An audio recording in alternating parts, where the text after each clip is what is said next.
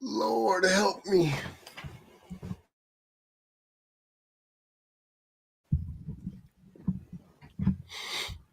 Yo.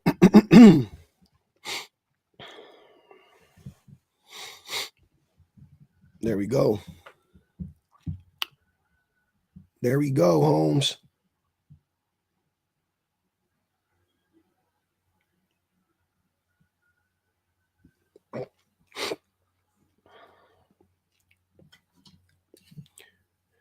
It was good, Sarah. Spent most of it online.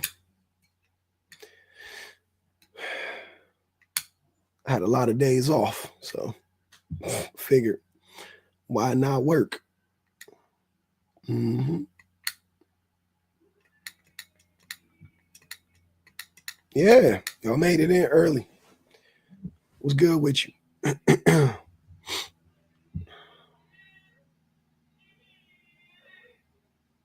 What's up, y'all? Early morning. Happy Sunday. Happy Sunday. Happy Sunday. Yeah. Mm-hmm. Hey, just got the notification. That's what it do. What up? Thanks, Leslie.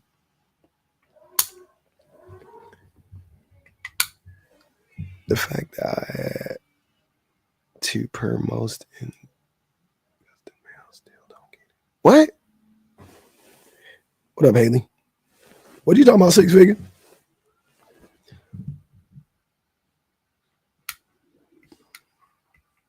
Nah, I didn't eat grits today, man. No grits today.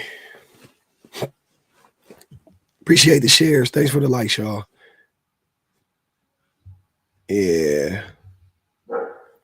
TikTok back on they shit. I took a few days off. They say, you know what, we gonna do what we do. We gonna hate hard.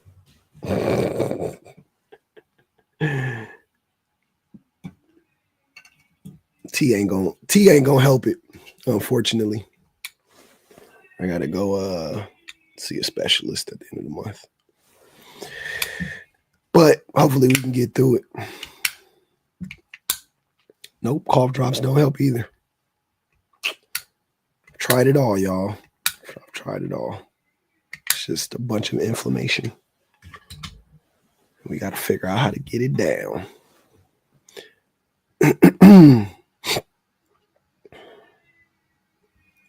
Mm-hmm.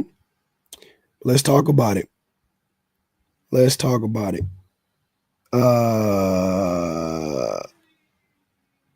Yep. It says women don't use men. Women don't use men. Let's start there. Women don't use men. Now, I already know that's why I did it. Look, man, I'm gonna try something new. I'm gonna try something new. Okay. I put most men up there. Hopefully the men don't, I don't really care when they crash out, but yeah, they're gonna crash out still. So I don't want to hear the excuse about the overgeneralization or whatever the fuck, because it is what it is. You know what I'm saying? But it says women don't use men. I said there are no examples of most men being exploited by women.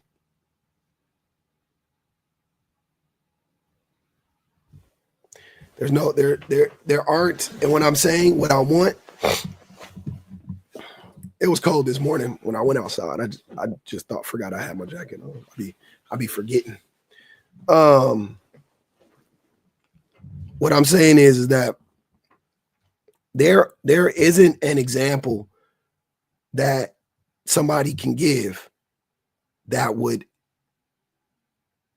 like an example of women exploiting men, that most men would be able to be like, oh yeah, no, that happened. Like that happens to most men, like, or that has happened to most men. It's just not a reality. Like women don't use men in that way. They don't. but I don't know. We're gonna see what the examples are. I want to see an example. Public make clips of the crash house. Nah, man, that should take too much time. I ain't got it. I need a I see you, Santana. I appreciate you. I need like a chat GBT kind of situation and to like do that for me. And it would take I don't have all my, well, I guess I got them on YouTube, but I don't want to do that shit. It should take too long. Yep.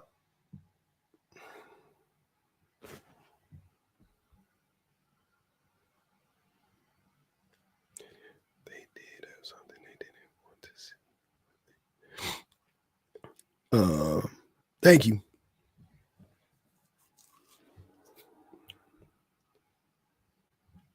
Hire somebody.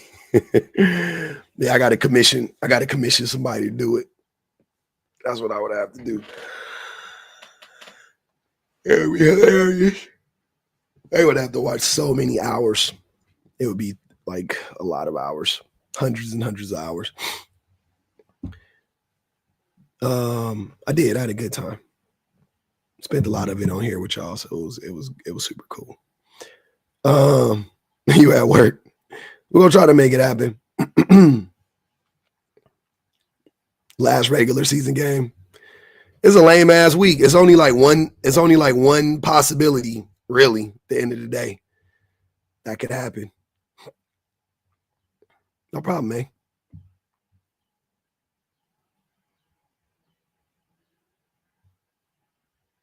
Men aren't good people. Mm-hmm. It's tough. It's rough. It's rough. It's tough sledding out here for dudes right now, unfortunately. So, yeah, this is where we're at. I feel like I'm definitely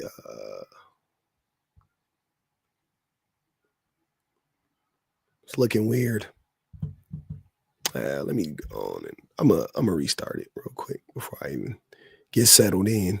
It's better to do it earlier, I think, than later. But this is weird. It's very weird. I'll be back. Very strange.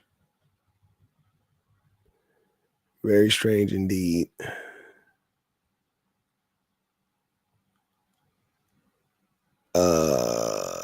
Okay, we'll do this and then I'll end it just to, I don't want to be rude. Oh no, you said you had to restart? Yeah, I am. I'm about to restart it. Oh, okay, I'll come back then. Okay. Thanks, no problem. Yeah. Definitely. You could just tell, you could feel it. I could feel it in the air.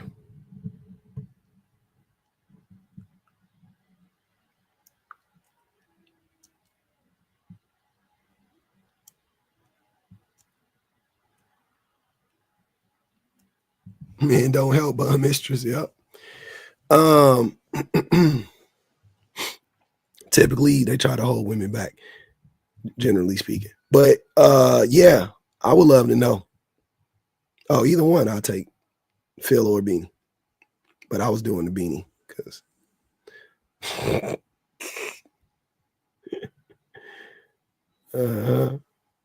you know.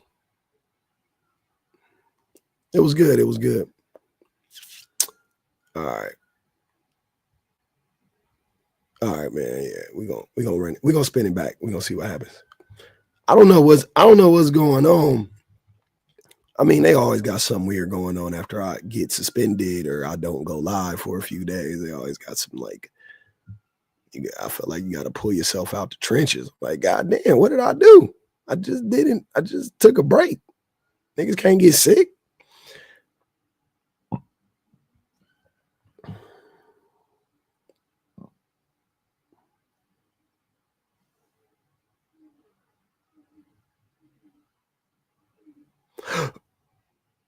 I'm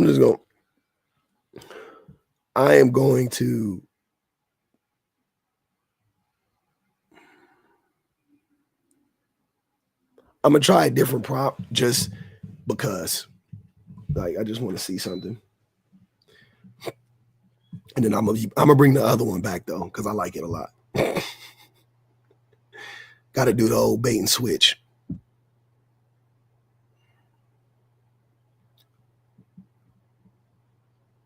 It's weird. It's just a weird game TikTok makes you play. As I discovered this amazing lady from UK who said saggy boobs matter. Her podcast is Slumflower. Uh-huh.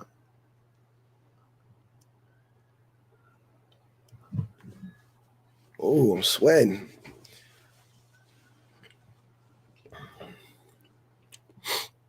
All right. What up, Suburban?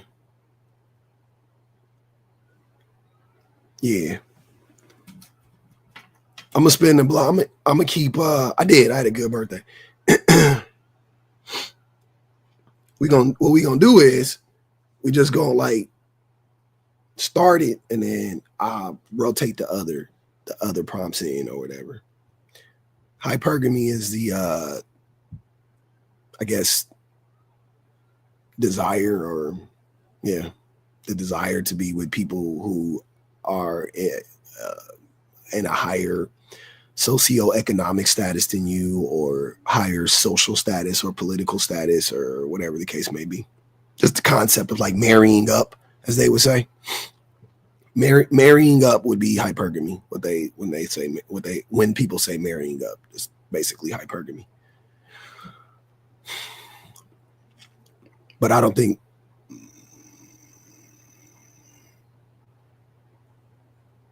Alicia was good. I don't think it's possible. I mean, I think it's very hard for women to be hypergamous. Like very, very, very hard.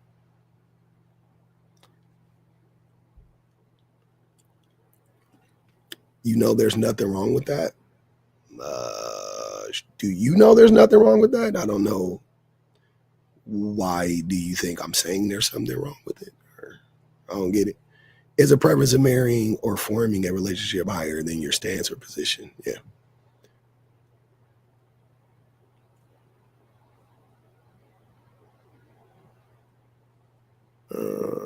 Oh no, not the AirPods. No, I'm good. 21. I'm actually feeling better. Only broke men feel intimidated by this prompt. Yeah, most men are broke. Most people are broke, but men specifically. Please elaborate. I will. We'll wait. We'll wait for the ops to come. I don't like to bury the lead. I like to wait a little while. That's like a woman marrying a man. What do you mean? Yeah, I remember that. I mean, being hypergamous is with women do because we are more at risk. Women aren't hypergamous though, sweet Sandy. What are you talking about? Where is the proof that women are hypergamous? I would love to see it. Oh, they use the word all the time.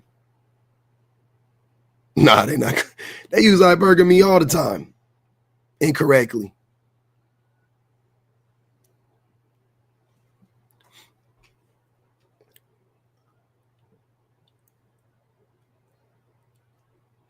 Yeah. Even when society was different, women still weren't hypergamous.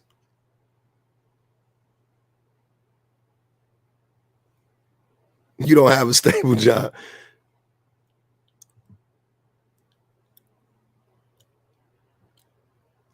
Yeah. I mean, we explained what hypergamy meant already. I don't know if you caught it. It's not just rooted. See, I think that's the problem is that when people think about hypergamy, they only think financial, but there are many ways to be hypergamous beyond finances. It could be social, could be political, it could be physical, could be educationally. There's a bunch of ways you could be hypergamous. That's what I'm saying. So stop thinking that it's like you're married. We have to get money and da da da da da. Because even if you wanted a man that made a certain amount of money, but then you were more attractive than him, you were more educated than he was, you know what I'm saying? Whatever. Would you still be are you still being hypergamous? That's what I'm trying to figure out. Is like, just because you get a man who makes more money, just because you get a man that makes more money doesn't mean that like that you're hypergamous. That's a weird, I don't know. Like there's like many other ways for you to be hypergamous, right? More than that one way. King Vibes. Let's see if Mr. King Vibes will come up. You can get unmuted if you would like to come up. I muted you for the live though. And I didn't mute you because I don't want to hear you. I want to hear you. I just don't like you taking slick shots in the comments. I want you to be a man and come up here and say it with your chest. So if you a king, you would come up here. Right? Kings say it with their chest. Kings don't put it in message form and then run around. That's what hoe ass niggas do. Last time I checked. So I don't really like kings either, just to be honest with you, but I know what you think. I know you think you a king.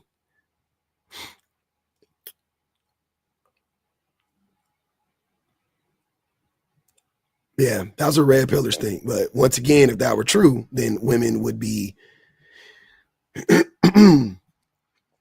men think that a woman asking a man to be a better person is her being hypergamous. Like if a woman has any level of expectations or standards for you, then she's hypergamous. It's like, nah, it's not. It's not what it means. Oh yeah, no, he ran for sure.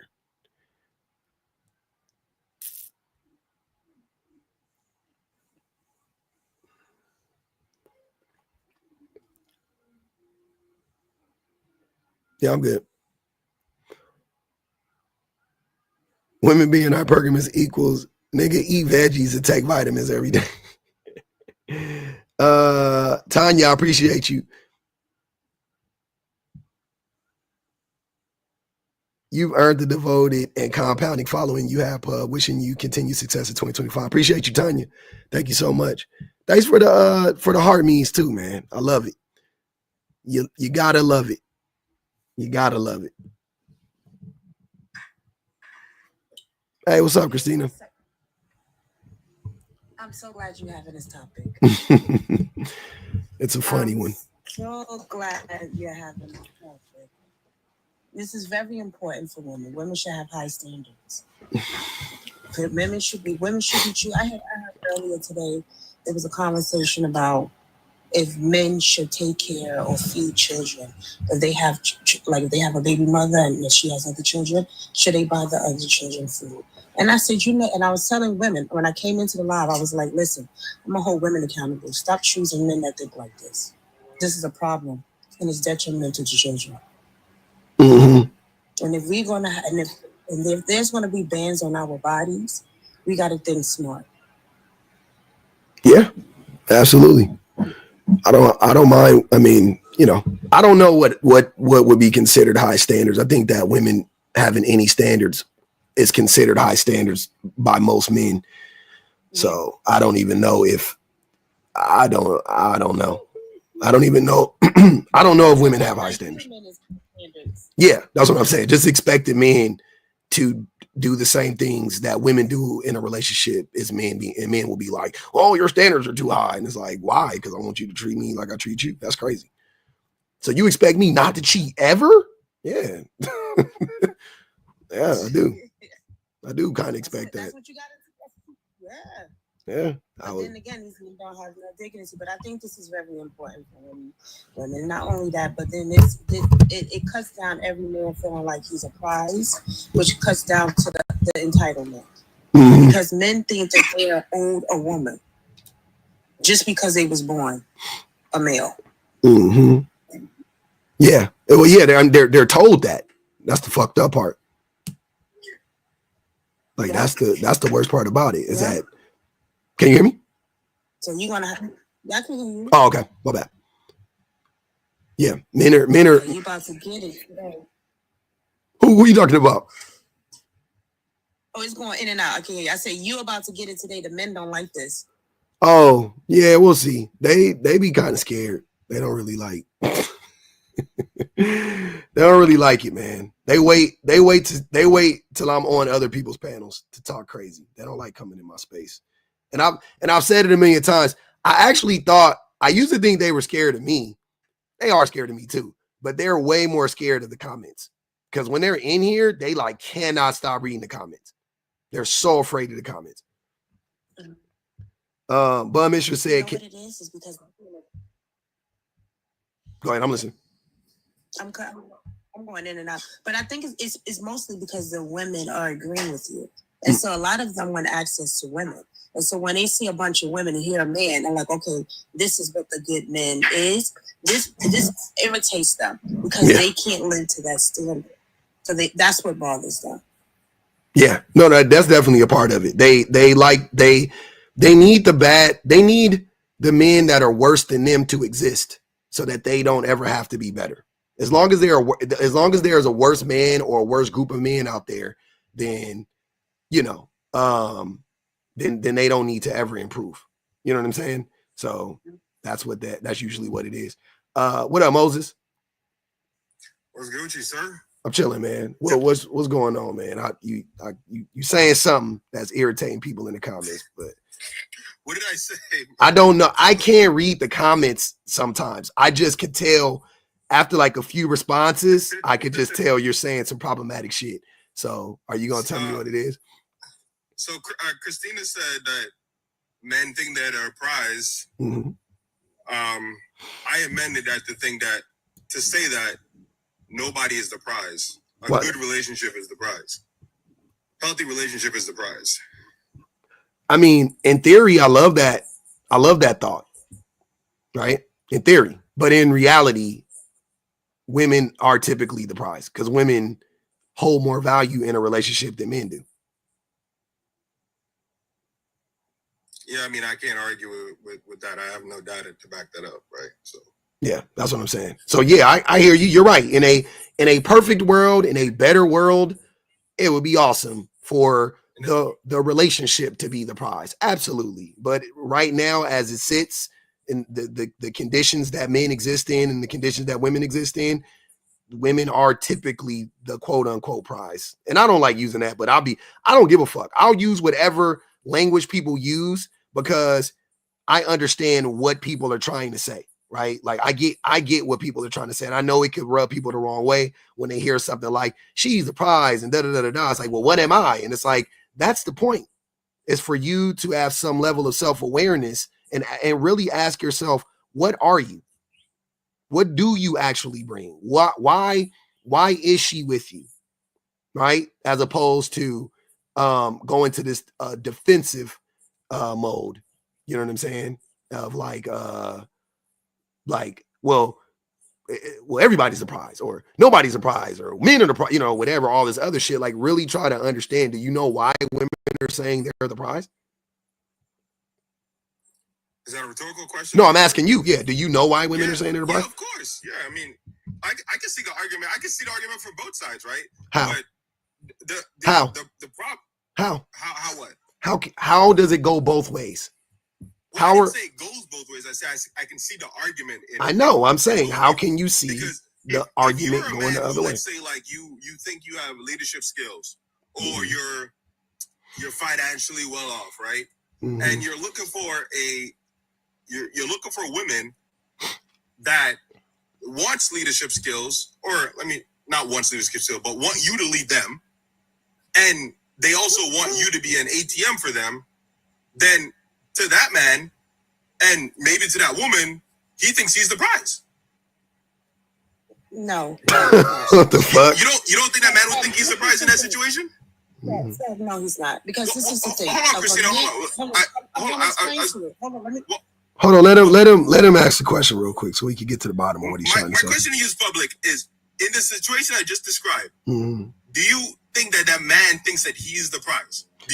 It's not a you get question. exactly why you would think That's not what I asked you. You see how weird this has gotten?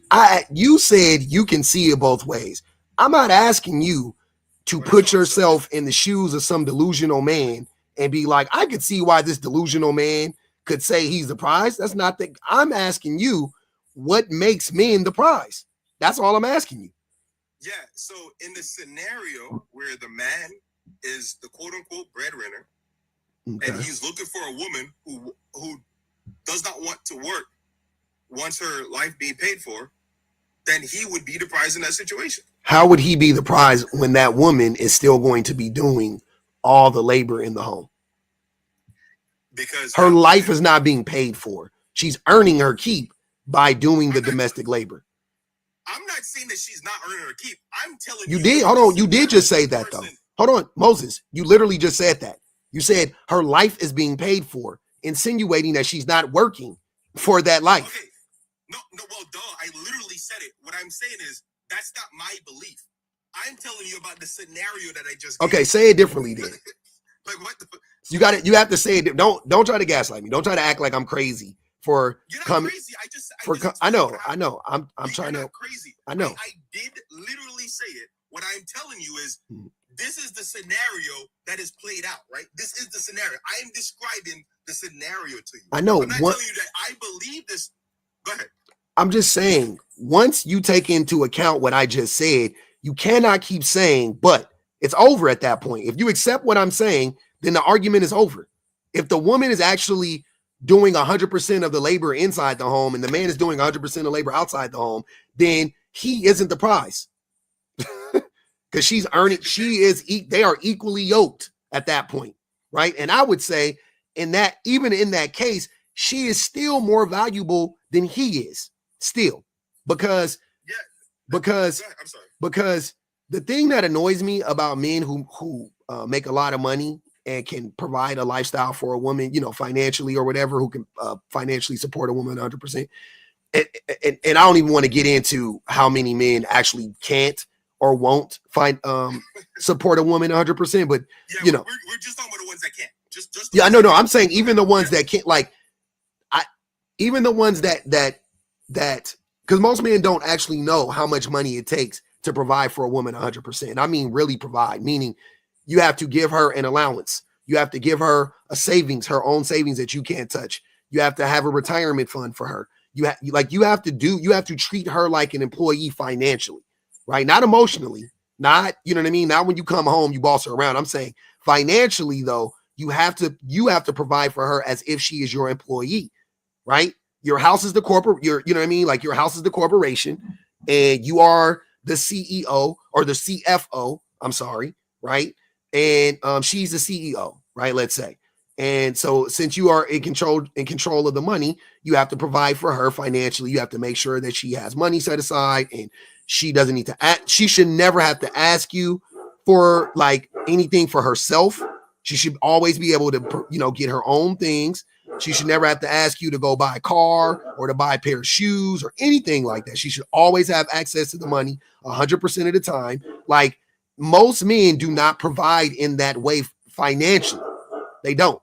They're not capable of doing it, right? But so setting that is, I agree with that. Yeah. So setting that aside, I'm not talking about those people though, right? Like I'm the scenario I'm giving you isn't for people who are like, let's say making 100K with 4 kids in like New York or something. Yeah. Right? Like these kind of people, like you're not doing anything, right? When was the last time those people been on vacation? Never. Like, so I hear what you're saying, public. So what group of men are you talking about? If you ain't talking about them, I'm talking about the say that again. I'm saying if you're not talking about those men, what group of men are you talking about? Yeah, I'm talking about like I don't want to say 1%, but like. Why are we talking about the 1%? We're talking about the scenario where you can where the argument can be understood. Go ahead, Christina. Go ahead. So this is the thing. So if I was to get into a relationship, it's dangerous for me, right? Because the DV cases are high, unalive rates are so high. So right there is a danger. Also, when I'm in a relationship, my life expectancy goes down and yours go up. So I'm more beneficial to you than it can ever be for me. It's more of a risk for me to be in a relationship than it is to you. Any man is more risky. Matter of fact, it is risk for me to be impregnated, especially now more so than ever. There's bans on my body. There's things that I can't. If an accident was to happen, I would be forced to do something that I would not want to do. All of these things are a factor for women. These are not concern. These are not things that men think about because these are not things that affect men. They do. Men do actually think about those things, Christina. That's the fucked up part. They think about it and they use it as a way to further control women. They know that the risk is high for women. Wow. They think about all of that shit. That's why men are so married to this idea of being these financial providers in an economy where 99% of men aren't economically viable enough to do so. Right? Like I just heard a man like 2 days ago talking about a man could be a provider if he makes $20,000 a year. Now, I know that was hyperbole. And when I spoke to him, I said, let's say it's not 20,000. Let's say it's average. Let's say you make $60,000 a year. You still aren't economically viable enough to 100% provide for a woman, let alone a family. But one woman, that doesn't make any sense, right? Like what? Like that doesn't like. But men, they really want this idea. Like, how is that a lose for a man? Think about it. To anybody that wants to can't understand what I'm saying. If a man doesn't have to increase his workload, which most men don't, right? Not much. You don't have to increase your workload. You get to work like before you met your wife, you're working 40 hours a week. Okay, cool. Now you're the provider and you're working 45 hours a week. Fine. Fine, right? Okay, cool. So, and now you're the sole provider. But in exchange for those extra 5 hours a week that you're putting in at work, making more money, and you are securing your financial freedoms in future, she is at home doing all of the labor, right? So you get all your clothes washed, all your meals prepared, you know what I'm saying? Everything's clean around the house. The groceries are bought, put away. The bills are paid because she's doing that. Fuck, you say half the time. Let's say you pay the bills. I don't know, whatever. But most of the time she's doing that. She's doing the maintenance on the home. And I'm not saying even necessarily physically, but even then, yeah, she's doing a lot of the maintenance around the house as well. But she's calling, making sure stuff is getting done logistically, so on and so forth, right? That's the labor part. Then you have the mental labor that they're doing, just, keeping everything in their brain, buying presents for your mom on Christmas and your dad on Christmas and your auntie on her birthday and so on and so forth. She's doing all of that. She's doing the emotional labor in the relationship. She's the one that's, clocking stuff, making sure that everything's, like, oh, well, it looks like the relationship is kind of going one way or the other, and we need to rein it in here. We need checks and balances, and we need to check in. She's doing. You get all of this for $60,000 a year. You get all of this for $72,000 a year. It's a bargain. That's a fucking steal. I didn't even get to the smacks. I didn't even get there. I didn't even get to the she's your fucking, you know what I'm saying? Your psychiatrist. I didn't even get to none of that shit. Like, these are steals. These are steals of a deal. This is not counting kids yet. I haven't even mentioned kids. This is before the kids get there. So men talking about they are providers and all of this shit. I don't want to talk about fucking 3% of men. I don't. It's a waste of fucking time. Moses, it doesn't make any sense. The man you're describing, A, you've never spoken to. You don't know him. B, who gives a fuck? They're not even online complaining about that shit. The men that can actually financially provide for a woman, you won't catch them niggas nowhere near a TikTok app complaining. You will never hear it. I've never heard a fucking doctor complaining about providing for his wife and family. Yeah, totally. But this is a red herring, bro. I'm not saying that these men are complaining about this thing. Like, who's making that argument? Like, who's saying this? That's the point. That's whose point? That's your point? You came up here saying that it goes both ways, that you can see it both ways. And I've been asking you to give me an example of how in the fuck are men ever really the fucking prize? That's all I've been asking you. And you went to, and then you went to, oh, wait, hold on. And then you went to the fucking 0.1% of men to give me this example. And I'm like, what? So public, you can't ask me a question and then say, oh, exclude this. Right? No. Hold on. Let me land it. Okay, go ahead, Moses. Because I feel like you didn't listen. I feel like you didn't listen to anything I was saying because you were too busy in the comments. What you said was, this is what you said, right? Mm-hmm. Hey, I don't want to talk about the 3%. Did you say that? Yes or no? Yeah, I don't want to talk about the 3%. Okay, cool.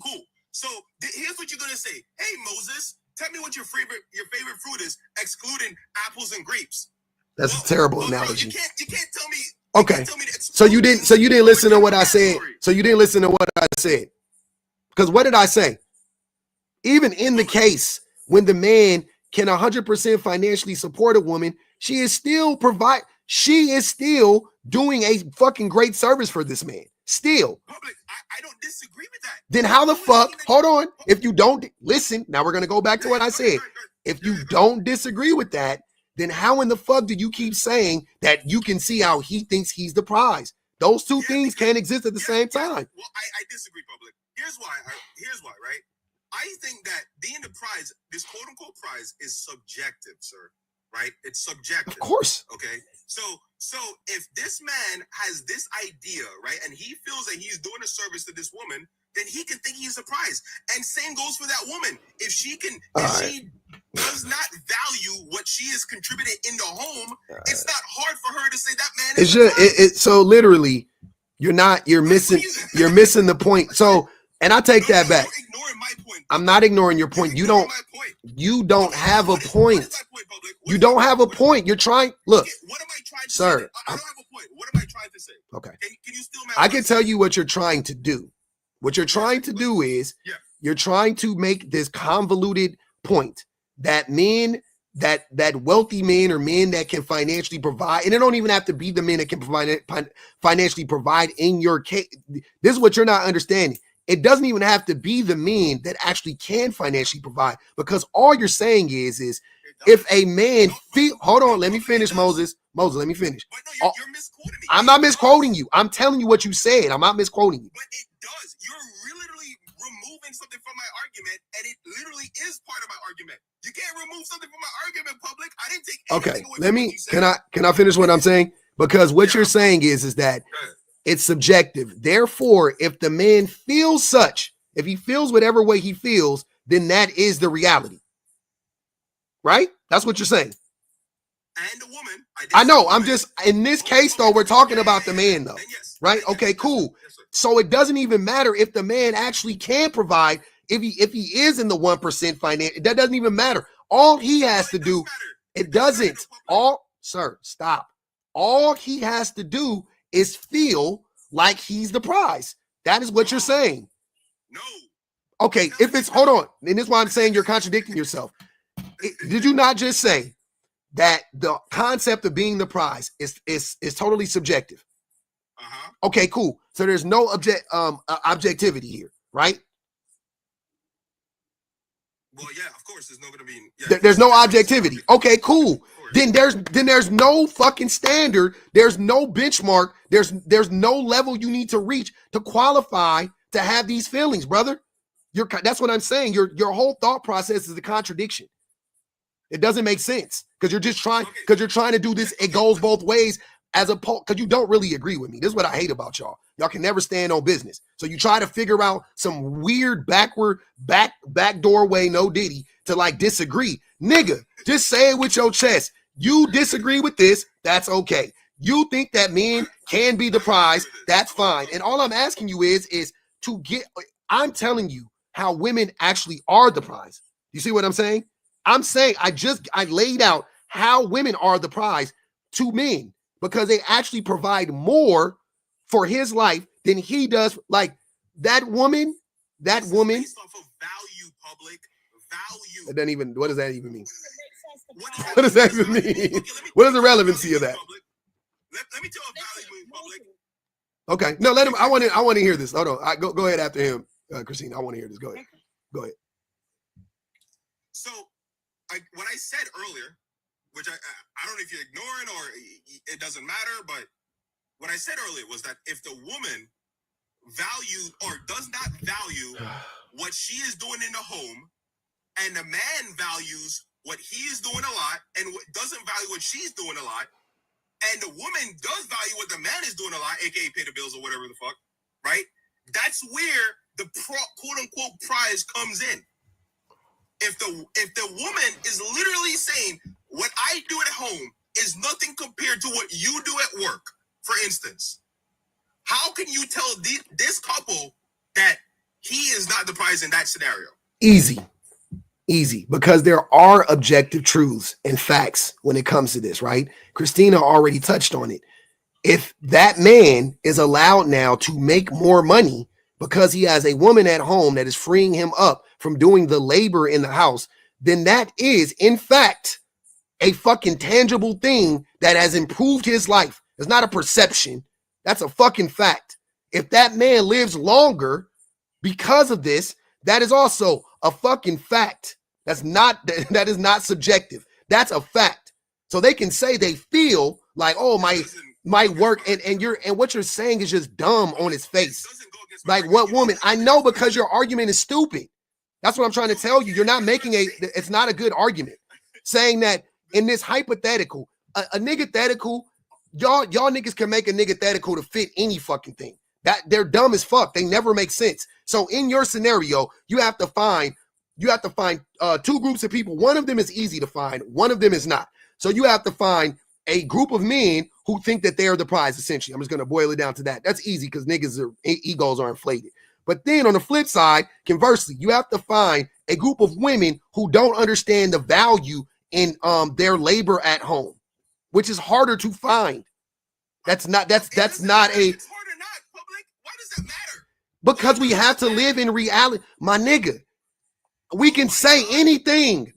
Oh my God. These are why these situations are so dumb. Like, you guys argue so poorly. Let me ask you a question. Moses, can a cow jump over the moon? Hold on. Can a cow jump over the moon? No. Why do you think that? Because cows don't have wings. Why do they need wings? So you mean to tell me that it's not possible? It's not possible at all for a cow to jump over the moon? No, not really. Okay, why? All right, public, we're doing a lot right now. No, I'm curious. I need for you to this is how stupid your argument is. That's what I'm trying to tell you. Public, you're not making any sense. Exactly. That's my point. It's dumb. Public, here's what It has to be rooted in reality. That's what I'm saying. It can't be rooted in Moses. Please stop. Moses, stop. Public, It has to be rooted in reality. you said reality 15 times. Let me give you the reality of things, right?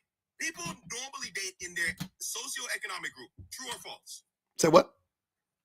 People normally date in their socioeconomic groups. Yes. True or false? True. Okay. So if I'm a 1%er, how hard is it for me to find someone within that 1%, knowing that 99% of the people are off limits? Is that hard or easy, public? I don't think you know how people meet, You're but full of shit, bro. You're so full of shit, dude. I am. You're so full of shit. What? Public. Hold on, Public, Moses. Stop.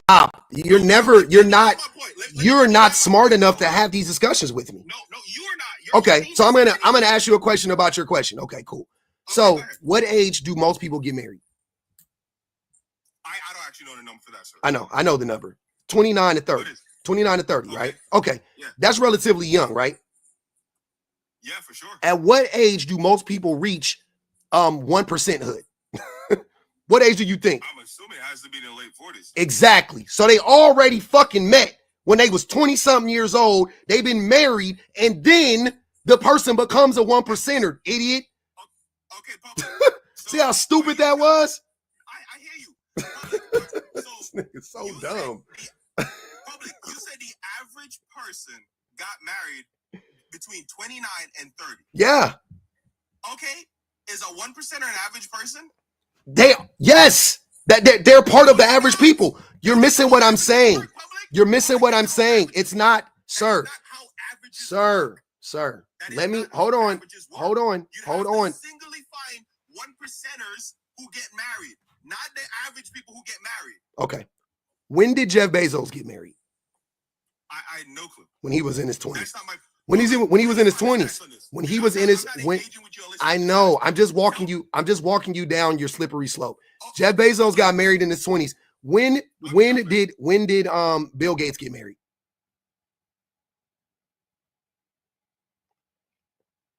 He don't understand generalization. He keeps Public, talking about what is the percentage or what age do 1%ers get married? Please pull that up for me. You want to know at what age do wealthier people get married? Because they're not going to show you. Wow, wait. I know. Wait. Why am I doing that? Why am I doing that labor for you? You made the claim, public. You made the claim. That was me. I didn't make a fucking claim. What are you talking about? Public, did you not say that on average people get married 29? Yes, and you are saying that. Hold on, and you're trying to make your counter argument to that was, well, that doesn't apply to 1%ers. Now you have to prove that it doesn't apply to 1%ers. No, because I'm talking in general. You're making that claim. You're the one who's saying 1%ers are getting married at the same rate as everyone You're not. else. I think you're missing. I think what you're missing is this: 1%ers, and I hate saying 1%ers, but wealthy people. Sure. Oftentimes they come from money, right? They're blue. A lot of them are blue bloods. A lot of them come from money, but for the ones that don't come from, because if you come from money, you are going to meet other people who come from money. So they're going to marry other, like if a 1%er is a blue blood, if you're a fucking Kennedys don't date women that work at fucking the Piggly Wiggly, my guy. They date socialites. Hold on. So Moses, stop. Listen to what I'm saying. So that takes care of that group of 1%ers. Then you have the 1%ers, the ones who were average at one point, and then they became 1%ers, like the Jeff Bezos, like the right. Pull up your sources, please. What are you talking about? What? Hold on. You pull up your sources. What sources of what? This 29 to 30 for the 1%ers. Please pull that up for me. That's all I'm asking you to do, bro. That's not what I'm. This is a dumb argument. Again, you getting fried, and now you asking for sources. Hold on, wait. This is what I hate. What y'all do, Moses. You don't care about sources. You don't care. I'm not even. I don't even care. I don't even. Okay. You don't care about sources. Hold on. You don't care about sources. I care about sources. You don't. And you already agree with me until you try to do this like one up thing, which you guys like to do. And I fried you again. And then now you want to see, what are you talking about? I've never looked that up. That's a dumbass way to look it up. You go do the labor. If you want to do it, you go do it. You don't know what you're talking about with those numbers. What don't I know though? What do you think I'm saying? That's what I'm missing. I'm so curious as to what the fuck do you think we're talking about now? Yeah, we're talking about how easy it is for someone to get married. No, that's not. You're trying to tell me that's not what the fuck. That's never been our fucking conversation. How easy it is for a person to get married. Never. That's never come out of either one of our mouths. The fuck are you talking about? That's not the conversation. So what are you talking about? We were talking about how public. We were talking about that because you tried to make the claim that that the people in the 1% that are finding people that will think that they're the prize is some type of irrelevant conversation.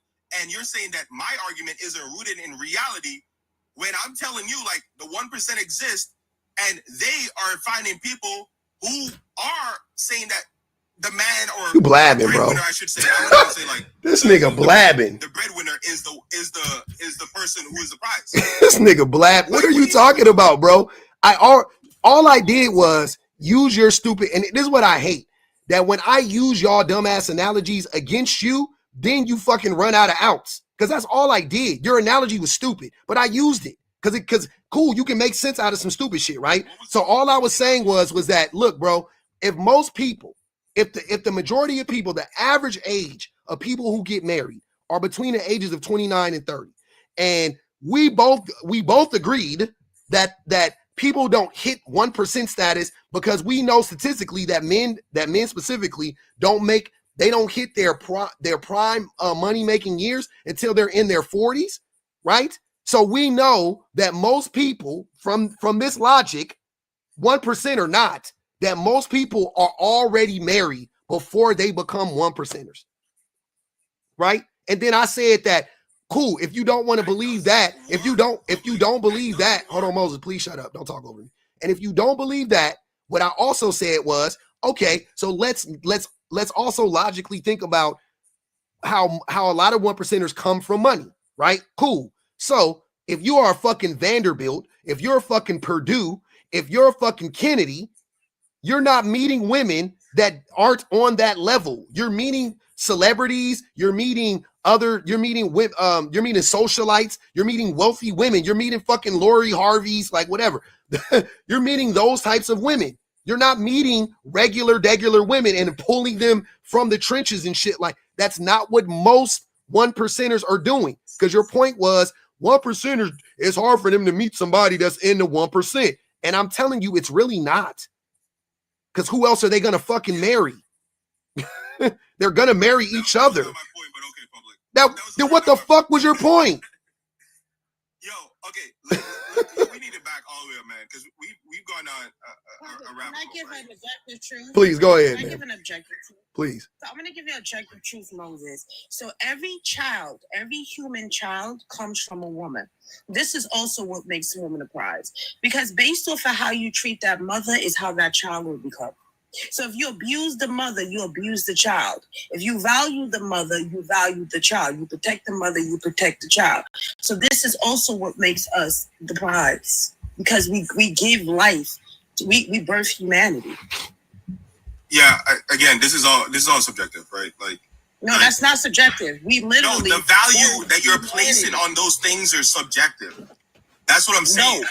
No, it's not subjective. We literally birth humanity. You're talking... No, seriously, Christina, hold on. In our body. Christina, hold on. Let me let you know what I'm talking about, right? Because you don't understand what I'm saying. I agree, and obviously no person can dispute that women birth kids. That's obvious, right? What I'm telling you financially, is... I can get up and work. Oh my God. I can do something that you can't do. I can go work. Yeah, but that doesn't make your prize. You have to value the prize. But wait. He's this is what I'm saying. To Moses's point, right? This is what I mean. This is why I don't want to do that either. I think that we know that there's value in that. Like, I think most people would agree that there is value in giving birth to children, right? Like, most people would agree with that. I agree. But I think that you do have, it is like more like an ideal than it is like something that you could like tangibly track and be like, see, that's where the value is coming from, right? Well, no, that's not true. I was going to say, I thought I'm tripping. Because if you think about it like economically, you need bodies in the economy. That's a value, right? That's something that can be tracked, right? Like, you need, like, that is an actual like number or nothing. Humanity would not exist. Not only that, when he talked about finances, women can go out and make their own money. Yeah. So being a family, we can make our own money. But that's obvious, Christina. I think, but Christina, what I'm saying is you're trying to get people who devalue that, who don't think that that's valuable, to be like, to Moses' point, you have to get them to agree that's valuable. You see what I'm saying? Because you can't really, it's harder to be like, oh, like this has a, like, what is the value of that? Because you can say, well, that it keeps you, humanity keeps going. What if somebody's like, well, I don't care about that? You see what I'm saying? I think that's what it comes down to. But I think, to Christina's point, what I was saying was, if a child is born in the system, right, that child is going to contribute. That child, more than likely, that child is going to be a worker. That child is going to pay taxes. That child is going to buy things. That child is going to be a consumer. Like, so to the people at the top, that child is worth something. They may, don't get me wrong, doesn't mean that they actually like care about it. You know what I'm saying? It doesn't mean that they actually want to take care of it. They just want that child They do need that child to exist so that it can work in its factories, so that it can buy shit when it leaves, so that, you know what I'm saying? Like that's what the oligarchs would want, right? Which there is a value. Like that is our value in general. That's the value that's put on us, sadly, in society. You know what I'm saying? We go fight wars, we do whatever, all of this shit. Yeah, fungible slaves. Yeah, that's yeah. It's crazy. Moses, the thing you're not understanding is, though, there are so many things that women do for men and do for society that actually 100% is quantifiable. 100%. It's not objective. You have to stop saying that. I don't understand that, public. Because you keep saying shit that's not objective, shit that is not subjective is subjective. You're like, oh, that's no, that's totally subjective. It's not, though. Public. What I'm telling you is subjective is not the physical labor that women are putting in. That's what you're talking about, right? The physical labor that women are putting in. You're saying that I talked about all of it. Okay, what other than the physical work? See, you weren't listening. Oh my God, you weren't listening. Public. You was too busy in the fucking comments. What does all of it mean? What does all of it mean? I talked about emotional. I talked about physical. Okay, I talked about all of that shit. Physically emotional, bro. Like that is what, fine. nigga? Okay, fine, cool. Physically emotional. Yeah. Okay, fine. Public. When I use the word physical just now, I'm talking about in the sense that you can see this, right? Like when a woman says that she's upset because you don't treat her right, like you can see that. That's bro, that's stop. I'm talking about all of it being physical. Stop. That's dumb. God damn, that's dumb. You know nobody thinks like that, bro. I'm moving on, bro. Just yeah, like please, that's just dumb. So you don't agree with what I'm saying, right? I get that. Nobody That's not does. my point. My point is that the work that women are doing, literally the work, whatever work that is not valued by these people. It's yes, I agree. That's what I'm saying. I agree. Yes. It's not valued. So yeah. Public, that is not what you're saying, right? What I'm telling you is that because there's no value from that man, he thinks he's the prize. And because you're not doesn't even value the work that she's putting in. We're going around in circles. You keep saying the same fucking thing, and I keep telling you the same shit. It doesn't matter if he thinks it's not valuable. I'm telling you that it is actually it physically manifests itself. That's what I'm trying to tell you. I already said that 15 minutes ago. So stop saying that same stupid point. I heard your point. I'm telling you, it doesn't apply. I've explained it several times. So what the fuck? Hold on. Maybe you can't understand what I'm saying for two reasons. A, you keep talking. You keep talking while I'm talking. Secondly, you keep reading comments while I'm talking to you. You can't read and listen. You're not good at it. You can't. Somebody can. You can't. Public, make your fucking point, bro. I made the point 4 times. You don't understand. It's not that you don't agree. You literally don't understand. I don't agree with what you're saying. Okay, repeat to me back. Repeat to me what I'm saying. Okay, repeat to me what I'm saying. Tell me what I'm saying. Repeat to me what I'm saying. Show me you understand it. Public, here's what you're trying to tell me, right? Mm-hmm. You're trying to tell me that because me and you and Christina and everybody in the comments can see the value that this woman is putting in, and it's objectively better for society or for the relationship, for whatever, that makes the woman the prize. What I am telling you is that it's neither mine, Christina's, yours, or anyone in this comments business who the prize is in a relationship. That's your argument. Your argument is like, hey, Moses, well, me and you know that that woman's killing it. Me and you know that woman is creating a child so that that child can run the business for that person, right? Because they need the child to run their business, or else why have those kids? Public, I get that. What I'm telling you is that in the relationship, when a man meets a woman, both of them would have to agree on what that prize is. I mean, I guess they don't have to agree on it, right? But it's not on me and you to think that there's a value here, right? Like you, matter of fact, we can even use you as an example. You come on here and you're preaching the word that you're preaching, right? A lot of the women in your comments and I would say women because probably like 90% of your fucking people are women, right? They find value in what you're doing.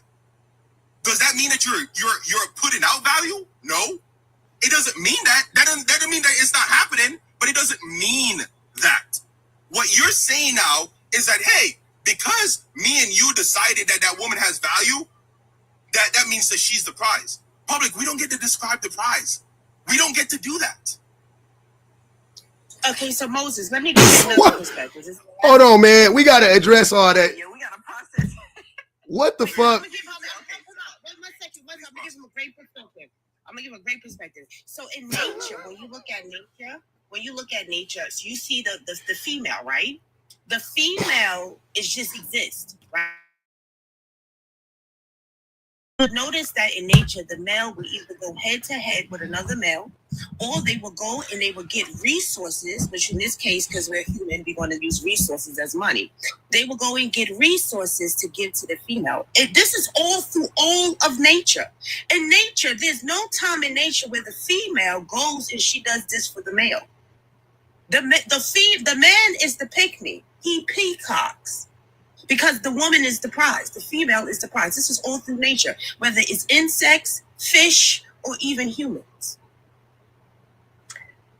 Okay, I just came to say I took a couple weeks off to cut you niggas some slack.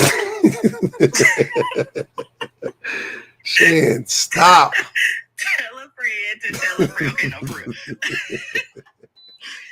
What, Moses? Well, Shan, before you try to attack my argument, please tell me what the argument is, and then go from there. I'm not even trying to attack your argument. I think the biggest part of what you're saying that just won't make it work is that your whole point is in order for women to be the prize, a man has to value her. And saying that in the society that you know we're in the system that you know we're in, that's a fallacy right there. You keep saying if the man doesn't see that as a prize, if the man doesn't value that, then she's not the prize within that relationship. But you know, just as well as everybody else knows up here, there is a reason. It is designed for men not to value shit a woman does. It doesn't matter how valuable it actually is. And it also is designed for women to overvalue every minuscule little bare minimum piece of shit thing that y'all do. You know that just as well as I know that. So what you're saying, hey, Christina, goes against all reality because, yeah, a man, you can't get a man, most of y'all, that's the problem. Y'all aren't going to value anything a woman does because y'all don't even see women as human beings. That's why we're here. So, wait, Shan, so you don't think the word prize is subjective at all? Because what you're talking about objective prize just now. That's what you described. Was it not? Don't piss her off. Thank you. Just answer the question, Shan, please. Don't piss me off. You just didn't acknowledge anything I said and instantly asked me. Because he in the comments texting. Of course I acknowledge it. What are you talking about? No, you didn't. You didn't respond to or acknowledge anything I said. I just went on a whole diatribe and you immediately just asked me a question without responding to anything I just said. What do you want me to respond and say, Shan? What exactly do you want me to respond and say? Like, what do you want from me? I'm only addressing the part that I have a contention with. That's it. Here, what is your contention? What you described to me was that, hey, Moses, and you can tell me if I'm wrong, Shan. Tell me if I'm wrong. Hey, Moses, you and I both know that woman is doing the work. She's putting in the work. So she should be the prize. Is that not what you were saying? You're wrong. That's not what I said. What I said was I'm responding directly to your argument that you keep saying if the person doesn't value that, doesn't see that as a prize, then you're not the prize. And what I explained to you is that it doesn't matter. You can't base it on. Okay, but Shan, that's what I'm trying to focus on. You have to be quiet while I'm speaking. You can't understand me if you can't listen to me. Oh my God, Shan, no, that's oh my the God, point that I want to stay talking. Stop interrupting me. Go ahead, Stop interrupting me. Go ahead, my bad. Thank you. You cannot make it so that unless a man values you or sees you as a prize, you're not one, because you understand very clearly why men don't value women and why they won't see anything a woman does as a prize. A man is never going to see a woman as a prize because y'all have an inflated ego and y'all automatically believe that you're the prize no matter what. So you can't be, we're talking about objective truth. Is it is or is it not? You can't say, well, if a man doesn't feel like it is, then it's not. No, that's not how any of this works. If a man doesn't feel like birthing a baby is a prize or is valuable, that doesn't mean birthing a baby isn't very much so valuable. Shan, I'm confused. You talked about the woman doing the work as an objective value, and when I said that, hey Shan, isn't this what you said, that what women do is an objective value? You said no, that's not what I was talking about. I'm confused. All right, so again, do you think that the prize is something that's objective or subjective? That's what I'm trying to figure out. It's very objective, in my opinion. Okay. And see, now we're on the same page. Cool.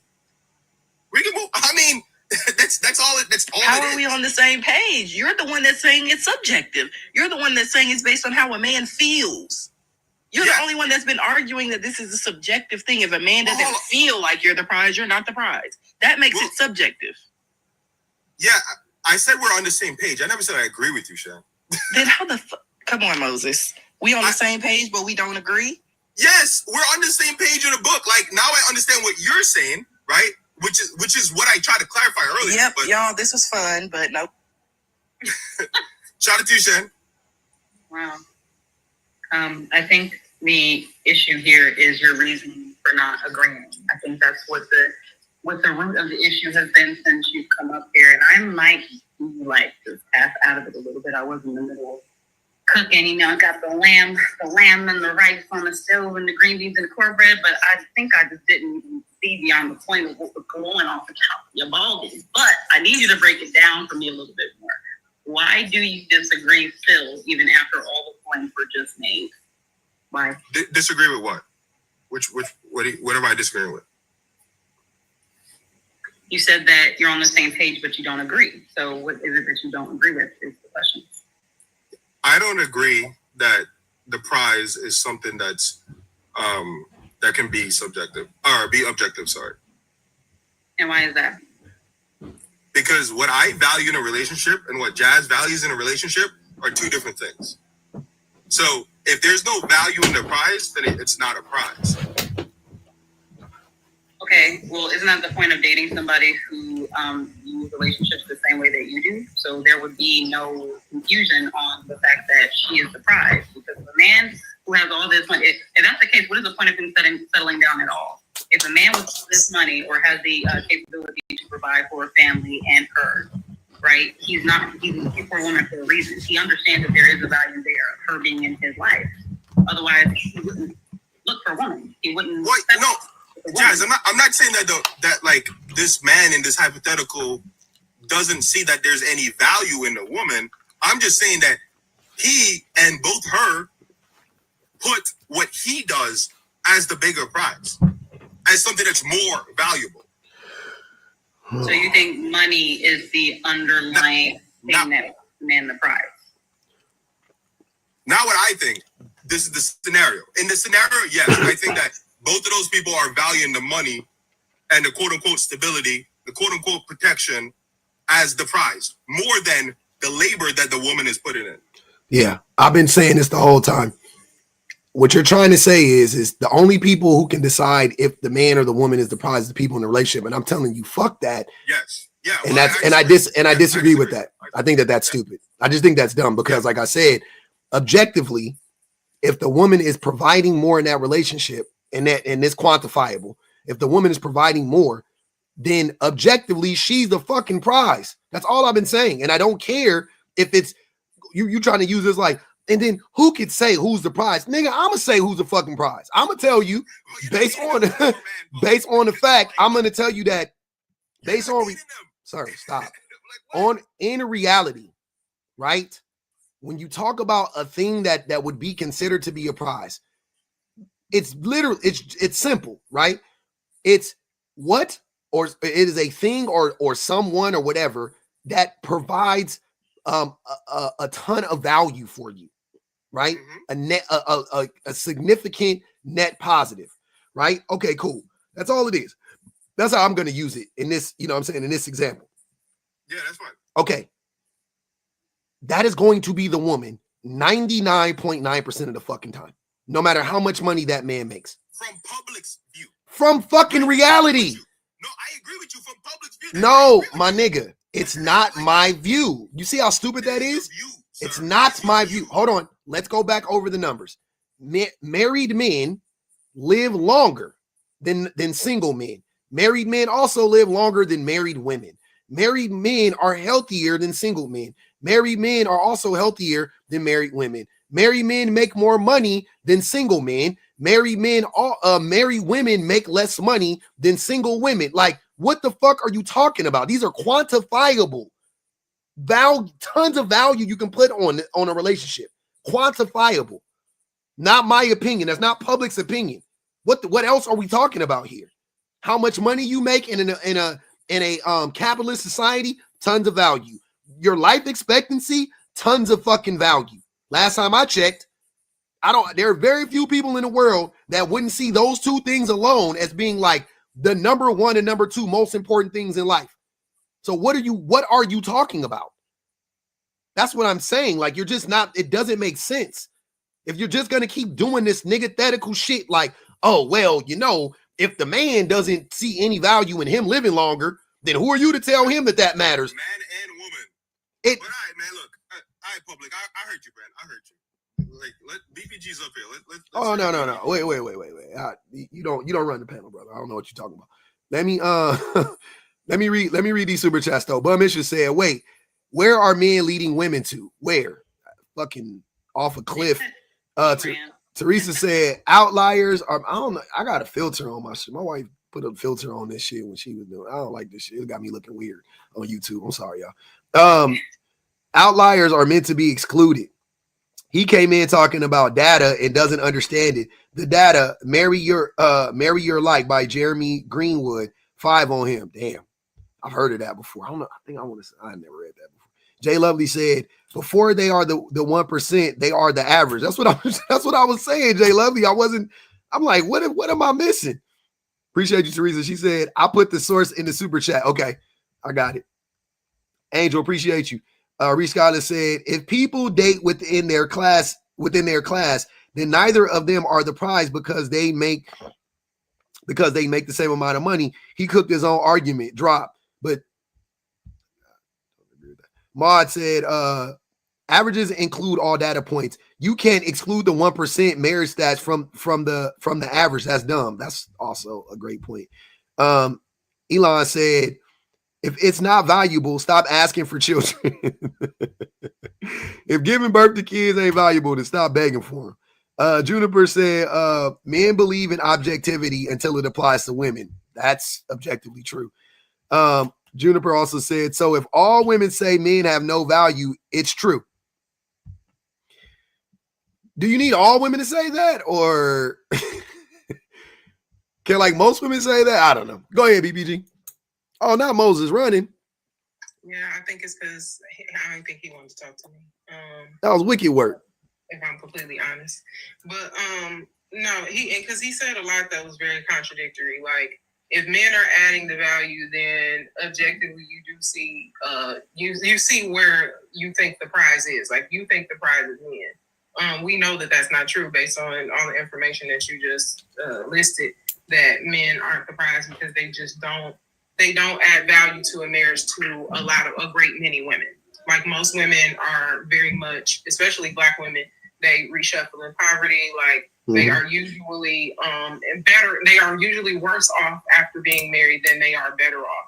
And for men, that's just not the case. And that's for men, whether or not they in the 1%, the 10%. Yeah, it don't matter. Always 20%. They usually have a better chance once they have a wife. They live longer, they thrive more, they have more upper mobility based on single-handedly having access to a wife, because she does the things. She makes things happen. She keeps his life organized. I think that it's hard for a lot of dudes to be able to understand that. Hold on, BBG. Moses, you're cycling. Hit your camera on and off. Oh, it dropped you again. Never mind. Go ahead. I'm sorry. It's very hard for men to grasp the idea that most women are hypergamous because most men are broke. That's not like my objective or subjective opinion. Like, this is something that it just is. And they think that women are trying to use them for money that they don't have and resources that they don't have access to in order to be in relationships that don't serve them. So it just doesn't even make sense. When you're talking about adding value to a relationship, on paper, women just do more, they are more, and they're more valuable. And I think for men, they're trying to figure out how to find their value. But if they compare themselves to us, and I think you've said this before, if they compare themselves to us, they'll fall short. If they compare themselves to other men, then maybe they can figure out how to measure up. But they just not going to be able to win that race. They always compare themselves to other men. It's so easy to compare yourself to another man if you're a man. Like, I'm not even, like, as a man, I'm telling, if I compare myself to men, fuck, so easy. It's like, I'm not even joking. Like, it's very easy. Like, I don't know any man that I'm impressed by. Not one. I know some men that are cool, that I like them. I'm like, that's a good brother. He's a solid brother. I'm not impressed by any man. There's no man that I know of personally that I am actually impressed by. Not one. I am constantly impressed by average women. Like, average women, I'm like, damn, I've never seen, like, I've never done that. I've never thought like that. That's never been me. Oh man, I've never seen a man do that before. Constantly. And you know what's funny? I personally can't say, I don't think I know any men that are doctors, and I know 4 women who have doctorates. Just off the bat. When I went to apply for my program, I was looking for recommendations, and quite literally, like, it took seconds. Like, women that I actually personally know, have conversations with on I won't say a day-to-day basis, but at least a weekly basis, and they all had doctorates. And I really sat and thought about that, and I was like women, and they all Black at that. Women really are, like, they are used to having a really high bar and having really high expectations, and not only hitting those expectations, but superseding them. Like, a lot of women that I know, whatever the bar is, they usually go well above that. Like, and I think that they're consistently used to having to do that because you always live in a space where no matter how much intelligence you have, or no matter how strong or whatever you are, you constantly have to prove yourself either as a black person or as a woman. And especially if you combine the two, now you have like a super monster who is just like out here just like hitting it out the park all the time because they always have something to prove. And men just don't have that same level of expectation. If you're a man who doesn't, who don't beat on women, and you don't like violently grape them, because you can still grape them, but you can't violently grape them, then Coerce you're actually a good dude. If you can coerce them gently, finesse it. Coercing them is great. Yeah, coercion that's fine, because men don't coerce women, but you can't grape them though. If they say no, you have to say, "Are you sure?" Two no's. What is it? 2 no's and a yes is a yes. What is it? Yeah, 2 no's equal a yes. A soft no equals a yes. And that's that don't hate the player, hate the game kind of thing. And like, even when you get down to like things that we are very used to when it comes to men, men running game and, men lying and doing all this stuff to get in your pants, and accepting that men will sleep with multiple women. Good and doggone well that he's lying about whatever it is he's telling those women in order to sleep with them on a consistent basis. And that's very acceptable. But when it comes to women, like, it's not even acceptable that she sleeps with a man. You expect men to sleep around. Who are they even sleeping with? And now you got to go into this like whole homophobic rant. But truthfully, there is no other question to ask if you promote men sleeping with multiple people, but you don't promote women sleeping with multiple people. I want to piggyback off of that really quick because I just came off of a panel yesterday about that very subject. It was about body count, whatever, but there was a guy who was pretty bold on there and straight up said that he's a married man and that he openly sleeps around with other women. Nice. And that it was entirely unacceptable if his wife was ever to sleep with another man, and that his wife is fully aware that he sleeps with other women. And I found that disgusting. It's just me, but I mean, I don't believe that his wife is aware of what he's doing, because I just can't fathom being that kind of woman. But whatever. Don't project that onto that woman. She may be totally content, happy with her cheating ass husband. Exactly. I'm like, if that's cool with her, that's cool with her. But anyway, his arrogance was just crazy to me. But not only that, but the other men that were on the panel, they didn't really seem to have. They had questions, but the level of animosity, aggression, sarcasm, all the things that would have been thrown at a woman's way, did not targeted at all. The commentary that women, there are men out there that will try to coerce a woman to sleep with him sooner than what she might be ready for, maybe first or second, third date. And there was a comment made that, well, I need to know if I can take this woman seriously. If she sleeps with me too soon, I know I can't take her seriously. And I'm like, well, you're engaging in this act with her. How does that make you better than her? And none of them could answer the question other than it's in a man's nature. Mm-hmm. And, I can't stand that mentality, because just like it was just stated, a lot of them lie for the future. Almost all of them do. If they were honest about who they were, most men, they would never have access to the kind of women that they want. They would still have access to specs for sure, because there are women out there that's down with whatever they're down with. The issue is, men have to lie for coochie to get the kind that they want.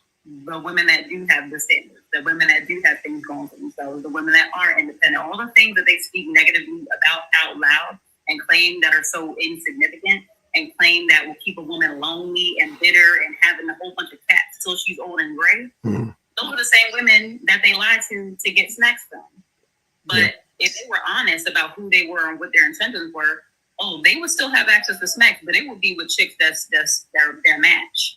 The ones that will not have feelings. If we're honest, we would live in a very healed world. They're cool with moving on to the next one and going about their business and treating them exactly how they treat these women. The women that are going to give them the taste of their own medicine is the ones that would allow them to do what they want and will be down with what they want. They don't want that. Yeah, that's facts.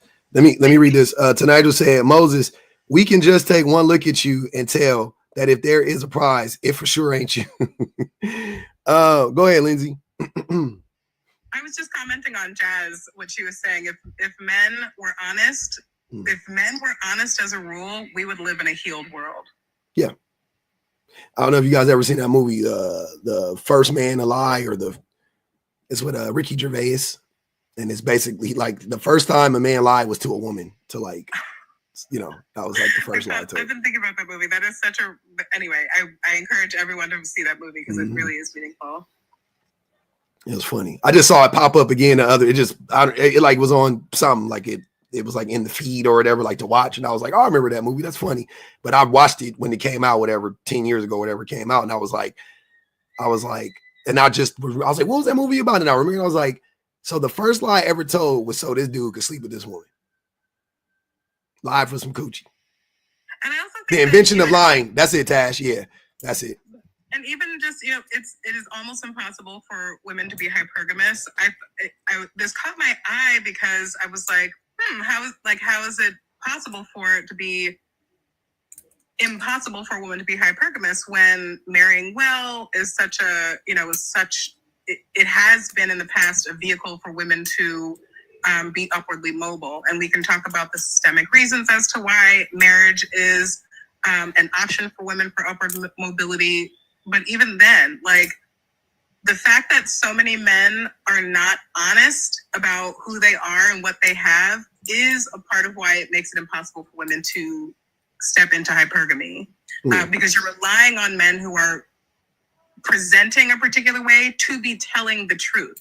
You're relying on men who are presenting, with if they do have the material accoutrements of upward mobility, if they have that car, if they have that suit, if they're hanging out with that particular friend group in that particular location, you have to be relying on them being there honestly and not just playing, not just peacocking, not just sending visual signals to try and trap a person based on what they think that particular woman or those type of women value. So it's like, even hypergamy is difficult for women to achieve if they were wanting to achieve it, because most women who aim at men for hypergamy end up in debt. Crazy. Yeah. And I think, so I know when most people think about hypergamy, they think finances. But I know that women choose men. Even the most quote unquote hypergamous woman is still thinking of other things. When other things are coming into play when they choose a man. So when I think about like the dance of it all, that's why I say it's virtually impossible, because I can't think of a scenario in which a woman marries a man who makes more money than her.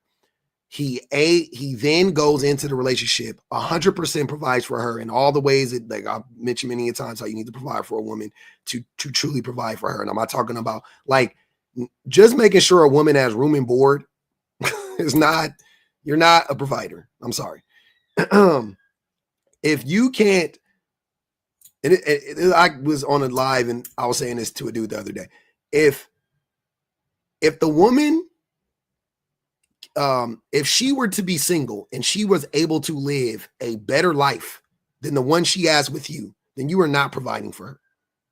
I just want to start there. And I'm saying, like, I know some people who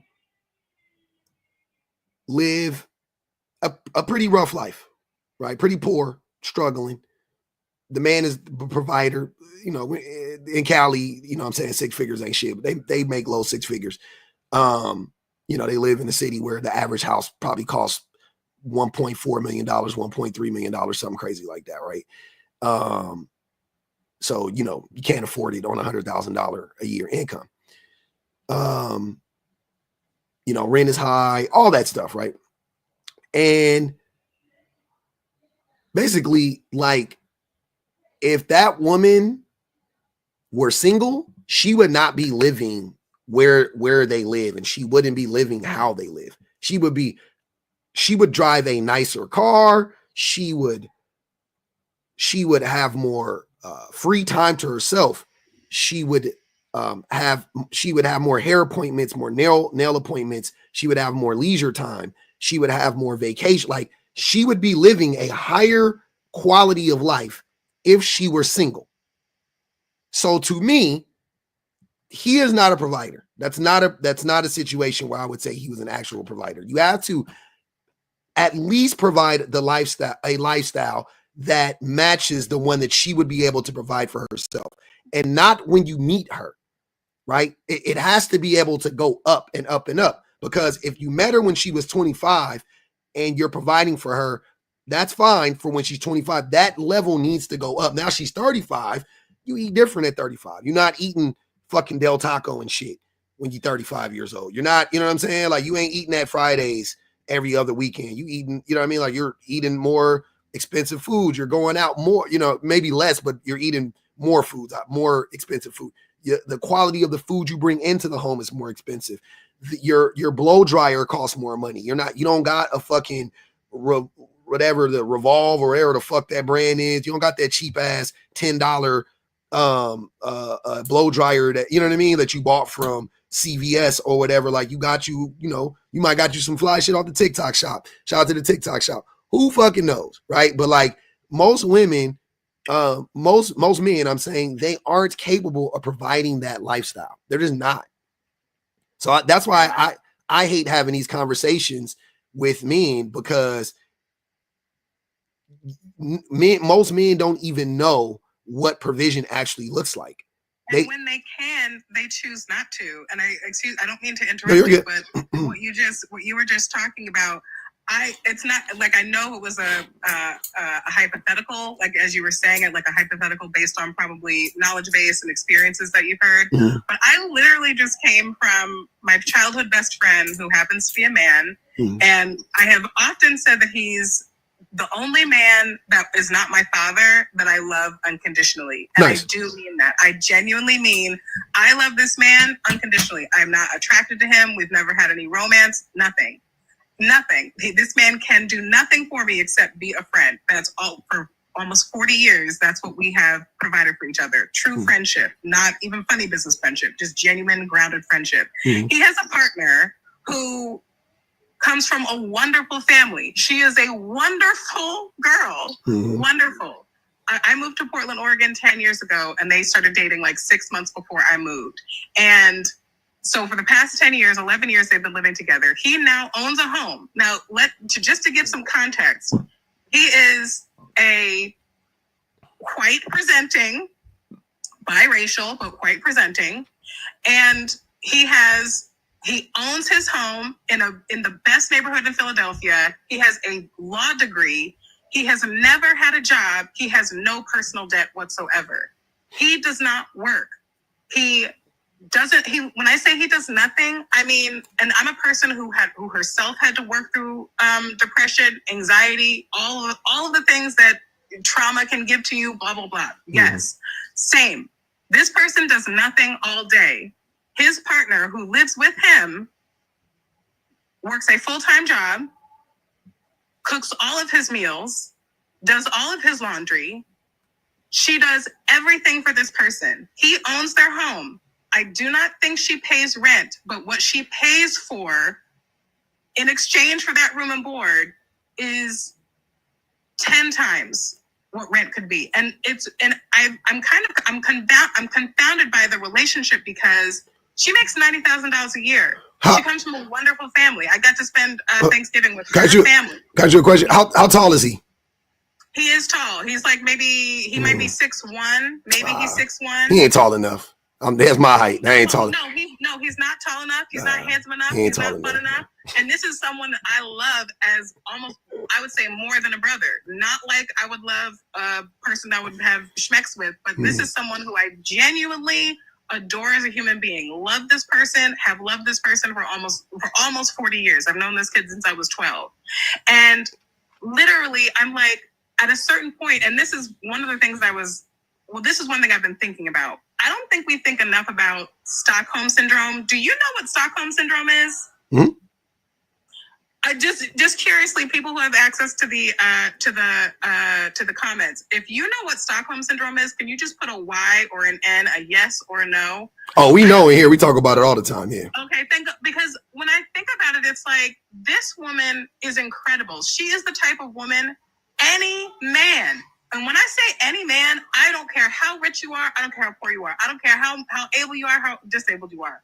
This is the kind of woman any man would be beyond lucky to have. She's not the most beautiful woman in the world. She's not the most fabulous personality in the world, but she is a servant heart. She cooks. She's amicable. She's literally, I was taking notes, like, to be completely honest, as a single Black woman, I was taking notes with this young woman of how you do this, because there are things that she was willing to do that I had to look at and be like, this is why I'm single. I'm not willing to shore someone up. I'm not willing to be bossed around by someone. I'm not willing to have my day, my literal work, my literal job disrespected so that you can know where your laundry is and you do nothing all day. You literally can't take the trash out by yourself. You literally can't do basic household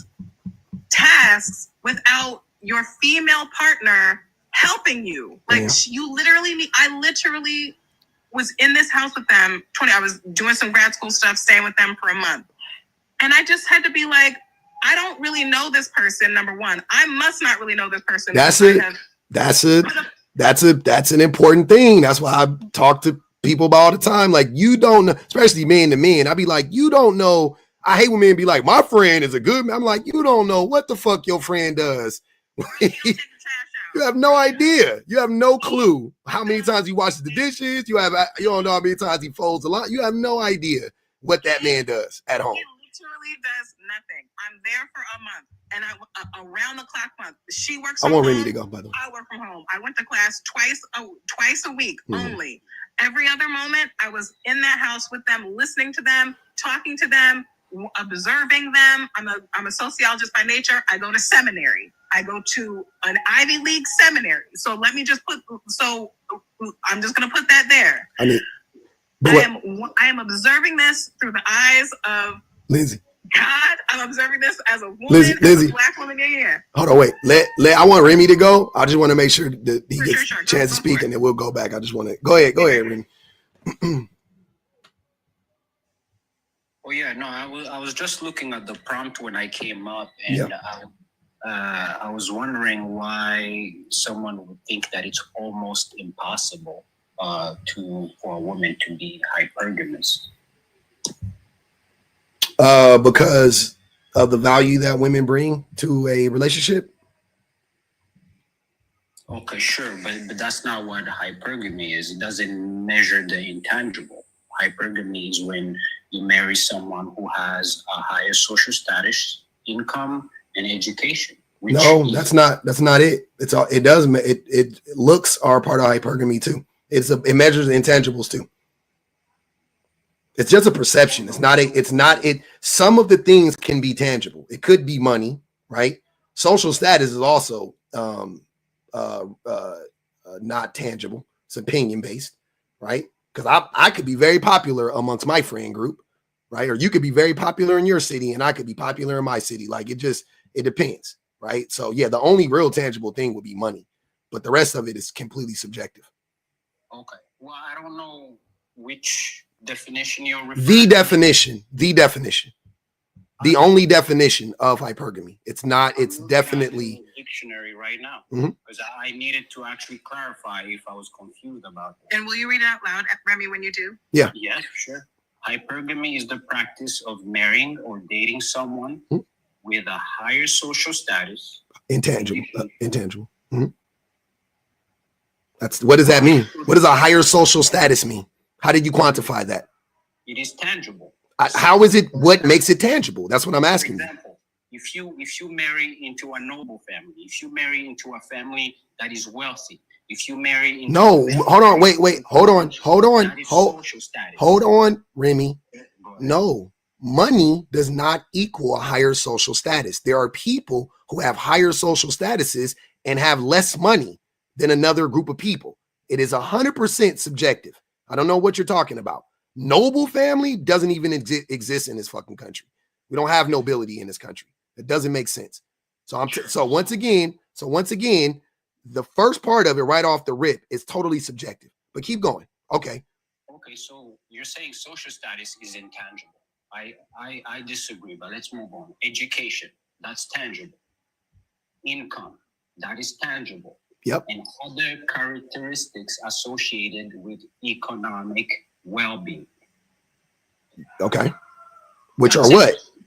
Very vague. Like that could it's 1,000 different. Economic well-being means that you are comfortable, you're taken care of. No, it could mean you drive a nice car. Sure. Whatever you want it to mean, but it is tangible. Yeah, but that doesn't mean that you. It's not about you're cute, you're good looking. Oh, it definitely 100%. It would relate to that too. I mean, sure. If you. What gives you a higher? Hold on. What gives you a higher status in society? I'm sorry, not what. Does your attractiveness affect your social status in society? No. No. You can be the most attractive. No. And you don't come from an affluent family, you're not gonna be able to have access to things other than the club, which is what does that. What are you sir? Are you fucking kidding me? There might be a country disparity here. Remy, I get what you're saying. If we were talking about Europe or even Africa, I don't know where you're from, but the Europeans that I know, the African people that I know from that continent, and they have a completely different caste system than the United States. But so there might be just some. Hold on, Lindsay. Hold on. I gotta tell you something. I don't give a fuck what country you from. Africa is a continent. Europe is big. Africa is the most diverse continent on the face of the planet. I don't know what the fuck's going on in the continent of Africa. But I will tell you this. I know this. I'll say this with all my chest. Looks, Face cards is getting declined or getting passed everywhere around the globe, baby. I don't care where you at. You can be in China, you could be in fucking Timbuktu, or you could be in Turkey. The face cards matter everywhere around the world. Youth matters, right? Because youth and beauty are connected all around the world, in almost every fucking culture. Youth and beauty. Also, height is connected almost all around the world. There are some cultures where they don't care that much about being taller, but tall is in our country. Tall is, the average height in this country is 5'9", 5'10" for a man. So if you're taller than that, you're tall or whatever. In whatever. But I'm saying height matters, size like all these things matter. Physical attributes matter every fucking where. Bonobos care, but like I don't know what you're talking about, brother. That shit matters in every single fucking culture across the globe. You saying that beauty and good looks don't get you access to higher social statuses? Are you fucking crazy? Since when? Where was I at? I don't know when that happened. So you're telling me if you're more attractive, mm-hmm. it inherently gives you higher social status. Yes. So men who look better have higher social status. Yes. Everywhere. That is everywhere across the globe. There are books written on. There are legitimate books written on this. There's height privilege for men. There's pretty privilege for women. And I will just throw this out there. In both cases, it is about proximity to WHIT-ness. Yes. Yeah. And when it comes to the subjective definitions of what pretty privilege is or height privilege or whatever it is. But yes, there are absolutely pretty privilege for women, height privilege for men. Well, open doors. Yes, there's pretty opportunities available to you that would not be available if you were any other. I believe in pretty privilege. I believe in access. But again, why are we changing the definition? Social status. There's actually a low class, a middle class, and a higher class, right? Social status is, in you guys' eyes, is actually changed by simply being attractive. No, I don't think that's not what I heard. That's not what I heard. That's not what I was saying either. That's not what I heard at all.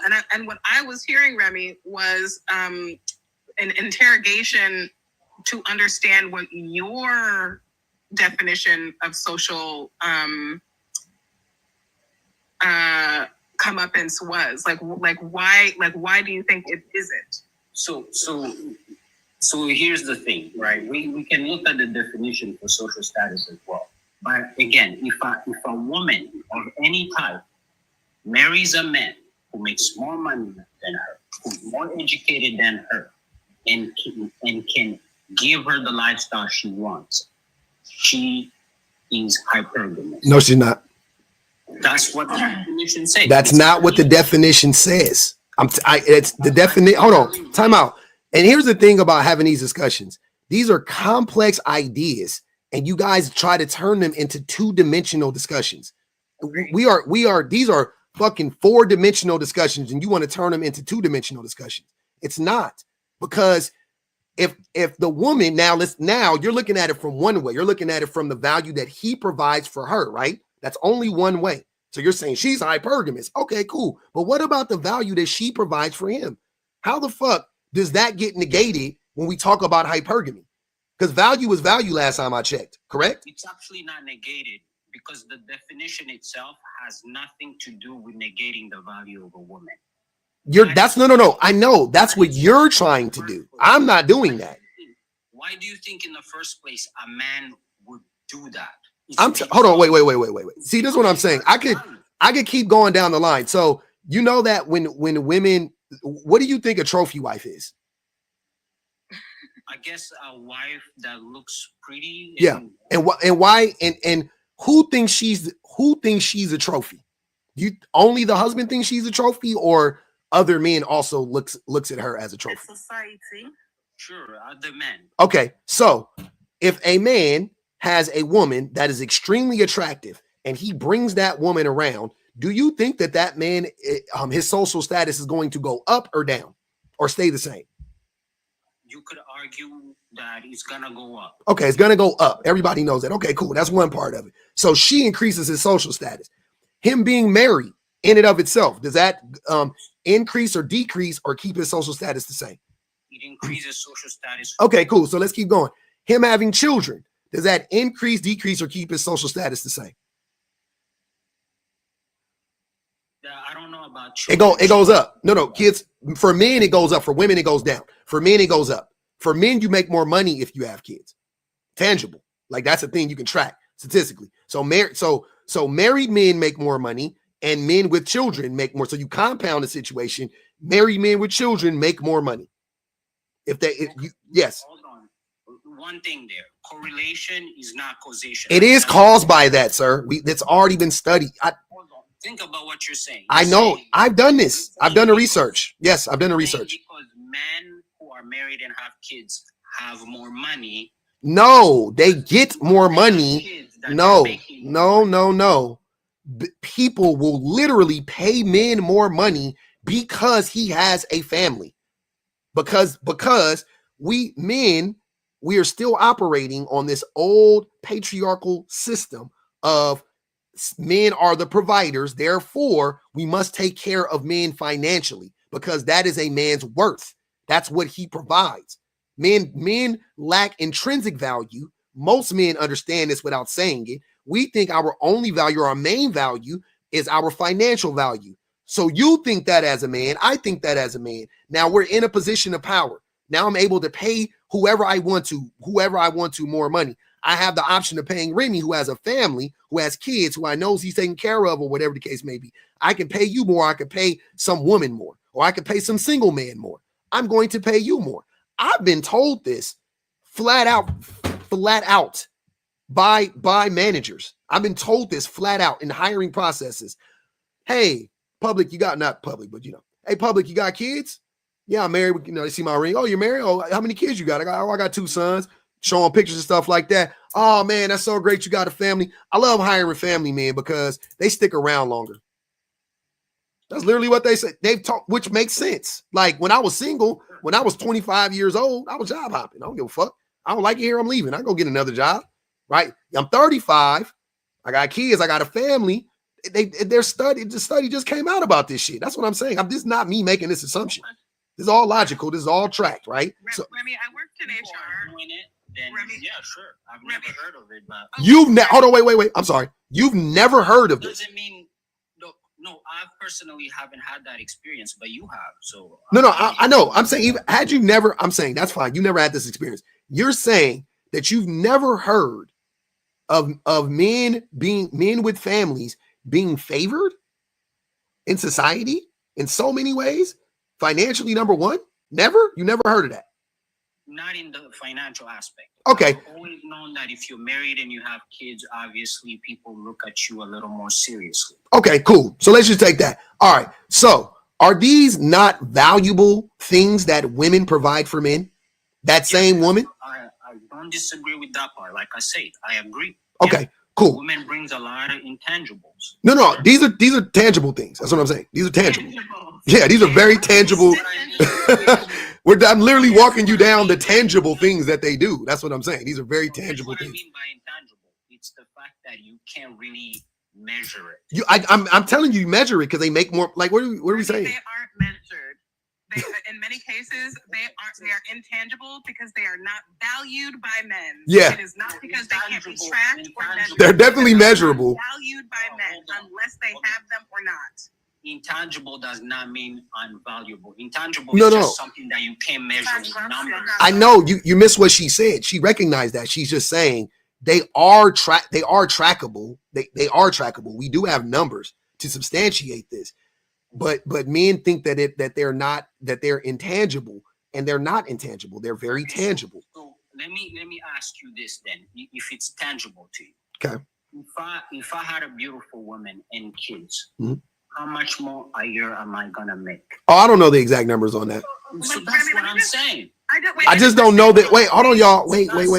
Time out. That's not the right. Something you can measure. I just don't know that. Hold on. I just don't know the exact number. Doesn't mean it doesn't exist. I just don't know the exact number. Go ahead. I worked in HR at Nike and Viacom, and I'd like to offer some input here. I worked at Nike and Viacom, so Jesus. all the MTV Networks channels and Nike. Have you heard of those two companies? Those are just two of the ones that I worked at in HR. Mhm. So when talking about men who are married, I can literally tell you data points, literal data points. If it were the fact that I had NDAs signed, where if a man and a woman are up for a job, he has a wife and kids and she does not, he will get the job. Oh, yeah. When you ask about how much that man would make more than her, around $80,000 per year, around $20,000 per year per child is what he can expect to make more than his base salary, which is already 40% higher than what she would make.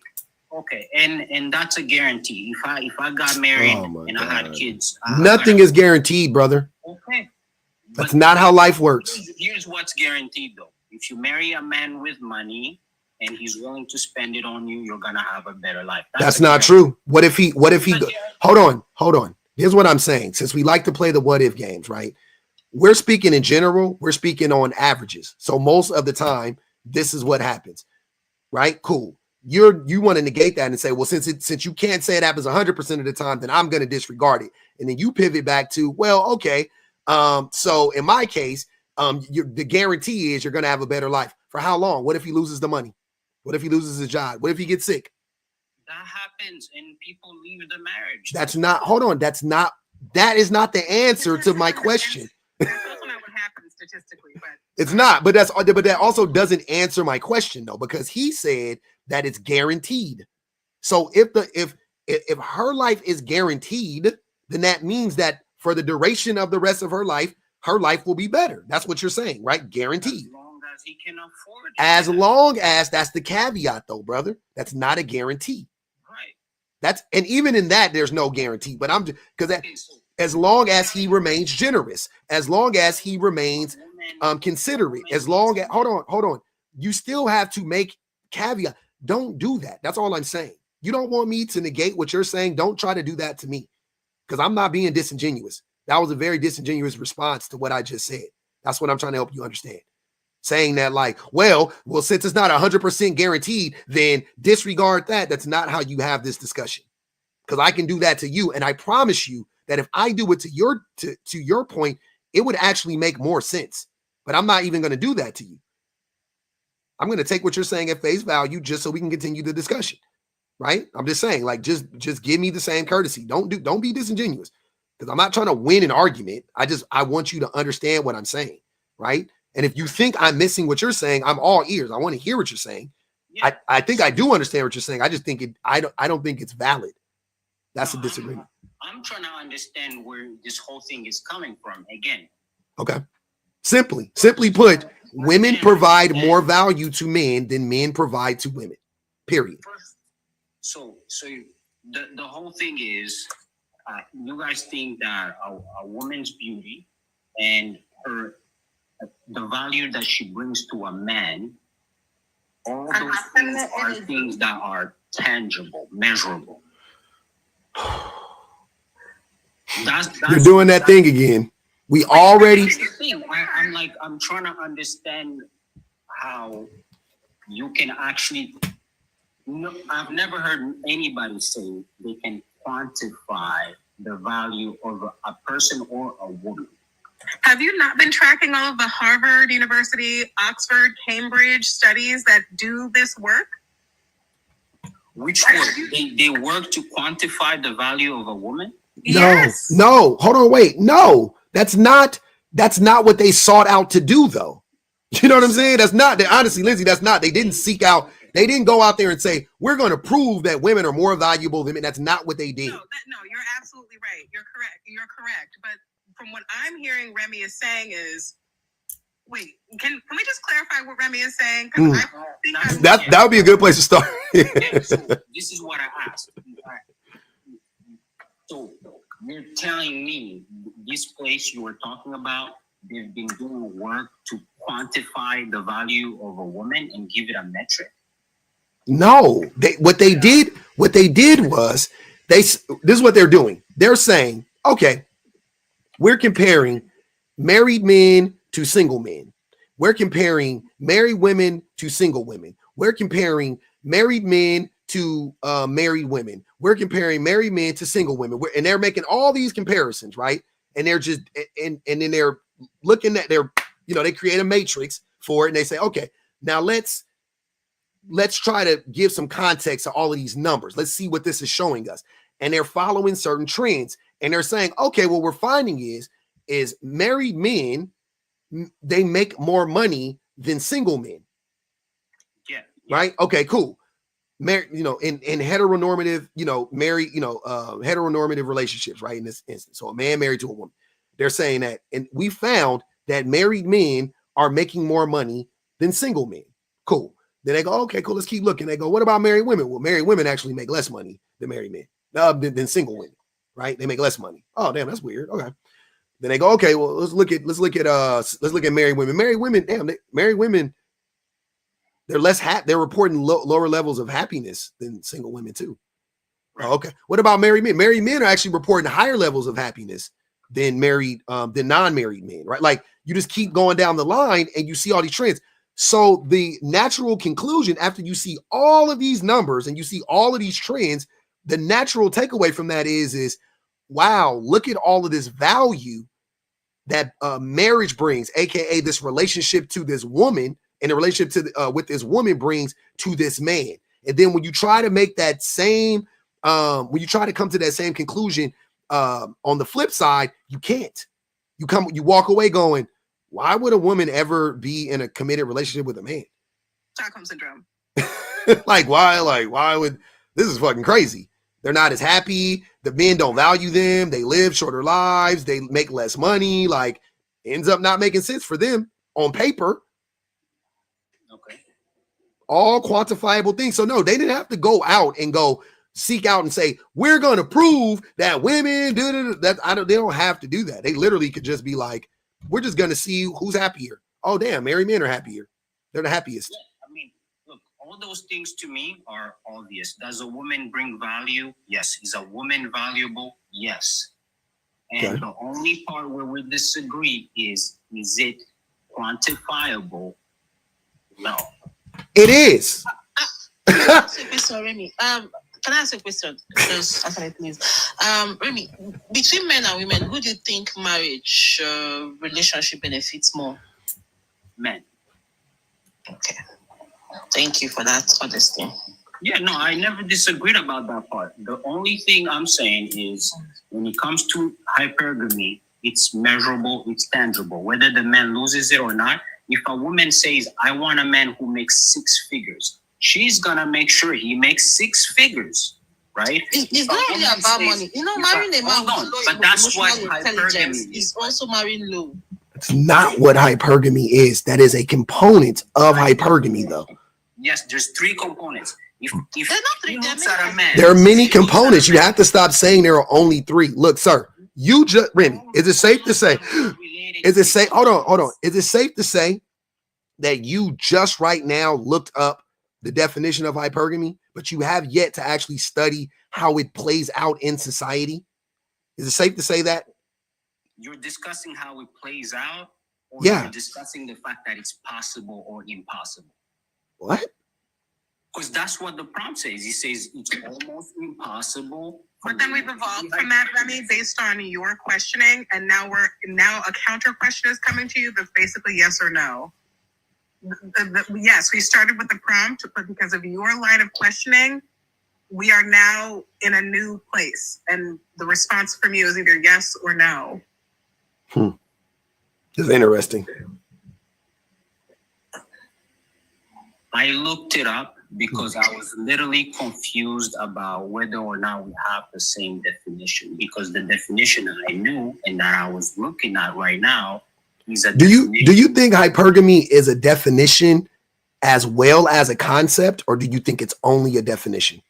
Yes, it is also a concept. Okay, so how that concept is, and I'm talking about the application of the concept in society. That's what I'm saying.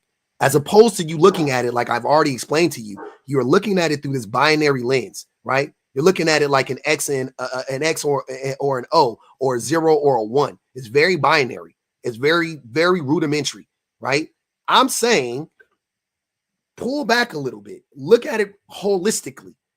How does it actually apply? Because like Sweet Sandy just said, there are many like subcategories that would, like, if you drew the 3 major ones, there would be a bunch of little like tentacles coming off of that. That's what I'm saying. Or you make a Venn diagram. Maybe we, damn, I wish I had a whiteboard. I was like, maybe we should do a Venn diagram. We should do a Venn diagram so I could show you. See what I'm saying? But like, I think you can get the concept if maybe you stop. I feel like you don't want to understand what I'm saying though. You know what I mean? Like almost, because I think you can understand it. You seem intelligent enough to understand it easily. So I don't think what I'm saying is that hard to understand. All I'm saying is that if a woman gets with a man, let's say, that makes more money than her, fine. So he can economically provide for her, financially provide for her, fine. But then they go home and that woman, so this is tangible, by the way. How many hours does he work? How many hours does he work outside the home, right? Let's say he works 40 hours. Average American works 45 hours a week. Let's say he works 45 hours a week. He works 45 hours a week outside of the home, right? Comes home.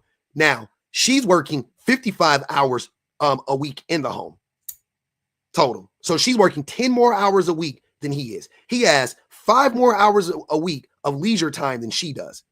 These are all traceable numbers you can look up. And I'm not even saying that these numbers specifically I'm saying are the correct numbers. I'm just saying like there are numbers for this. Like what's the average amount of time that men work in relationships, and they break it down based on different types of relationships or whatever.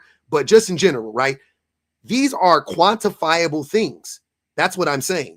So if that man is working 45 hours a week outside the home and she's working 55 hours a week inside the home, because we all know labor is labor is labor, she is working more than him. She is providing more than he is. She is doing more than he is. She is more productive than he is. Sure. Right? Okay. That is the average relationship though, that I just described. Okay. And I'm sorry, it's not, because most men cannot 100% economic. Only 25% of men are the sole bread money earners in the family. Only 25% are. 16% of women are, by the way. Only 25% of men are. So 25% of men make 100% of the money, right?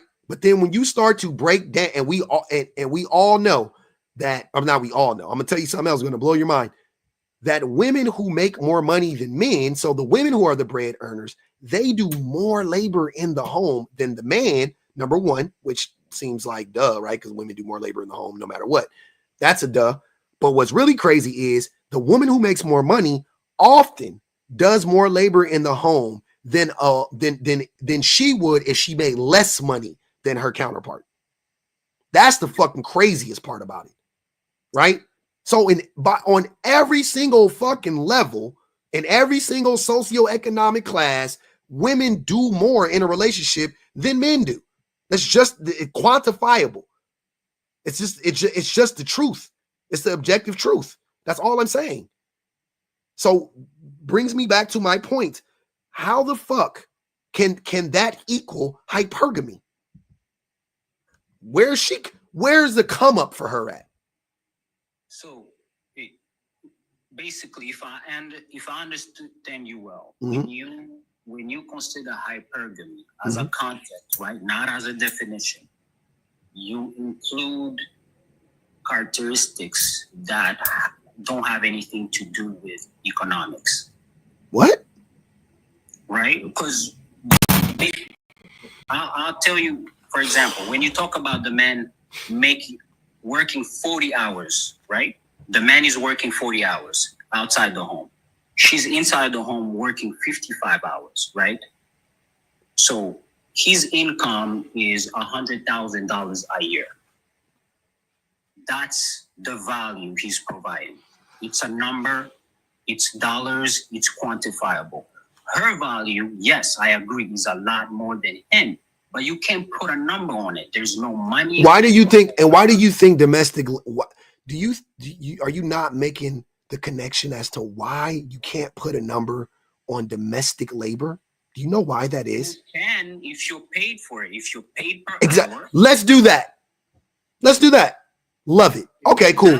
How much? Hold on. How much would it cost? How much does it cost on average to pay somebody to cook you 3 meals a day every day of your life? How much do you think that would cost a year? Brother, that would be money she's owed, not $1,200 a week. He would owe her that money. This is why he's making money so he can spend on the home because. Wait, that's not, sir. Can you answer? I just want you to answer the question. Super easy.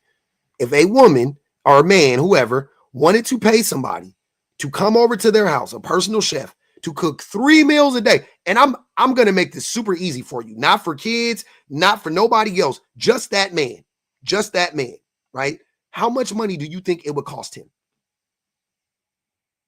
I don't know. It depends how much he pays per meal or per hour. Sir, on average.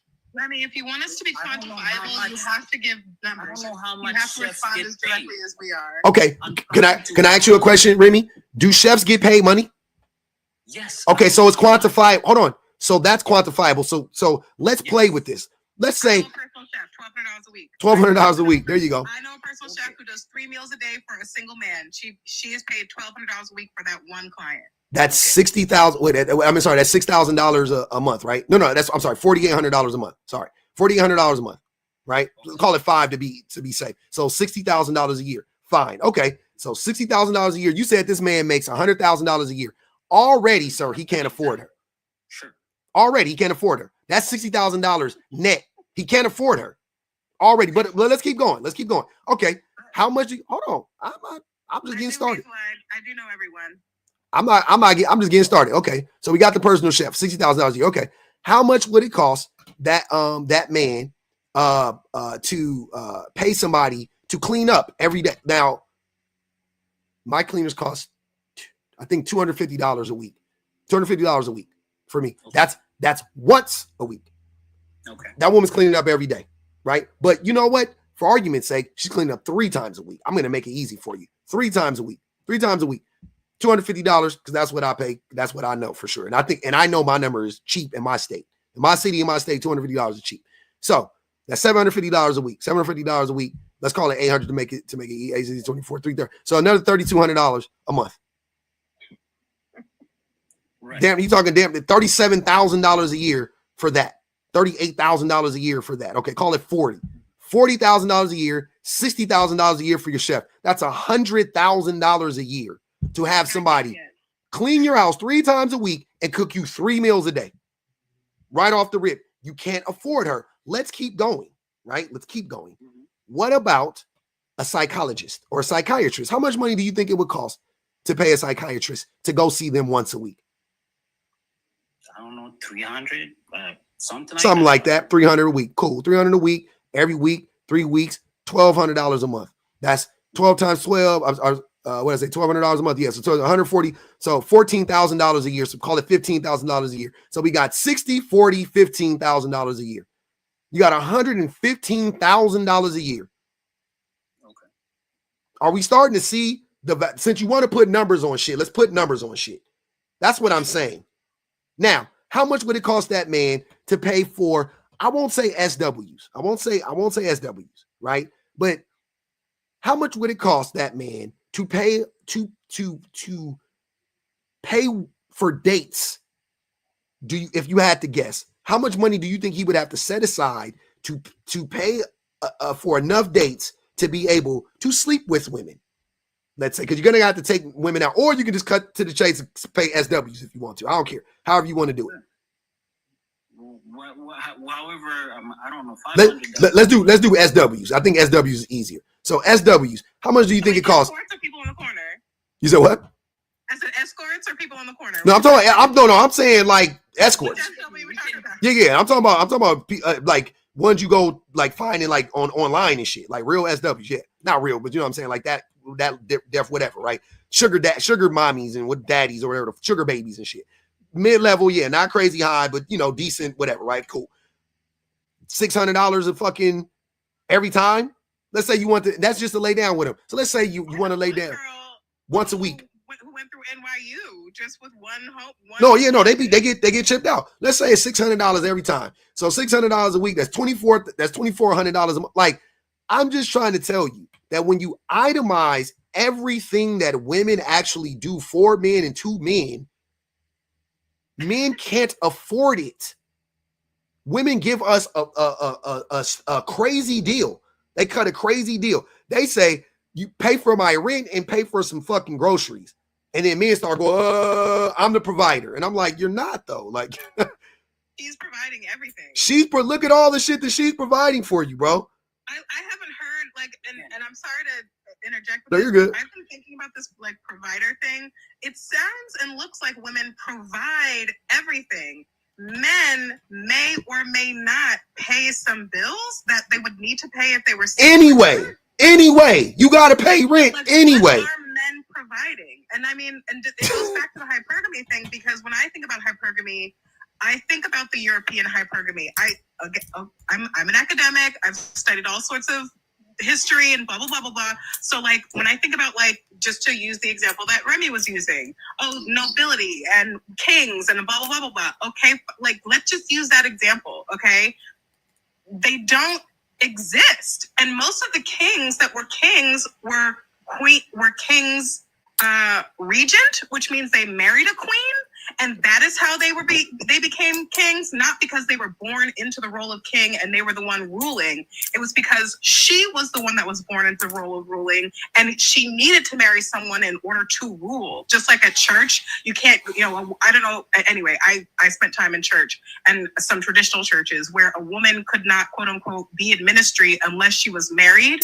Mm-hmm. And so it's like, even when I think about kings and nobility, most of those titles went through the maternal line because they were the ones that were having the children, and the men were the ones that were going to war and dying, and like they were the invariables. They were the ones that were sort of the, well, maybe he'll live long enough, maybe he won't, we don't know. And so when I think about hypergamy, even just the idea that women receive social social benefits, like even those are like illusionary benefits that you have to like pretend exist. Yeah, no, it is. It's not. Women don't. Man, it's so crazy. The value that men like to put on money, and then exclude everything else. Yeah, everything else gets excluded from that. I didn't even like Remy. In your opinion, Remy, what do men provide besides money? Like in the same, like, and I mean, even down to say money, but like, can you, like, what do they provide that they that women can't provide for themselves? Like, women provide so much stability. Women provide so like if they do get a partner who has money to pay for certain things, like she's actually living like less fabulously than she would if she were single. I don't know if you were here when that point was made earlier, but like, what are men providing? That is like, what are men providing? Again, first of all, we agree that women are valuable. I never disagreed about that, and we also agree that women are probably doing a lot more if a man is just providing just wealth. He's just providing economics. She's probably doing more. I don't disagree. The only point that I was making is that is literally why men provide, because women do have that value. What do they provide is what my question is. What do they provide? And also, to answer your question, what men provide in most cases, as far as history goes, has been abuse. To provide, financially speaking, or economics, protect in terms of security, and show leadership, having a vision for the family. Not tangible, first and foremost, leadership. Secondly, it's not tangible. Not even close. They're not the leaders. And secondly, protection, also 100%. That's quantifiable. Men don't provide protection because the men in the house are the men that are more likely to harm the women in the house. So they're not the protectors. And Remy, I just like, not to be annoying, but I've spent my life trying to make sense of why the world is the way that it is. Have you ever heard of dowry laws? Dow laws or dowry laws? Yes, dowry. I know what dowry is. Okay, maybe you know what a dowry is, but the Dow laws. So for a huge expanse of time, so for a really, really long time in history, up until, like in many cases, up until very right now, women were disenfranchised. So women were not allowed to have bank accounts. Women were not allowed to have deeds to property in their name. Women were not allowed to physically touch money. And I could talk about how I could take that in 1,000 different directions. But the point that I want to make is this. When men marry women, they would receive a dowry, and that dowry was her inheritance. So men would often marry women based off of her inheritance because she was always the value bringer in the relationship. Oftentimes, what he was supposed to bring to that was good financial skills and budgetary abilities, which is often why men would regularly lose their titles and their estates because of their mismanagement. So dowry laws were laws of, this is because women are disenfranchised, because women cannot have their own money. She is inheriting this from her father. She is inheriting this from her family. She cannot manage it on her own because of how laws are. So she has to marry in order to access her money. Her father often would make an agreement with another man, and she would marry another man. And that man would marry her based on her dowry, based on her inheritance, based on her family. Which culture? I'm talking about England. I'm talking about Africa. I'm talking about Ireland. I can whip out my dissertation I'm working on if anyone wants to hear about it. I'm very happy to share with this. But dowry laws are literally the female's economy. The female is the economic value that he marries. And then he ultimately, in most cases, mismanages, which is why kingdoms have fallen, which is why principalities have fallen, which is why we are in a jacked up political situation to this day. Okay, so here's the thing, right? I can't speak to that concept when it comes to Western culture. I'm talking about Africa, Europe. Sure. I'm talking about China. I heard you. I heard you the first time. What I was going to say is, in my culture, the way it works is different. So I don't know if we can just generalize, but the way I know it used to work in my culture would be actually the man would give possession away, and his family would give possession away to the family of the woman he's gonna marry. So can I ask what your culture is? Yeah, so again, whether it's history, it applies by what culture are you talking about, Remy? I'm from Rwanda. So that's East African culture.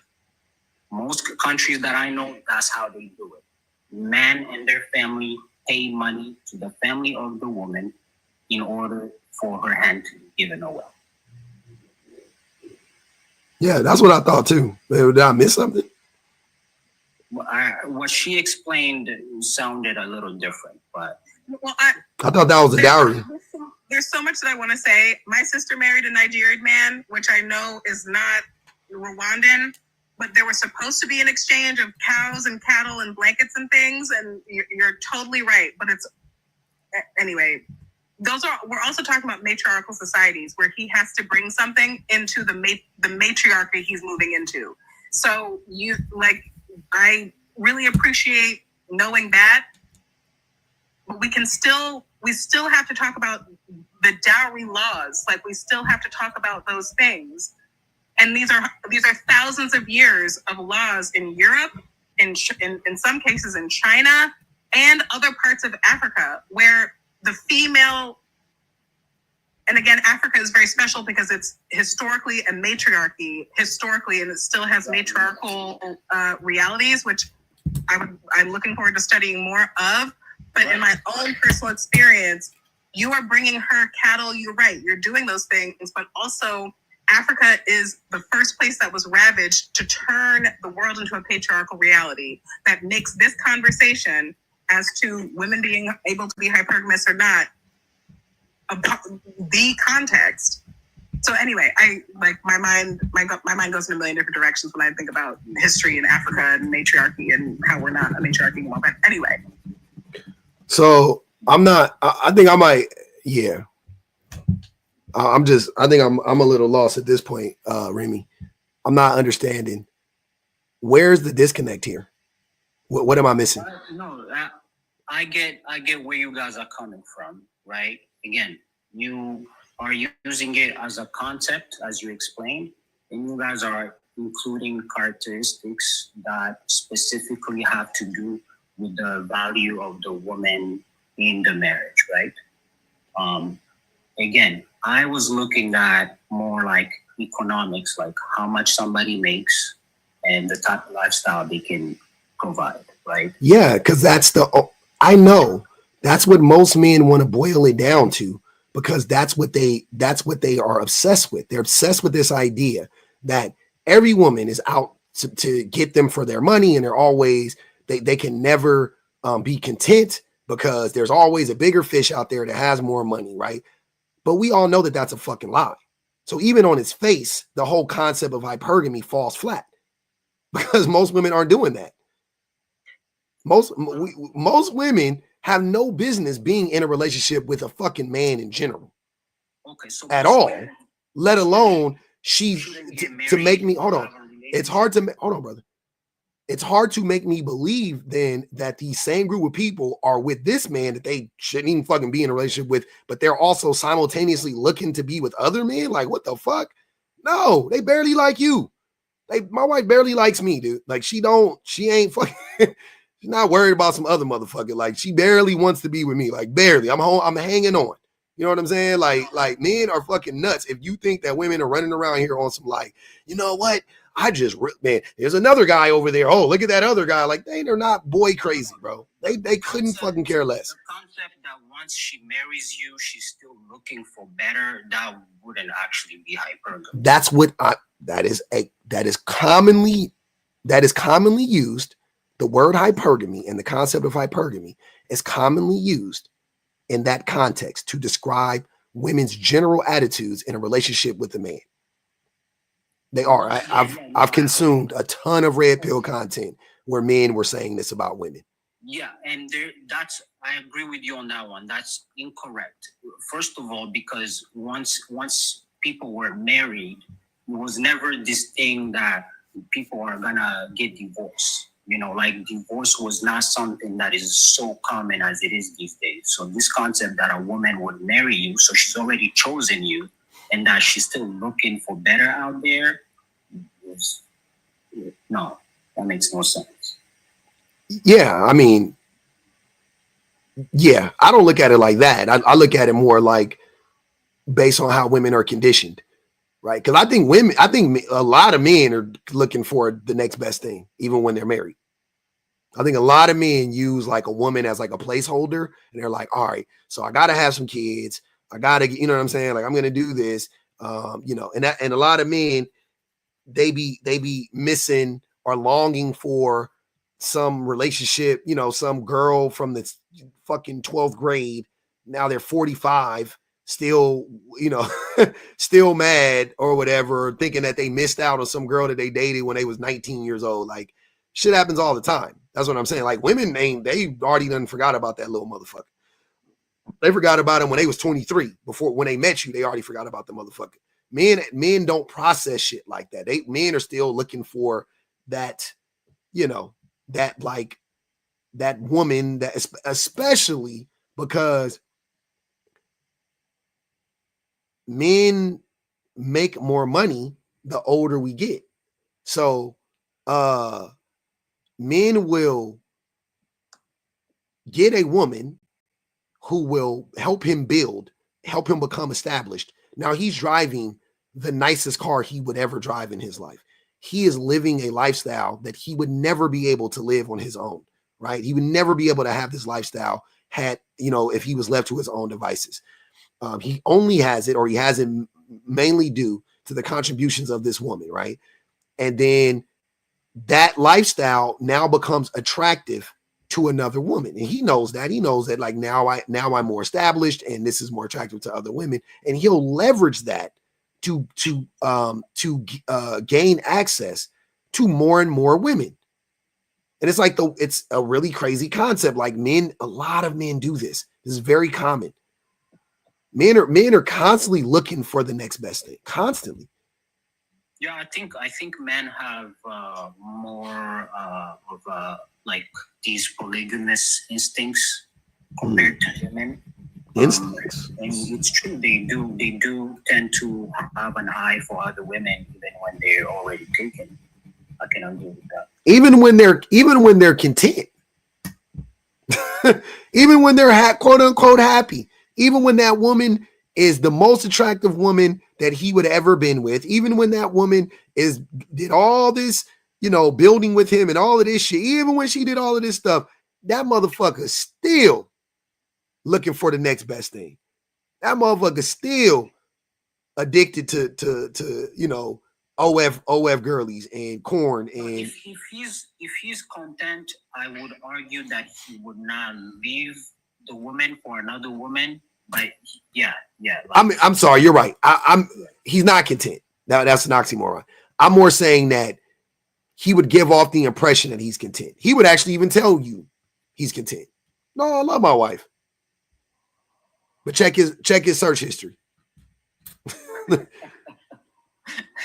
I mean, I don't know how many men are just settling. I think that most men don't settle.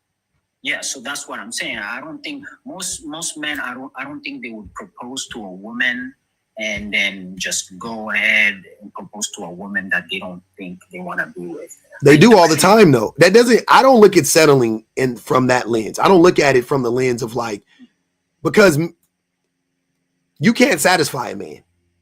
You know what I mean? Like men are insatiable. So I don't believe in the concept of like satisfying men in that way. Like, I don't think it's possible. Generally, I'm not saying like no man on the planet. I'm saying just generally speaking, I just don't think it's possible as a group for men to be satisfied, right?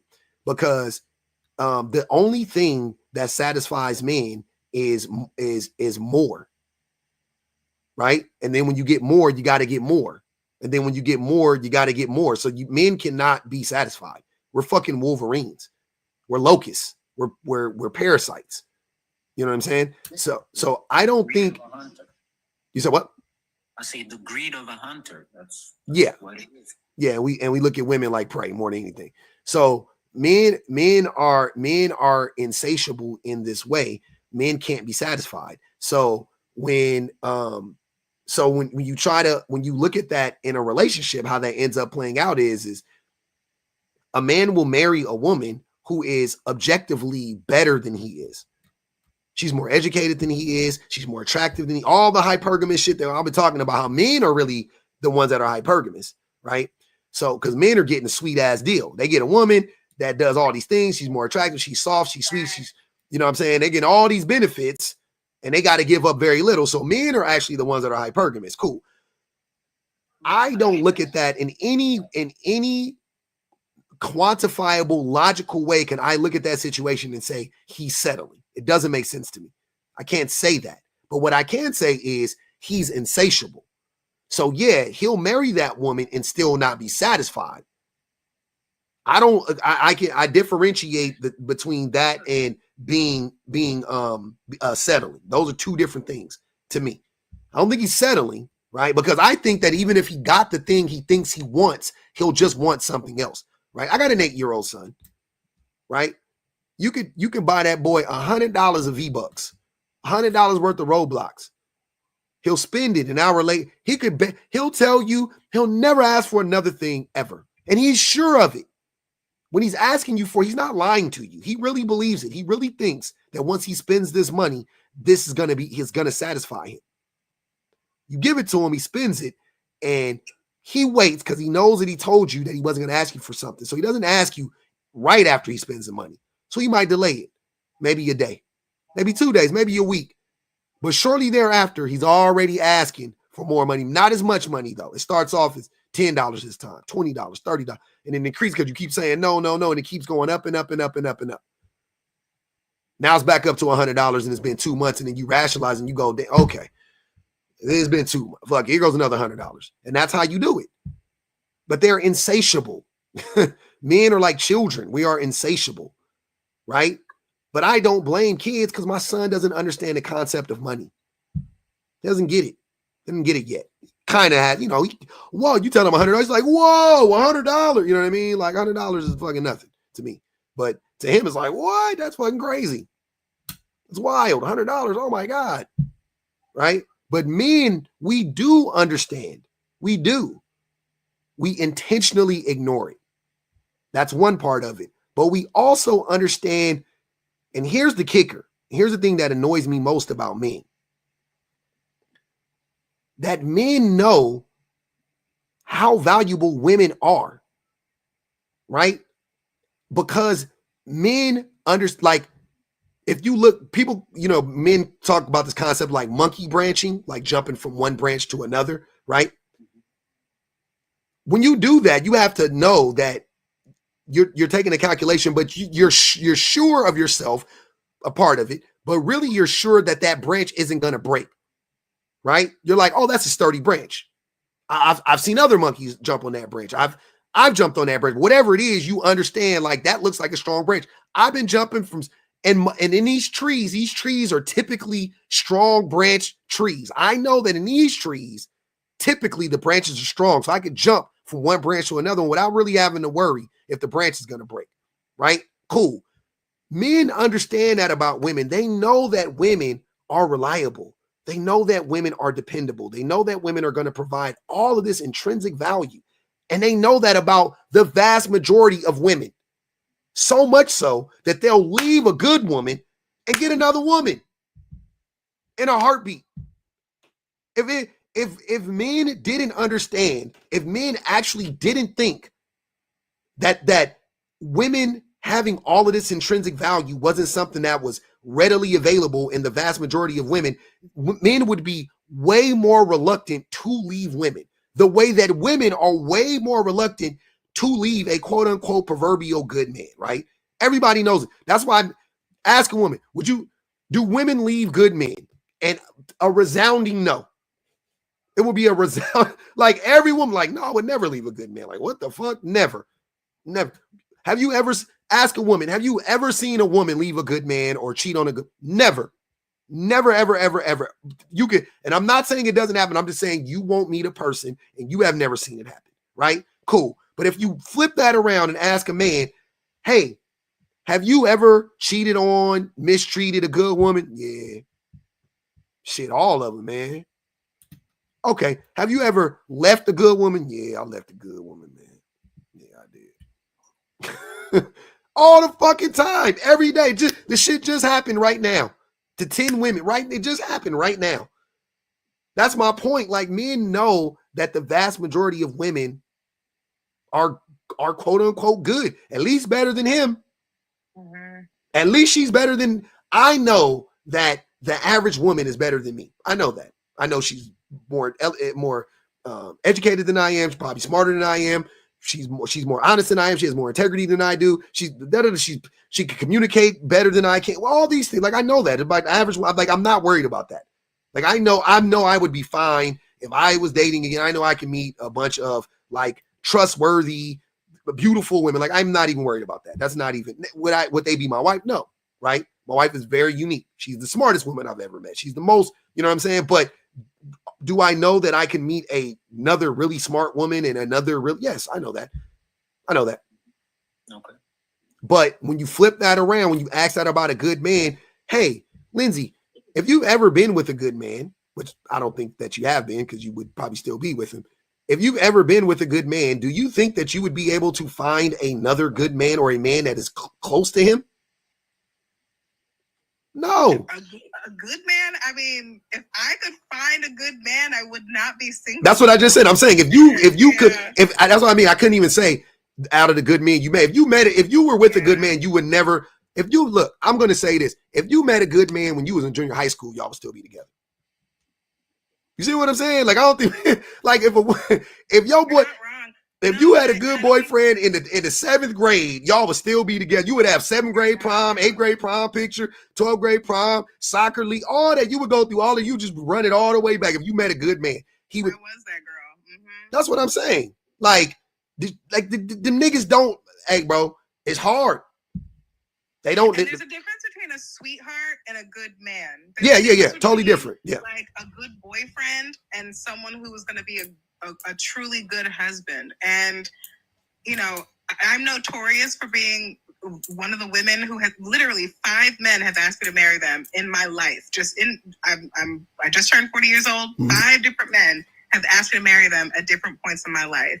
And all but one are still single. So it's like, even if you're a sweetheart, even if you're a good dude and you're good to your friends and like whatever, like most men don't know what it is to be a good man. And in a relationship. Yeah. Well, sure. Period. But because how you do, I feel like how you do anything is how you do everything. No, because you just said they're like good friends and stuff like that. And I could see that because it's less required of you in those relationships. You know what I'm saying? It's not, the level of intimacy isn't the same. The level of, okay, I see what you know what I mean? Like, it's different. Be married with. But no, but like literally all of them are single. And the one that did get married is like, it was a girl who wanted a green card. Yeah. He always knew that's what she wanted. Oh. And so she had, you know, and not for nothing, they're not, you know, 10 years later, they're, you know, of course, they're staying for the kids. But anyway, you know, yeah. How you know this about these niggas? You supposed to cut ties with all these. People write me letters. I'm one of those women, and I know that there are women like this in the comments. I know I am not the only one. Where 5 years, 10 years later, he circles back. He finds you on social media. He finds your email. He finds you this. He finds you that. Or in 2 cases, handwritten letter to my mother's house. Jesus Christ. That I didn't get for 6 months. And that's when they tell, if I had known then what I know now, or you were the best thing I ever had, or I wish. And, you know, not for nothing, social media is a thing, and women do be sleuthing. And when you are still good friends, because when you're a good girl, you tend to be a good friend. And the best women that I know that are great in their significant other relationships, they become bad friends. Not bad friends like they're betraying their friends, but they become bad friends where they can't be in the friendships that they want to be in because they're too busy locked down in this relationship trying to make that work. But as soon as they get out of that relationship, they are the best girlfriends to have, only if they learn their lesson. And so I can tell you in 2 different cases, girls that weren't even my friend from 20 years ago, because I was in a relationship with a girl's boyfriend's boyfriend or whatever, circling back later because we're still friends on social media, or we run into each other at the Walmart or whatever it is, and then people talk. But no, like of all the men that have asked me to marry them, and that's just people who have asked me to marry them. That's people that got to the point where they could get rings.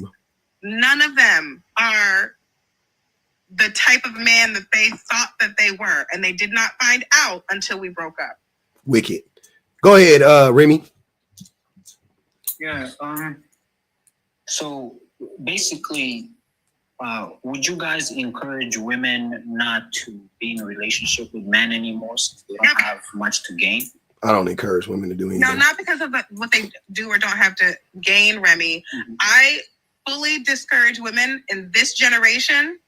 I don't think forever, but in this generation, I fully discourage all women from getting married before the age of like 40 or 50.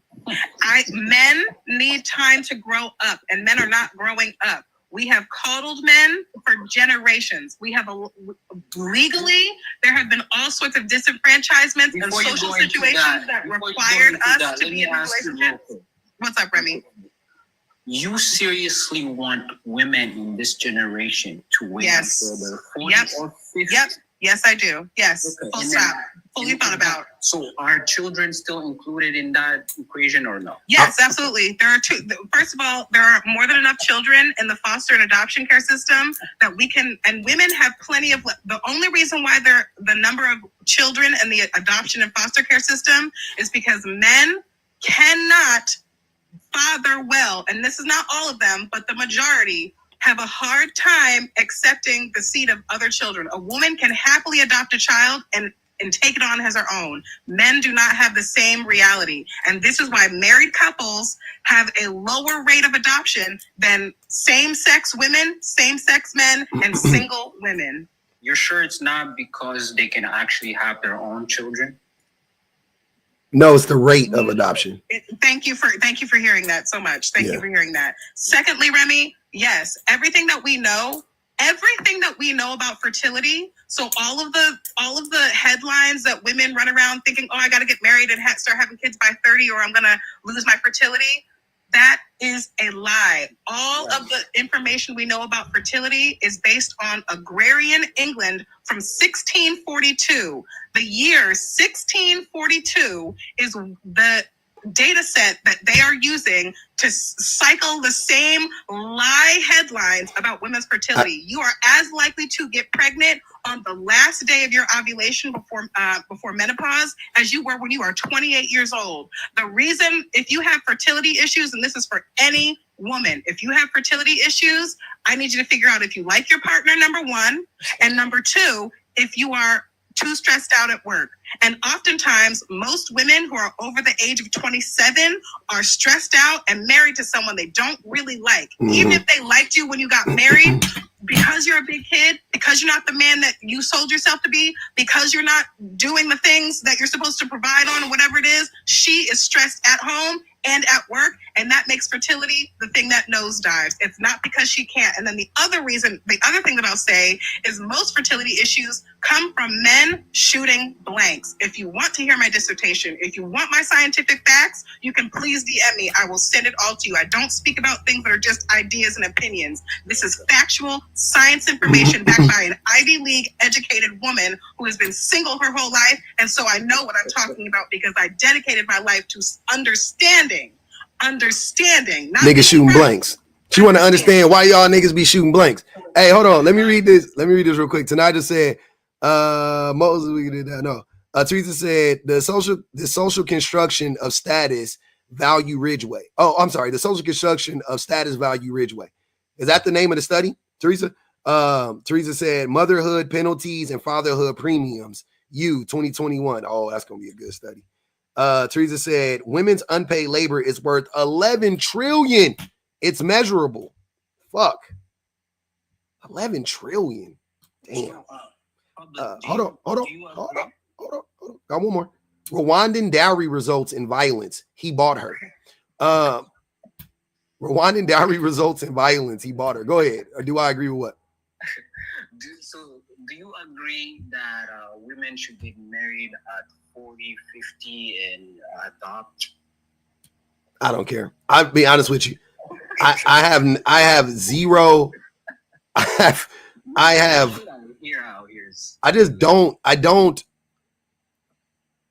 don't have any. I've discussed this many a times. Lindsay can speak to that. She's a woman. She can say whatever she wants to say about it. I value her opinion. It is what it is. My opinion is I think marriage should be abolished as an institution, as most of these institutions should be abolished. Not what I think, what I know is having children is a detriment to women. I know that, especially Black women. Having children is a detriment all around the world, globally. I know that marriage is that it exists. That if a woman gets married, the likelihood that she gets abused goes up. The likelihood that she'll be less satisfied goes up. Her sex life gets worse. She has worse sex in a marriage than she does outside of a marriage. Can my brainiac madness just toss something in there to you when it comes to marriage? So marriage, as we know it, is ENSLAVE meant. It is. So yeah, historically, yeah. Before Rome, now the same Romans that are responsible for what we know as the Bible, right? So the people that are responsible for what we know as Christianity, whether you are a Christian or not, this is not what this is about. But for the people that are responsible for the iteration of Christianity and the Bible that we have now, Rome was the first to introduce the marriage license. And the marriage license was nothing, it was not a contract between two consenting people. It was a deed to property. The marriage license, as we know it to this day, is what it was when it was introduced 1,500 years ago, which is a deed to property. And that property is the woman. A daughter. Yep. And now the marriage license, when we talk about chivalry, like, asking for a man, asking a father for a girl's hand in marriage, literally the man is going to buy and negotiate for that person's body. Yeah. So what has been romanticized only in the last 80 years, I worked in advertising as well, so I can speak to that as well. Only in the last 80 years that the diamond ring, that not for nothing was nothing more than propaganda to keep De Beers' minds open. Anyway, everything that's been romanticized between, the fairy tale of a prince and a princess, or a husband and a wife and whatever, the original function of marriage was always free servitude of women to men. Yeah. Always. Yeah. Full stop. Yeah. Why do you think that that's funny? I don't understand.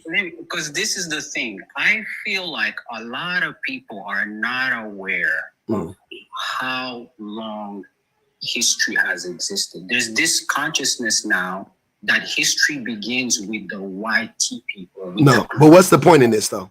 The point is the concept of marriage existed a long time ago. I know that. It was different in every culture. If you look at the Egyptians or the Sumerians, you'll find a very different concept of marriage. And what was it?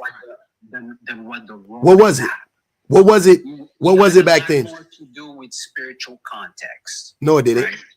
Yes. No, it didn't. No, it didn't. Hold on, Remy. See, hold on. Stop. Go ahead. As soon as you guys start talking about spirituality and marriage, you already lost the plot. Sure. What the fuck does being a spirit or being spiritual have to do with that damn binding contract? Because that's what it is. They got nothing to do. Sir. The Egyptians did not have a marriage license. Because Remy, if you want to do this you got crazy. On the right call with the right person. You are literally stepping into. So they did not get married. Just tell me, they did not get married. There was no concept of marriage. They did. Got married. There was no.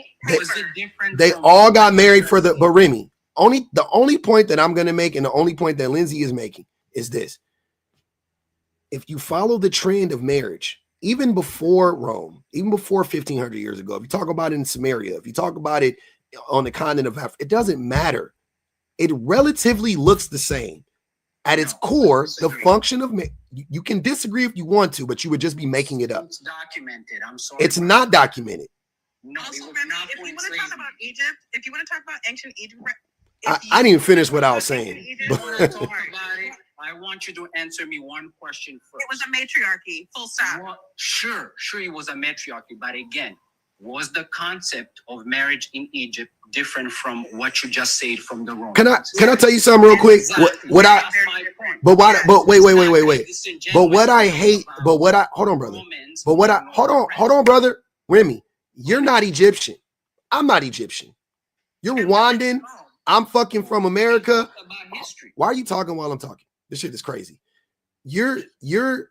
I would prefer us not to cherry pick, right? I really would. I would prefer us not to cherry pick. I like what Lindsay was saying for this reason and this reason alone, because what she is saying is directly connected to what's going on today. What you're talking about is not what's going on today, right? So even if I wanted to concede to you, fine. In Egypt, it meant something different. I don't know if you know this. I don't give a fuck about ancient Egypt. to be honest with you. I think it's cool and all. Right? But I don't put Egypt on some pedestal. I know we like to do that in the West, like we pedestalize Egypt and shit like that. I don't give a fuck about it. So you trying to bring up what the Egyptians did. My people ain't even fucking from Egypt. My lineage is not traced back to Egypt. So what does that have to do with me? And the way that we practice marriage in this country today has nothing to do with the Egyptian model. So I, once again, couldn't care less about it, right? Let's talk about the relevancy of what Lindsay is saying. That's all I'm saying. If you look at marriage, I don't disagree at all. My point was, she tried to make it seem, she said, her exact statement was, for as long as marriage has existed, it has been about the enslavement of That's women. Exactly what I did not say, actually. I definitely said that the first marriage that we have now, the marriage license, which is what we have. She said 1,500 years ago, dude. She didn't even start at the beginning. No, I'm saying you didn't even fucking start at the beginning when the first, examples of marriage or whatever happened. You just said 1,500. Right when you said that, I knew what you were saying. I was like, all right, cool. She ain't saying like in the annals of history forever and ever and ever. She's saying in this country, the way that we got here was from this. And she started at a place and she walks you down the fucking line. And here we are in 2024. So when you get married, you're not getting married under in the spirit that the Egyptians were getting married. You're not. So what is the relevancy of bringing up Egypt? I can tell you, because me personally, I don't disagree with the fact that 2025, my bad. Institution is a problem. I don't plan on getting married at the court, but I do plan on getting. Then you're not going to get married. That's again, marriage is actually a covenant for people. Sir, marriage is a. Hold on. See, get married. I can't stand men who try to defend the institution of marriage while simultaneously saying that they don't want to be married. And you're talking to a fully married man. Hold on, Remy, stop. I'm a married man, right? I'm not a spiritual man at all, but I am a married man. So I can tell you unequivocally, marriage has zero to do with spirituality in this culture and in this country. If you don't get that right, listen to what I'm saying. Listen to what I'm saying. This is not open for debate. It's not up for debate. You are not getting married if you don't get white man's paperwork. Period, point fucking blank. So you don't believe in the institution of marriage, but here you are defending it to a person that is actually fucking married. You don't think that's odd? Again, I am telling you what my concept of marriage is. If you disagree, that's up to you. It's not a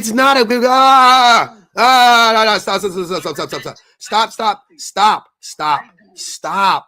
I'm tired of y'all, man. Hey, dude, this shit is, I mentioned Roblox earlier.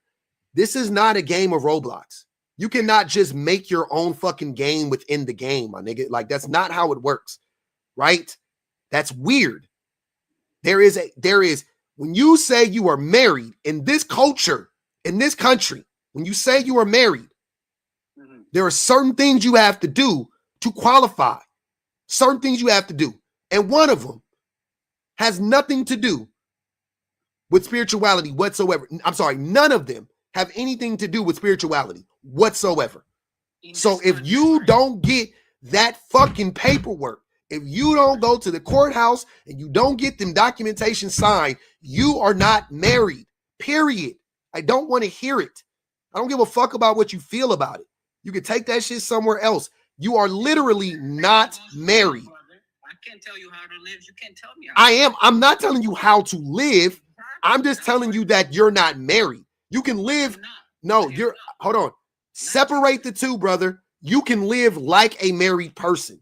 That's me. If I told you not to live with the woman, not to shack up with her, not to have baby, I'm telling you how to live. That's not what I'm doing. I'm telling you what you are and what you aren't. And I don't give a fuck if you find a woman and you convince this woman and you trick this woman into laying down with you and having your babies and living with you in your house and y'all house or whatever the case may be. and never, ever, ever getting that white man paperwork, and she cool with that shit, that's between you and her.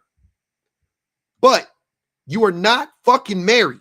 That's all I'm telling you. I'm not telling you how to live. It has nothing to do with your lifestyle. Live your lifestyle, bro. Go buy you. You can do all the shit married people do. You can go buy you a fucking Subaru Forester. You can fucking get 2 car seats. You can go.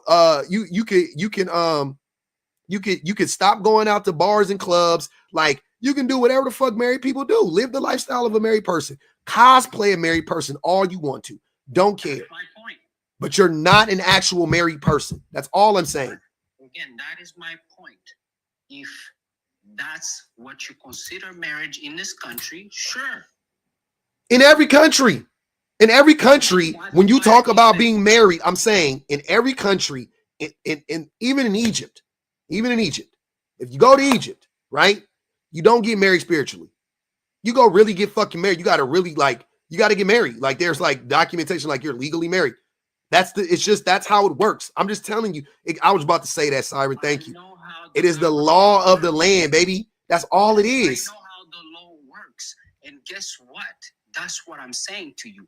I don't care about man's law. You don't care about marriage then. That's my point. Why are you arguing, Remy? Why are you arguing? Hold on. Wait.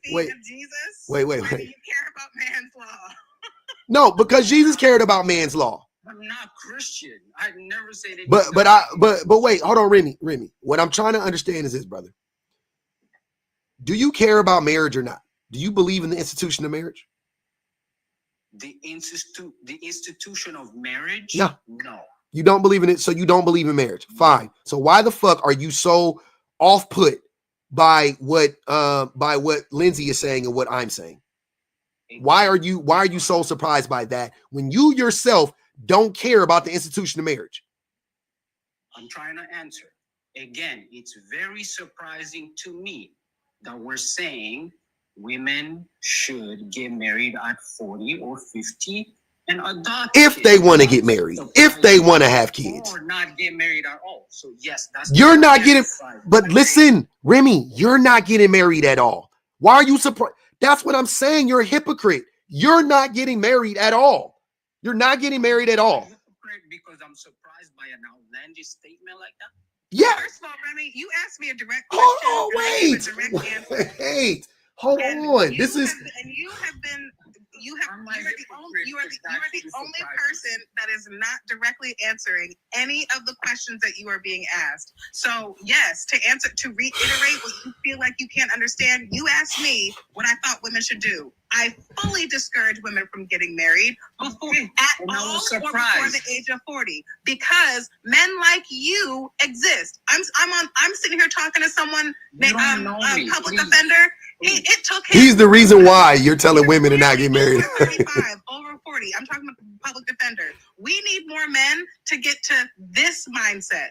And I don't know what it took for his wife to stick around and whatever it is. I know it wasn't easy. Marriage is not easy, but we need more mature, educated, self-aware men, and it's not happening in the current model. So to answer your question again, I fully discourage. As a matter of fact, I'm paid thousands of dollars to go around giving talks to women about this very thing. Women should not marry. If they choose to marry, they should wait until they are 40, know who they are, have their own money, and it could be a choice between two people who love each other and want to do life together. In the current model, women are just enabling terrible behavior from men and his lack of personal and spiritual growth. I gotta read this. Yes. I gotta read this. I gotta read this, y'all. I gotta read this. It's too good because I was about to get to this. Reese Scott has said they never want to be married, but need women to want to want marriage so they can hold it over their heads and manipulate them. Drop Remy. That's what it is, bro. I never asked anybody to get married. Sir, don't deflect. That's not what she just said. That is irrelevant to what she just said. Listen to what. Hold on. Listen to what just happened. I'm gonna walk you real slow, real quick at the same time. So easy. Lindsay said women don't need to be getting married until they 40, 50 years old if they want to be married at all, right? She's against marriage for women in general, but she's saying like, but if you want to, you should wait until you're older. Fine. Same thing for kids. Fine, right? That doesn't shock me. That makes a lot of sense to me. I personally think that's fair, and I think that is less extreme than my take.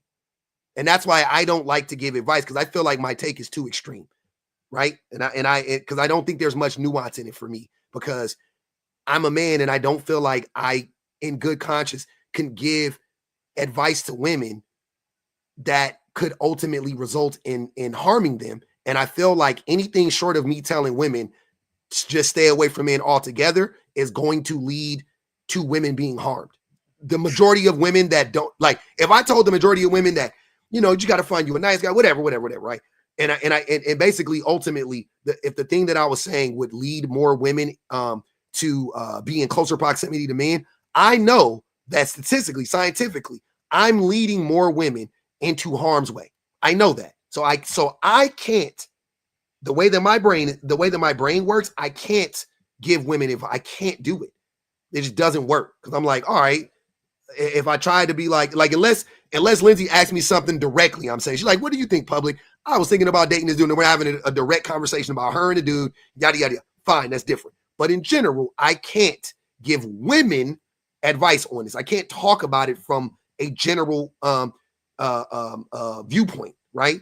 But because I would be doing women a disservice if I told them anything short of, I would just avoid men altogether. Sure.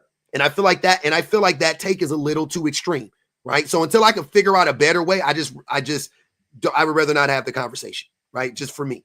Now, what I'm saying is, and also back to what Lindsay was saying, Lindsay is saying that women, she is like, yep, because of the same reasons I think women should avoid men altogether. She's like, women should avoid getting married to men because it doesn't benefit women. Fine, right? That's what she's saying.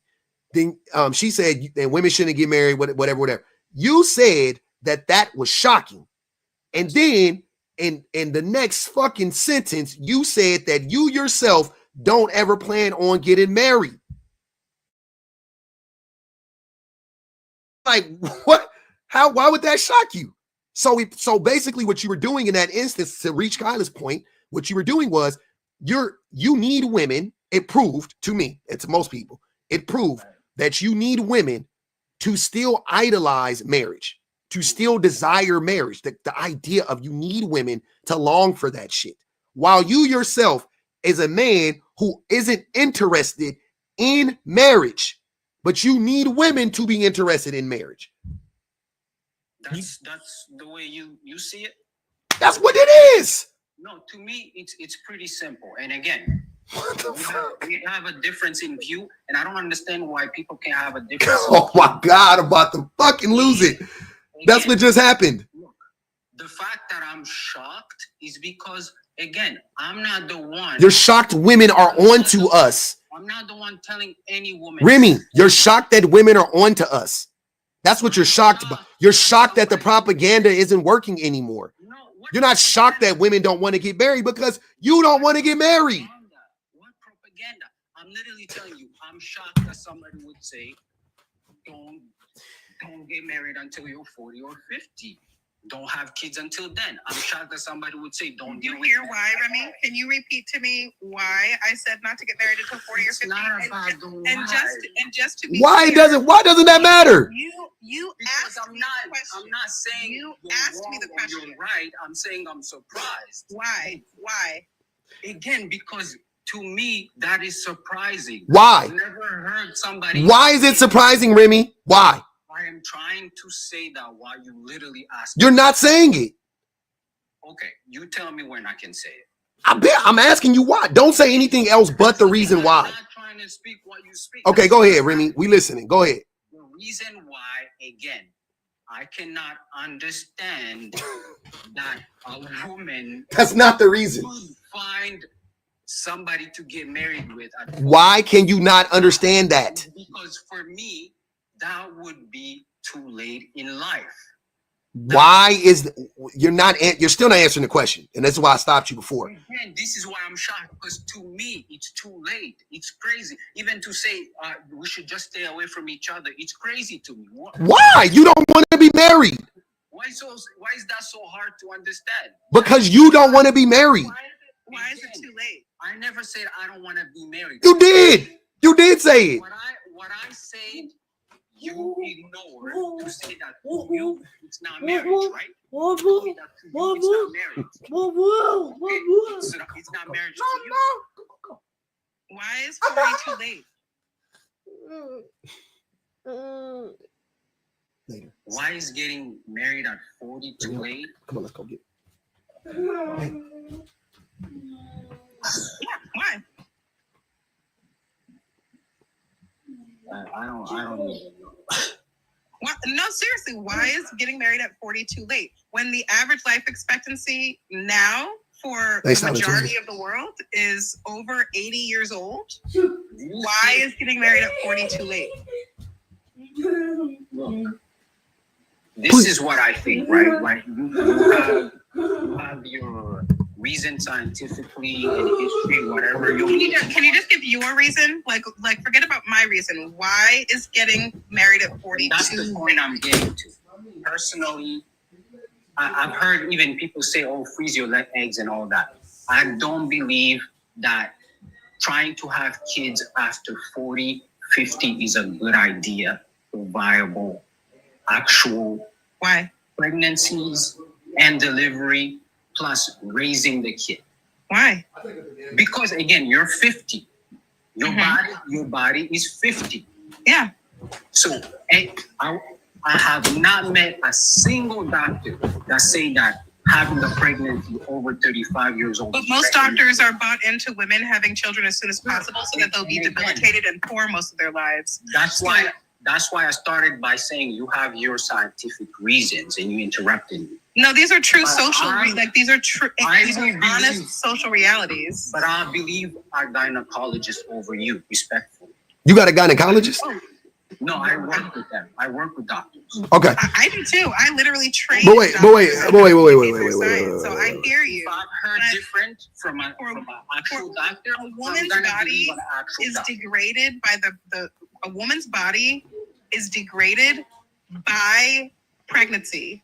So if a woman who is 50 years old who does not have children, she physiologically, in most cases, has the physicality of a 30-year-old. Her heart condition, her muscle tone, her womb health, her breast health, everything about this woman at 50, if she does not get pregnant before 50, has the same physiological health as a 30-year-old. An unmarried, unpregnant woman at 50 is physiologically similar to a 30-year-old. Maybe her skin is a little different. At what age does menopause start then? I'm confused. So menopause can happen anywhere between the age of 32 and 65. But you're saying that a woman at 50 is the same at 30. Physiologically, yes. If she does not get pregnant, physiologically, yes. Okay. Sure. I just hate the thing. I just think that the problem that I'm having with this conversation is, why do you care so much? Why do I? Because you also haven't answered any of my questions. He hasn't answered any of the questions. I just want him to answer one.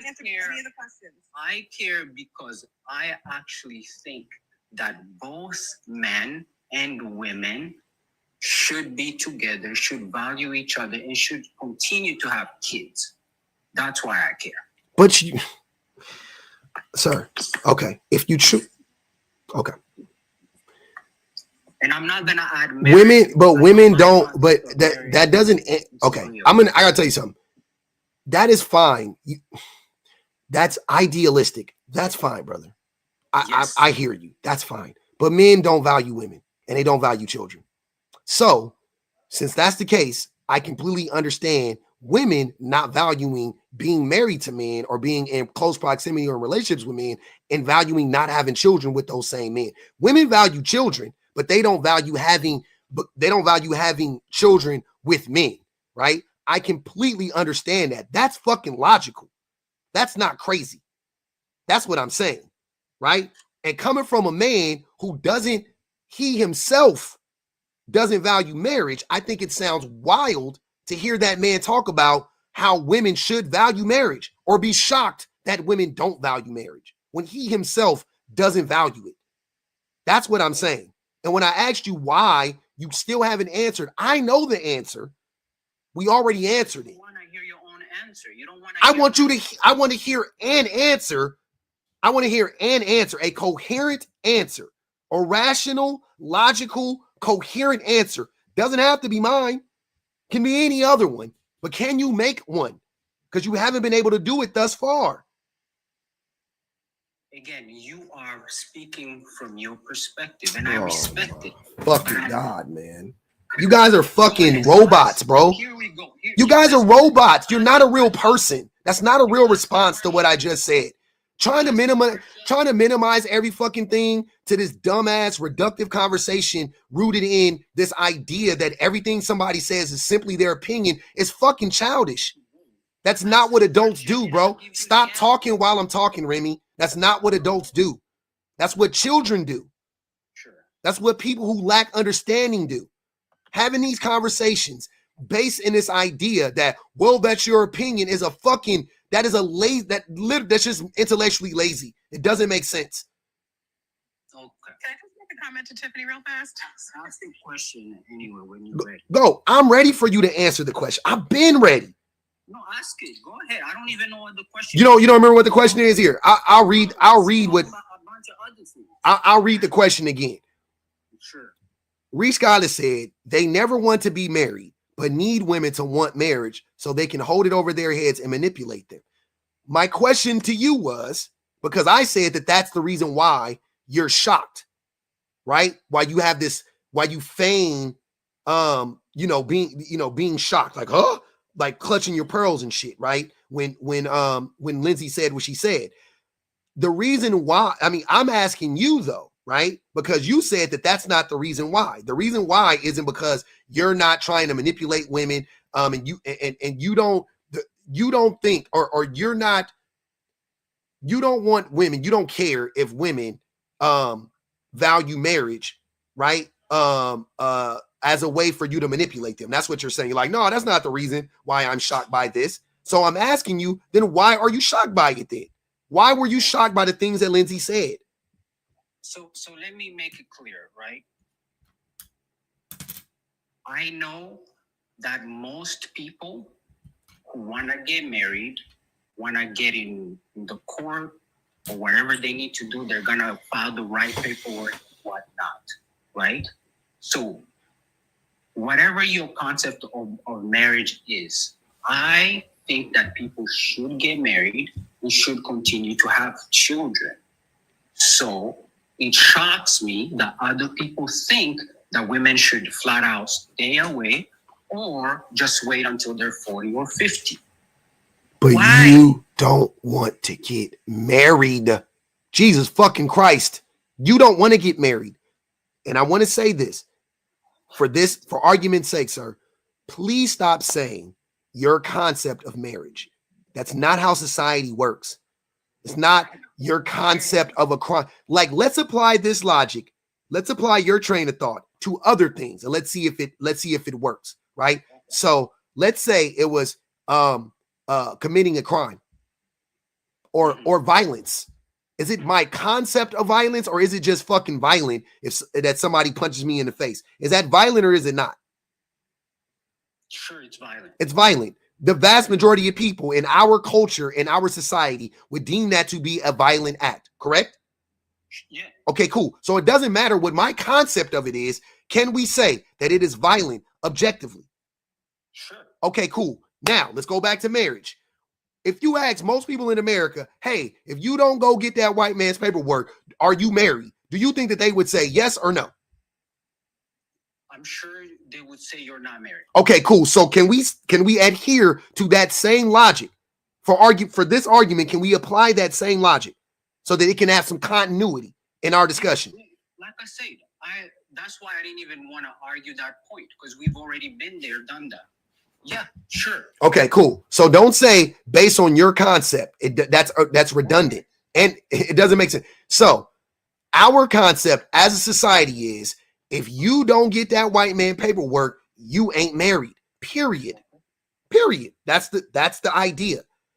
So you, a man in this scenario, you don't want to be married. But yet you just said, oh, I think women should still want to be married. Why? You don't want to be married. Okay, so here's what I'll say, right? If there are women who think like me, who don't want the white man's paperwork, but still want a partner and kids, I would encourage that. Okay, fine. So not marriage, but just to have a partner and kids. Cool. Like I said, I agree with you guys that the institution of marriage in general is not a good thing. Mm-hmm. It's not a good thing for who? For society in general. No. I don't like the fact that the government is included in people's business. Nope. You said earlier, when asked by Lindsay, does marriage benefit men or women more? And you said men. Marriage. Now I'm gonna ask you it in a different way. Is marriage beneficial to men or harmful to men? Okay, so are we talking about the institution or yes, just having a woman? The institution of marriage also it doesn't matter. Marriage, like I said, same. Remember what we just broke it down. I said for the continuity in our conversation, I'm talking about marriage the way that I described it. So is marriage beneficial to men? No. Why not? Based on what? Based on what you just said, right? We're talking about the paper, right? If you look at it, you have a lot more to lose, because when things go wrong and people get separated, what happens, right? So you're talking about divorce, not marriage. I'll ask you again. Is marriage beneficial to men? Is marriage beneficial to men? Yes, sure. Oh, why do you guys say sure? Is it yes or no? Again, because I'm pretty sure you understand what I mean. Hey, Remy, do you want $1 million right now? With marriage comes divorce. Remy, no, that's not true. It doesn't. 50% of marriages don't end in divorce. You don't know the numbers. Just stop. So what are the numbers? It's like 36%. But okay, that's better than what I thought. Yeah, I know. But wait. I just want to ask you a question. Do you want $1 million? Like if I had $1 million to give you right now, would you want it? Yes or no? Would you want it? No. No? No. Honestly, yeah. No. You wouldn't want $1 million? No. Man, get this in. Y'all. That's not believable to you? It's that you can conceptualize the fact that somebody. Hey man, this shit is fucking crazy. I'm tripping. That's crazy. That's fucking crazy, Remy. This is crazy. How can this be? Are these real people? Like, are we? You really, Remy, you're listening to yourself and you still don't understand why I think that women should stay away from marriage? This shit is crazy. You are oh my God. in the conversation and you still can't wrap your mind around why I really, really hope and pray that the majority of women don't get married. Oh my God. Okay, he's gone. Lord Jesus, help us. Pop, I've been trying to tell you there's someone named Avneet who had a baby I saw, at 50. Okay, I just want to I didn't. Gotcha. Oh, Shayna. he just dipped, Shayna. Don't worry. I won't let him back up, and I'll let you apply that to anybody moving forward. You good. You just give me the word for the next person. Wow.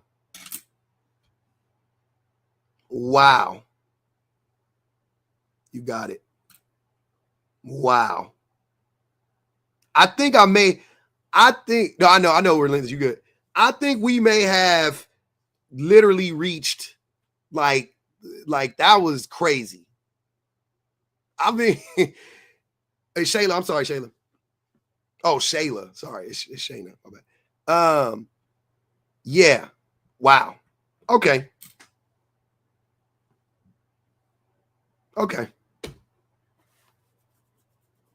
I ain't even got nothing to say after that.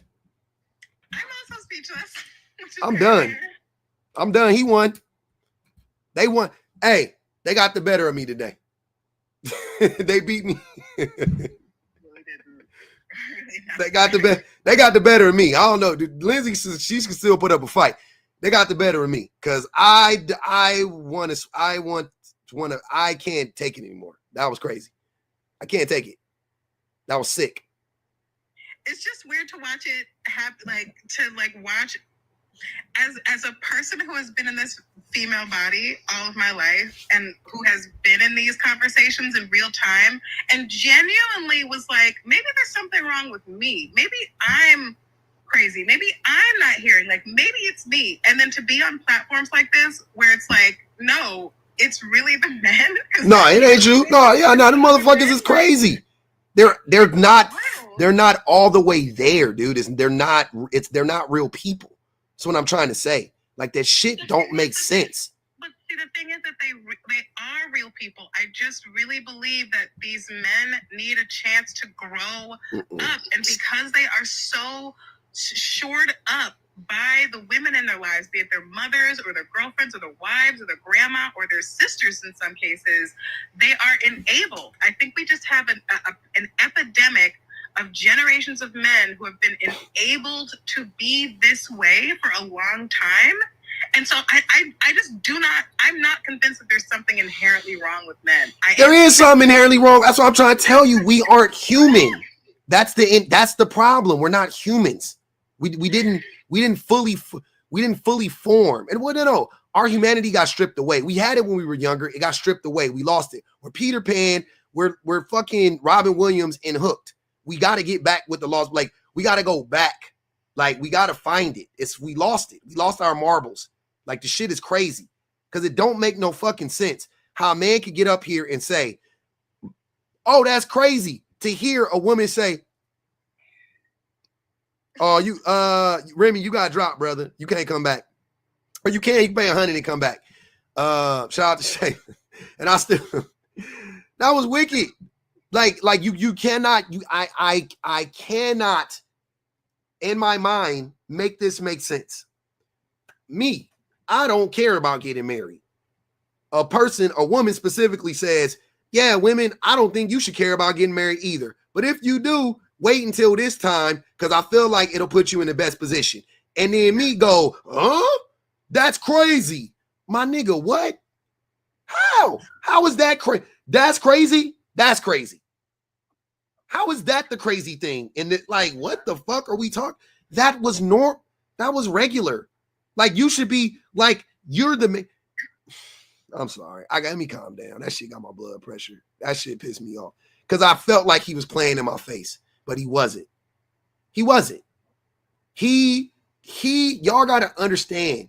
And this is what I'm trying to tell you, Lindsay. He didn't even know that he was so programmed that he didn't understand that exactly what Reach said about him was the exact reason why he felt the way he felt. That's why when I asked him, well, why do you feel like that? He couldn't answer. Yeah. He couldn't answer because it wasn't that he was masking. He wasn't. He didn't even know that he didn't know why that was his reflex. He didn't know why. I'm telling y'all, if you really think about it, it wasn't that he was like lying about that part. He was lying about some other stuff. I feel like overall, he was honest with himself.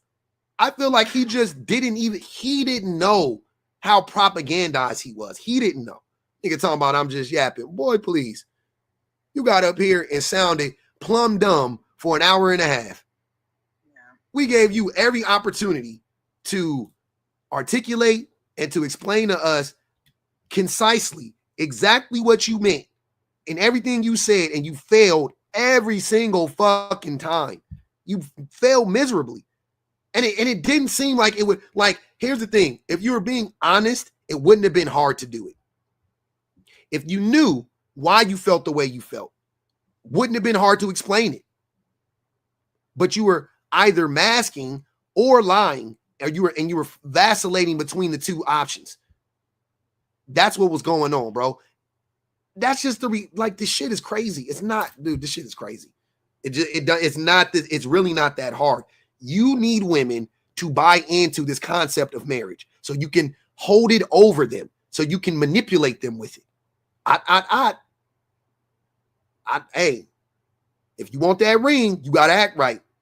You pull the Big Sean. You pulling the Big Sean on the women, right? Well, I just feel like we got a lot more growing to do. Nigga, you got 2 kids with her. How you got kids with a woman talking about we got more growing to do? Whatever growing you needed to do should have happened before your growing bumped her growing. Before y'all growings touch, y'all should have grew. That's all I'm saying. All I'm saying is the growth should have happened before your wang dang grew and got big or whatever it is. Before y'all grow, y'all should have grown. Y'all should have grown. That's all I'm saying. Before you grew, y'all should have grown. But you didn't. Okay, cool. So you don't get to use that as an excuse no more. You don't get to fucking sit here and play dumb and be like, oh, well, I just feel like we just got a lot more growing to do. What are you talking about? You already have kids. What the fuck? What are you afraid of? You afraid of divorce? You got babies, nigga. Like, y'all are so dumb. It's crazy. Marriage is a covenant. Marriage is paperwork.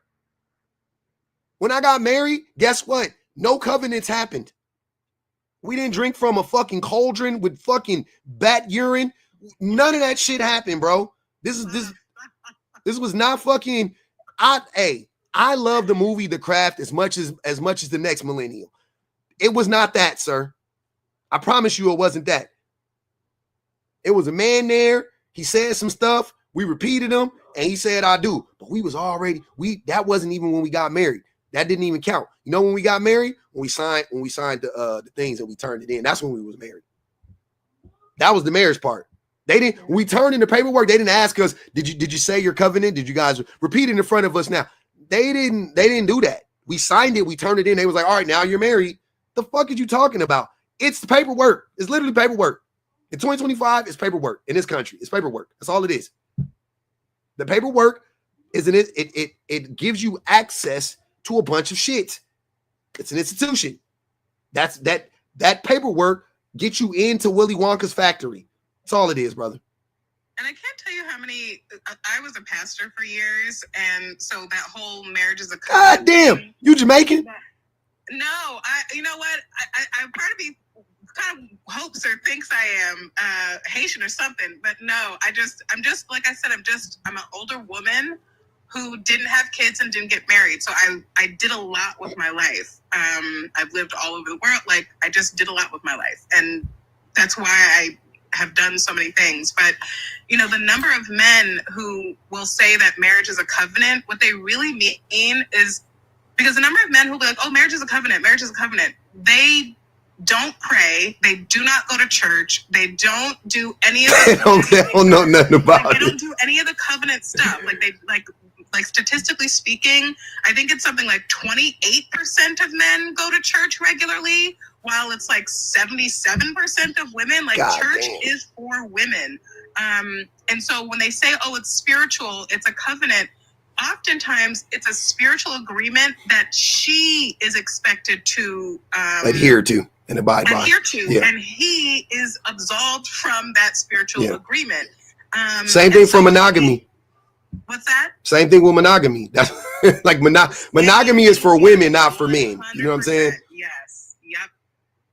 All these institutions are for women, to control their bodies, their labor, whatever.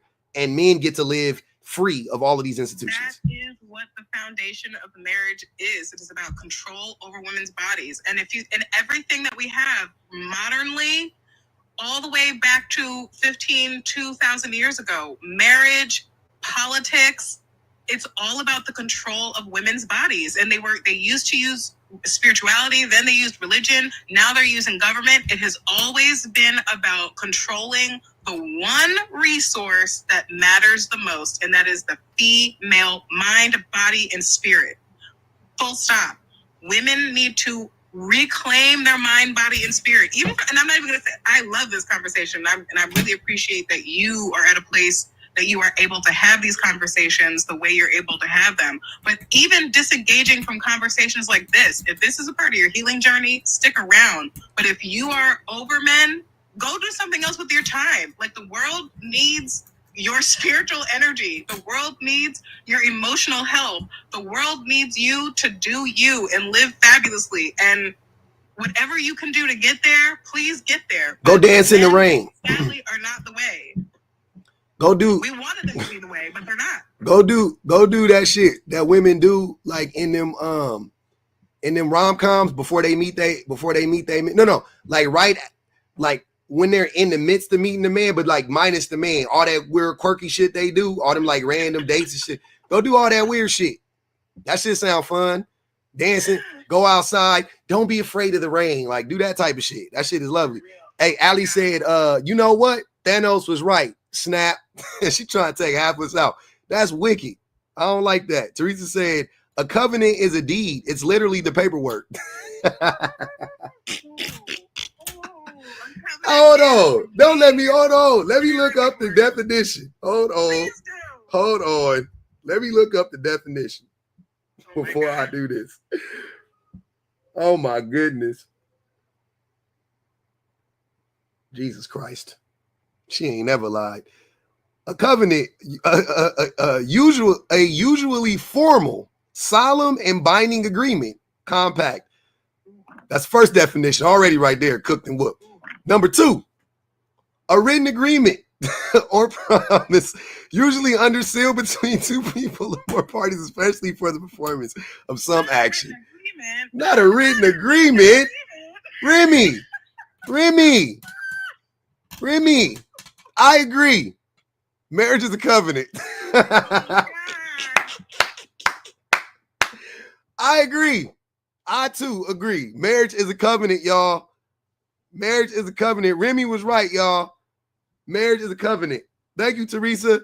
Marriage is a covenant, y'all. Okay? Jesus Christ.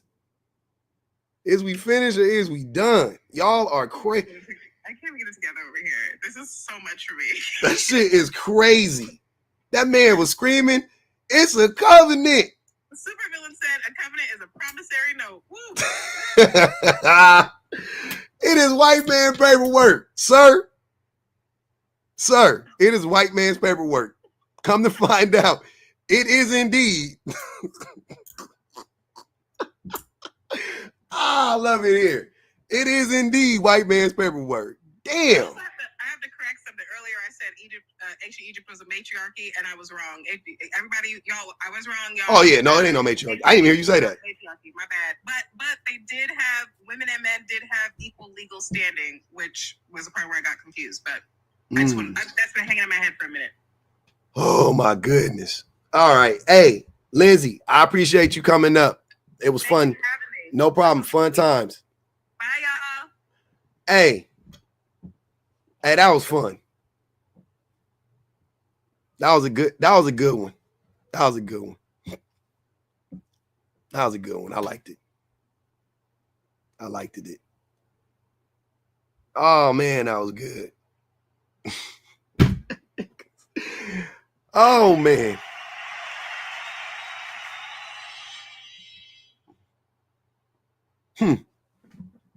Interesting. Are you not entertained? I was thoroughly entertained. There was a lot going on. Let me bring y'all up for a second. When I tell y'all I'm here for a good time, not a long time, I mean it. I'm gonna let y'all get y'all state y'all things, and then I'm gonna go on and get on. What up, T? It's been a long time. What's going on? I'm chilling. Nothing much. You see what it is. Listen, I know you got a couple of gray hairs. I'm not sure who was A worse, couple? Moses or Remy. I don't know. You should put a poll up, Moses or Remy.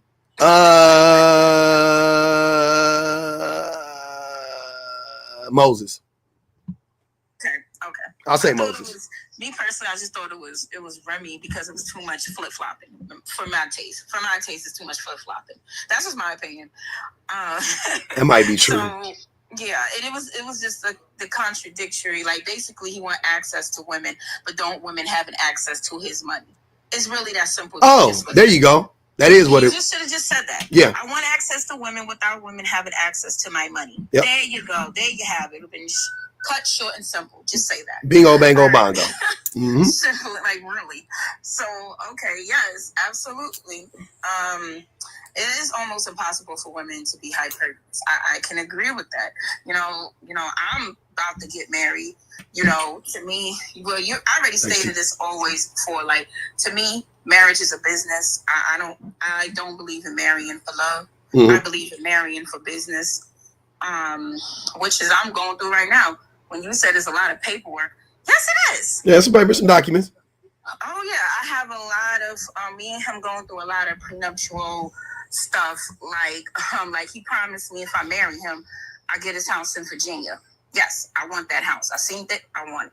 So that was part of the agreement. If I marry him, and if I stay married to him under 5 years, I walk away with $70,000 plus his house in Virginia. If I stay with him over 5 years, $100,000 plus his house in Virginia. And then people ask me, well, what happens if he cheats? If he cheats and I want to leave the marriage, he has to buy me out the marriage because he reneged on the agreement. Don't be a renegger. I said, don't be a renegger. Absolutely, you better not be, because I have no problem staying married to this man. You know, but if he wants to trade me for a younger woman, that's fine. Buy me out the marriage. Mm-hmm. The same way he brought me in the marriage is the same way he has to buy me out the marriage. Mm-hmm. You know, so that's the way I'm looking at it. You know, even if we stay married for a year, I still get his house and walk away with $70,000. That was easy to me. That's easy. 1 year? That's easy. You know, and he's very much aware of it. He's very much aware of it. He knows that I'm not marrying him for love. I'm marrying him for money. And I even stated that I'm not even in love with him. But he still wants to get married because just like what y'all was talking, y'all was hitting all the points. Men just want to be attached to women, even for companionship. So yes, I'm speaking from that perspective. Yes, absolutely. He wants companionship. And it's not that I wasn't even looking for a man to support me. It just basically landed on my lap and he offered it. And I said, okay, I ain't doing nothing much. Mm-hmm. Why not? And I do like him. You know, he's not a bad person. He's a decent man. And I do like him. But as far as romantically Disneyland love, no, yeah. I don't have those feelings. That's crazy. So, I mean, he's 55. There is no going around the bush. Just straight chase. 50 what? Oh, he's 55. T, you a young woman. Of course I am. That's why he's paying for it. Okay. If you like it, I love it. Be safe. Oh yeah, I'll share. Wait, how old is T? I love it. I'm 36. Good for you. Yeah, he already knew. Yo, I'm here for it. Hey, run them pockets. Run them pockets, fam. No bullshit. 55, crazy. 55 kind of crazy now. He makes that joke all the time. Like, I know you don't like men, but like he says that. He knows how I am. I never changed not one time. I never changed for this man, and I don't plan on changing for this man. And you know, even like I said, if this marriage don't work out, that's it. I'm done. By the time you change for him, he gonna die. He gonna be dead. So don't even. Well, then I'll also get more money. Yeah, that's what I'm saying. Don't even trip. You straight. You ain't got no time to change. No, actually, he's actually very young. Y'all already know my dream husband is very young. He's not that. Yeah, he's young because my dream husband is 100-year-old billionaire that want to marry me. That's 1 foot in the grave. Okay. I want to marry a 100-year-old billionaire, 1 foot in the grave. After he croak, he just need to make it down the aisle to say I do, and then croak. That's all I need, honestly. I'd rather be a rich widow than a rich wife, honestly speaking. So if I really want to go there. Okay. So, but you know, everything I was saying, like even in a 1% men, like he's considered like, I guess, one of those 1% men because he makes over six figures, like 200,000, and that's just off retirement that he's living off. So if he goes back to work, he make more money. You know what I'm saying? So it was more beneficial for me to marry him than him Actually, it's more benefit for him to marry me, because why would a man have all of these access to money and all this, want to just marry little old me, a woman that does not love him? You know, and that's why when these men talk about from a perspective of being these men, they don't know what they're talking about. That's their fantasy. Nah, I'm good. That's their fantasy, how they would be if they make six figures. But that's not how these men operate. This man has been a six-figure man since 2011. So with that being said, like I said, it's not how they think. And y'all right. He was actually married before. This would be his second marriage. You know, his first marriage, you know, his wife was there after he got successful, whatever. And then hold on, wait, T, give me a second. Mr. Cleanup Man said public not gonna call her out. Why would I call her out for what? Why? She not tricking this man. She just told you that he knows what it is and she knows what it is. How does that make? If she ain't shit, then he ain't shit. So now we right back at square one. Like, what the fuck is you talking about? Listen, I'd rather be ain't shit and spending his money. You know, listen, like I said, like I was prepared to be single for the rest of my life. That is not an issue for me. And I always say this: anytime a man want me to attach myself to him, he's gonna have to benefit me straight up and down. Because, like I said, I could be single, I can already provide for myself. But if a man wants to attach himself, like want me to be with him, he has to make more money, and I have to benefit from him. Especially when he put my son on his insurance policy of $1 million. Oh yeah, absolutely. My son got $1 million life insurance policy from him. So I think he's trustworthy enough to marry. And so far, he's a decent man. And like I said, it's a whole bunch of clauses. If you get a divorce, he still got to pay spouse support, and he still got to financially support my son into college. Well, through after college, I would say. So yeah, it's a business, and I always say this: like, this is a business, ladies. Marriage is a business, and if you want to marry for love, I mean, that's fine, that's cool and everything. But I'd rather love come later if love comes. You know what I'm saying? So yeah, but I'm gonna mute up and let other people talk. All right. What up, Smashing?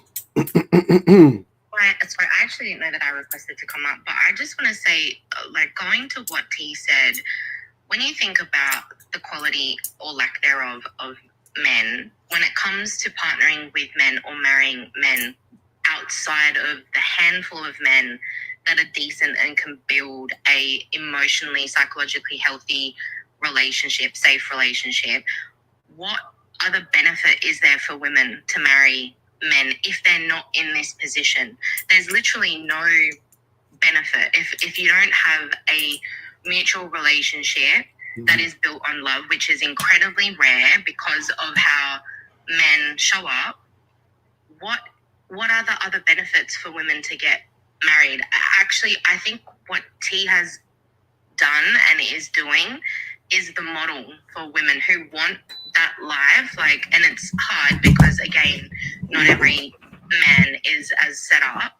But what else are we supposed to do? We're supposed to marry men that can't bring any, like, what we can bring to that relationship and or more, because then you're just subtracting. If he's bringing less, then he's subtracting from our life. Like, why would we sign up to anything where it's going to subtract from our life versus add to our life, which is what T has set up for herself? Like, that's how the model should be. And if you actually look at how marriage was before the construct of the nuclear family, that was the point. The point was the woman would be provided for, the woman would be taken care of in this way. So T, I'm like, you need to write a book. Someone said, someone give T a podcast. Oh my goodness. It was working for me, I tell y'all, not for every woman. You know what I'm saying? Like, because it's a little bit hard to trust men. I'll be honest. I'll be the first to say it. Him earning my trust was not easy. He earned my trust. I didn't just go, oh, okay, fine. You want me to get, you owe good money. Okay, I'm going to marry him. No. If I'm going to marry this man, I have to trust him.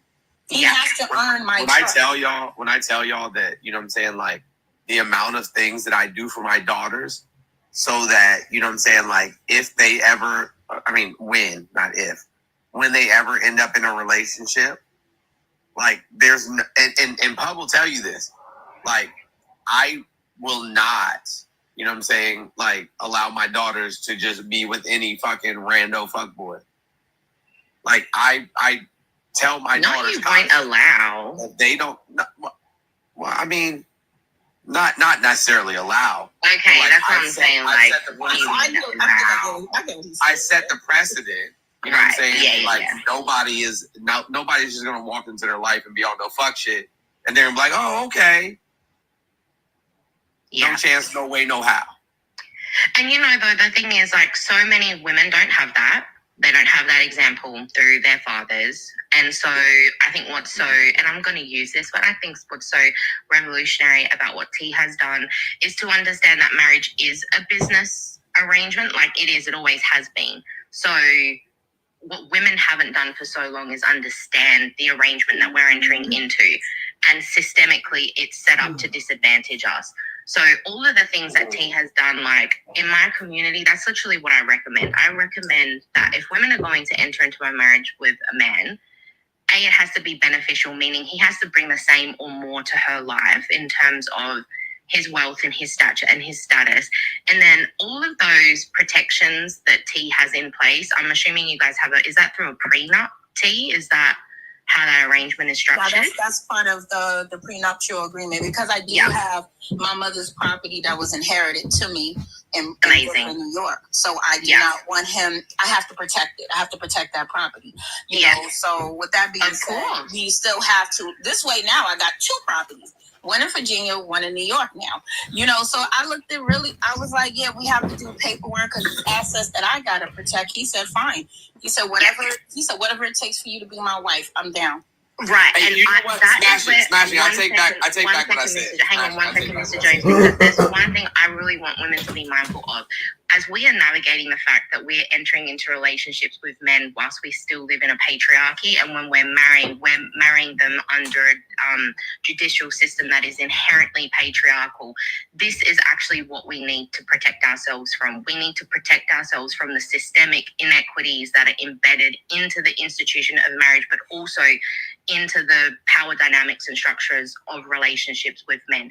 If any man that truly loves you and cares about your well-being and truly wants to marry you and wants to be your husband, he should have no concerns with having a prenuptial agreement with you or something in place that's going to protect you from the systemic inequities of marrying him, such as the fact that the biggest growing demographic of homeless and impoverished people are women in their elder years who are divorced and or widowed because their husbands did not set them up. They took time off of work. They didn't have the same kind of money going into their retirement accounts. Systemically, it left them at a loss from marrying those men later in life. And that's the fastest growing demographic of people who are going into poverty or becoming homeless. It's women who were married or were widowed.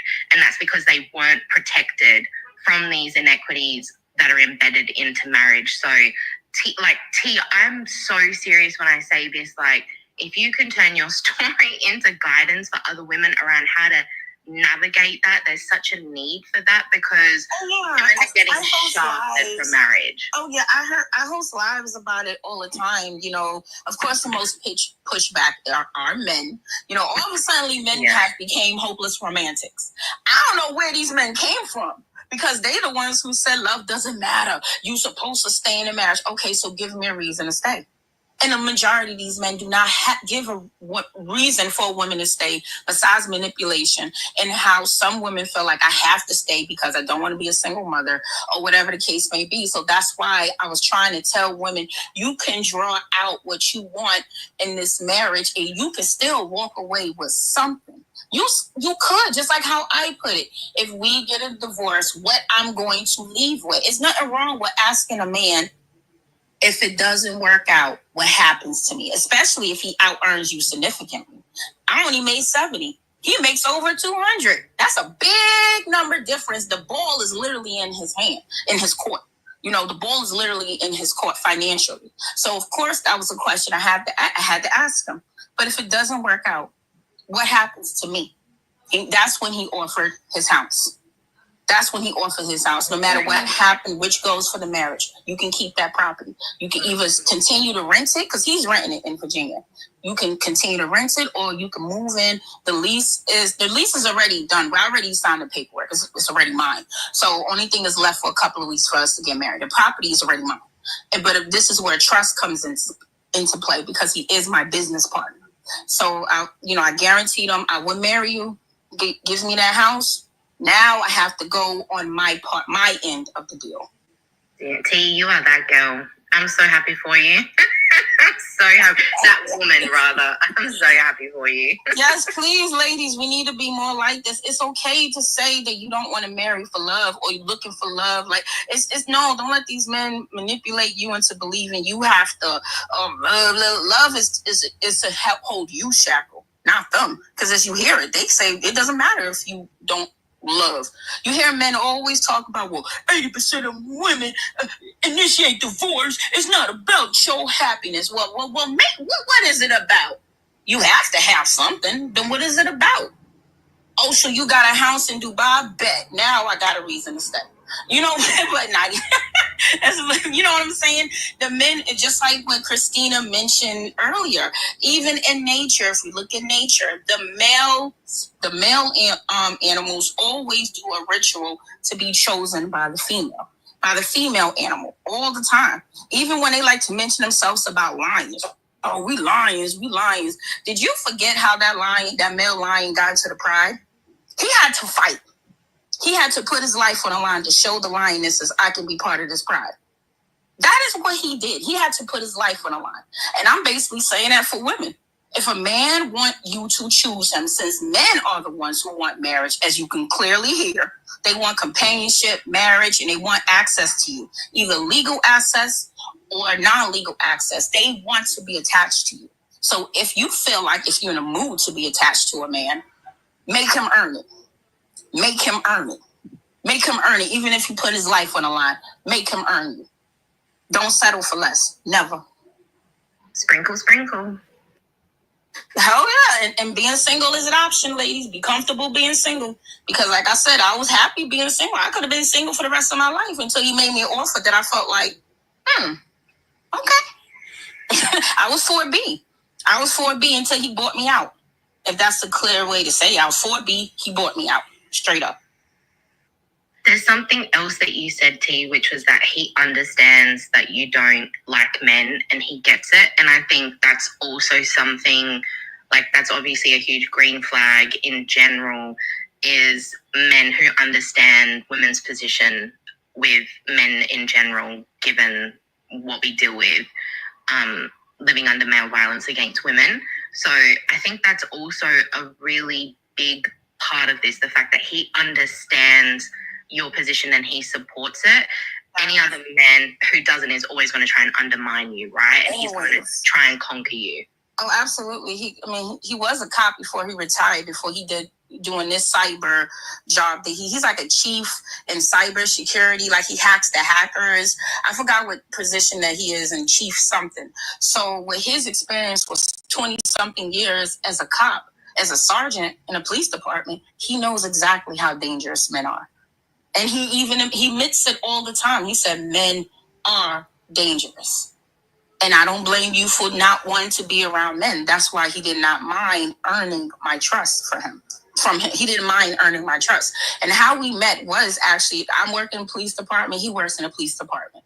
So when it comes to this type, when it comes to the reality, what we're dealing with men, he understands it. He knows it for a fact that men can be very, very dangerous. And a majority, a lot of scenes that he have, rolled up on is just men committing the violence. And he said, I don't blame women who want nothing to do with men. He said he honestly do not blame women nowadays. Well, the reason why he said nowadays, because he never seen such like crimes and stuff like that. So yeah. And yes, cops are narcissistic. Absolutely. Yes, they are. But he kind of passed the vibe. He passed the vibe because he only looked at being a cop as work. That's what he looked at it as.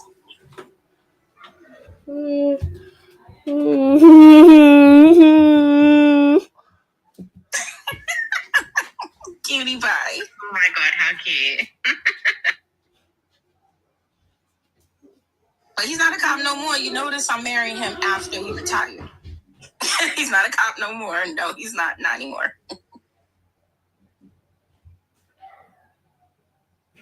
Hey, Renee, anyone else want to like anyone can talk? Come on, let's talk. I wanna just like I'm having a conversation, Dad. I know I've got a man in my profile pic, but don't worry about that. That's for like topics on like education about trans people with transphobes. So ignore that. That's just a photo pic.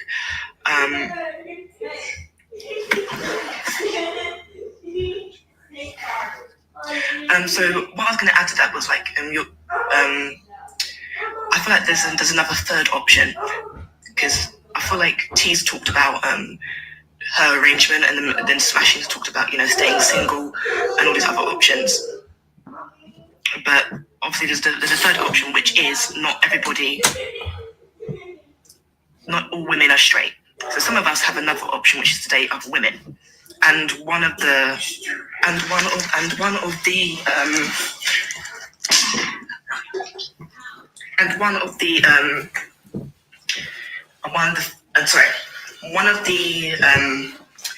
things that was talked about earlier was Part asked the panel, do women leave good men? And the women answered no. And for my situation, I would leave a good man for a good woman. I don't blame you.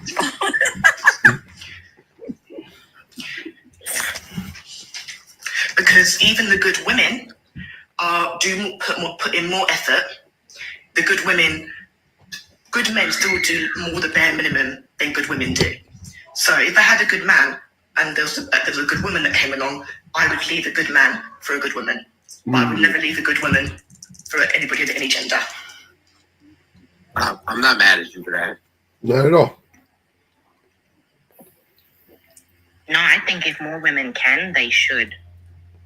Because obviously it's not a choice for everyone, right? But I definitely think if you can, you should. I also think it's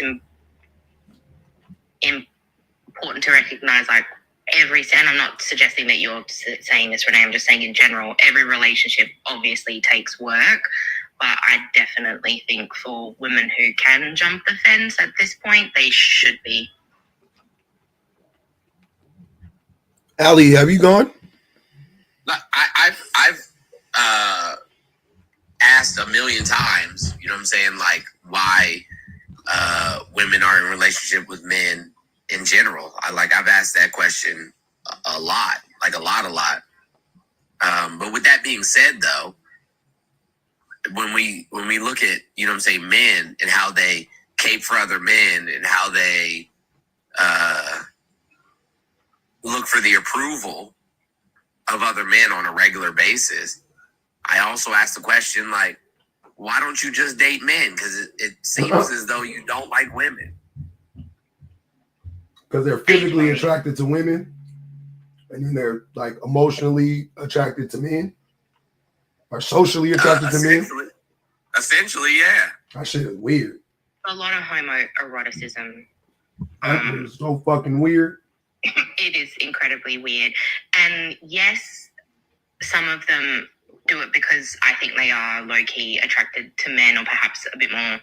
It's not even low-key. Like, yeah, I know. I'm just using that in general. But I also want to point out that a lot of it is still just rooted in misogyny and their desire to have power over women. And the reason why I emphasize that point is because so easy will be like, oh, why, they just want to date other men. It's because they're attracted to other men. Yeah, that's part of it. But also it is still their desire to have power and control over us, because that's what makes them feel more dominant. That's what makes them feel more supreme. That's what enforces their patriarchal masculinity. So it is still, yes, it's a number of other things, including homoeroticism and perhaps them actually being same-sex attracted. but it is still rooted in them wanting to have power and control over us and their misogyny and how that makes them feel, how they get off on that, how that makes them feel like a man, how that makes them feel dominant. So much of it is still rooted in that. Also, women give men have a proximity to women, give men more proximity to men, the men that they want to be around. Like, you know what I'm saying? So if you got, like, if you go to a club and you pull up, if me and Jones go to a club with just us two, we can get in, we got to pay or whatever, buy a bottle, you know, whatever, right? But if we go there with our girls, like, well, hold on. If you go to a club with me, you're not gonna have to pay to get in. I know, brother, just we two men. I'm just, come on. I know. I'm saying though. But we go to the club. You know who I am, goddammit. I'm just saying, we go to a club. Two men pull up to a club on a Friday night at 9:30 or 10 o'clock or whatever. They're gonna look at you, they're gonna be like, I mean, yeah, he cool and all. But we only way, hey, no, we buying bottles. We gonna get a bottle apiece. All right, cool. We get in, cool. But if we just like, no, we just pay, cool, whatever.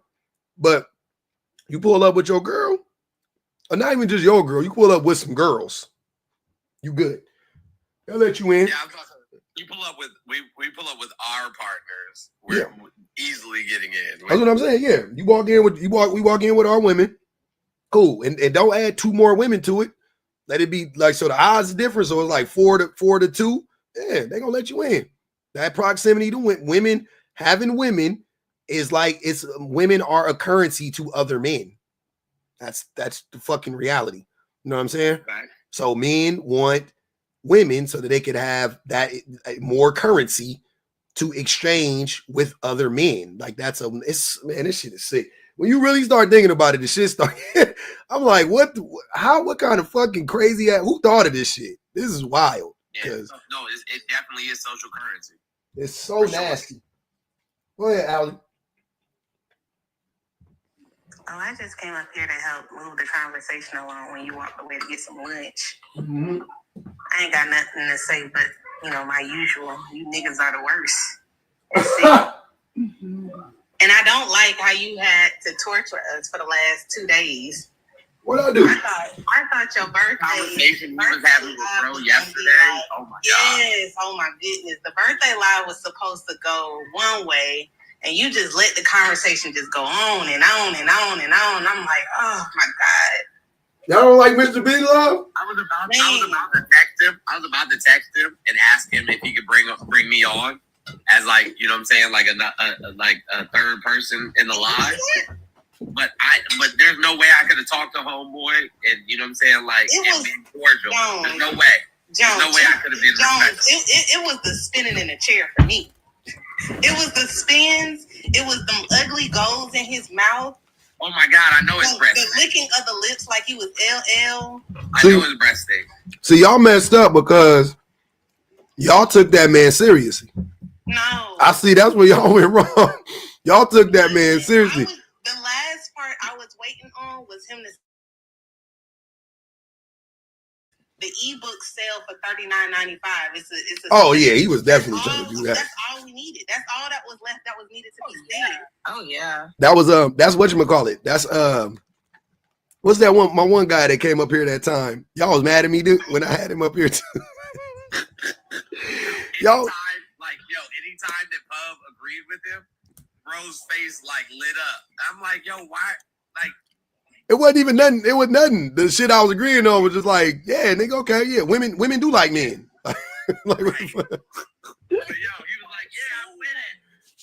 He was like, exactly. He kept changing up everything. First, he went from what was it? He said your landlord want to sleep with you for 2 years. Oh, that means your body for sale. Then he switched it up to if your man catch. You mean to tell me if your man catch HIV, you can? Oh, that was I forgot. Oh my god, that nigga had the worst niggatheticals I've ever seen. In all of the history on this app, I've never seen anybody come up with that many bad niggatheticals like consecutively. women is expect to be with a man through sickness and health with HIV, but you can't forgive a woman for sleeping with her landlord for 2 years worth of for $100,000? Like $100,000? Yeah. Math on that one. It's not math. So I gotta accept you and accept the possibility that I can catch it. I gotta tell you something. Hold on though. Like, can we pause for a second?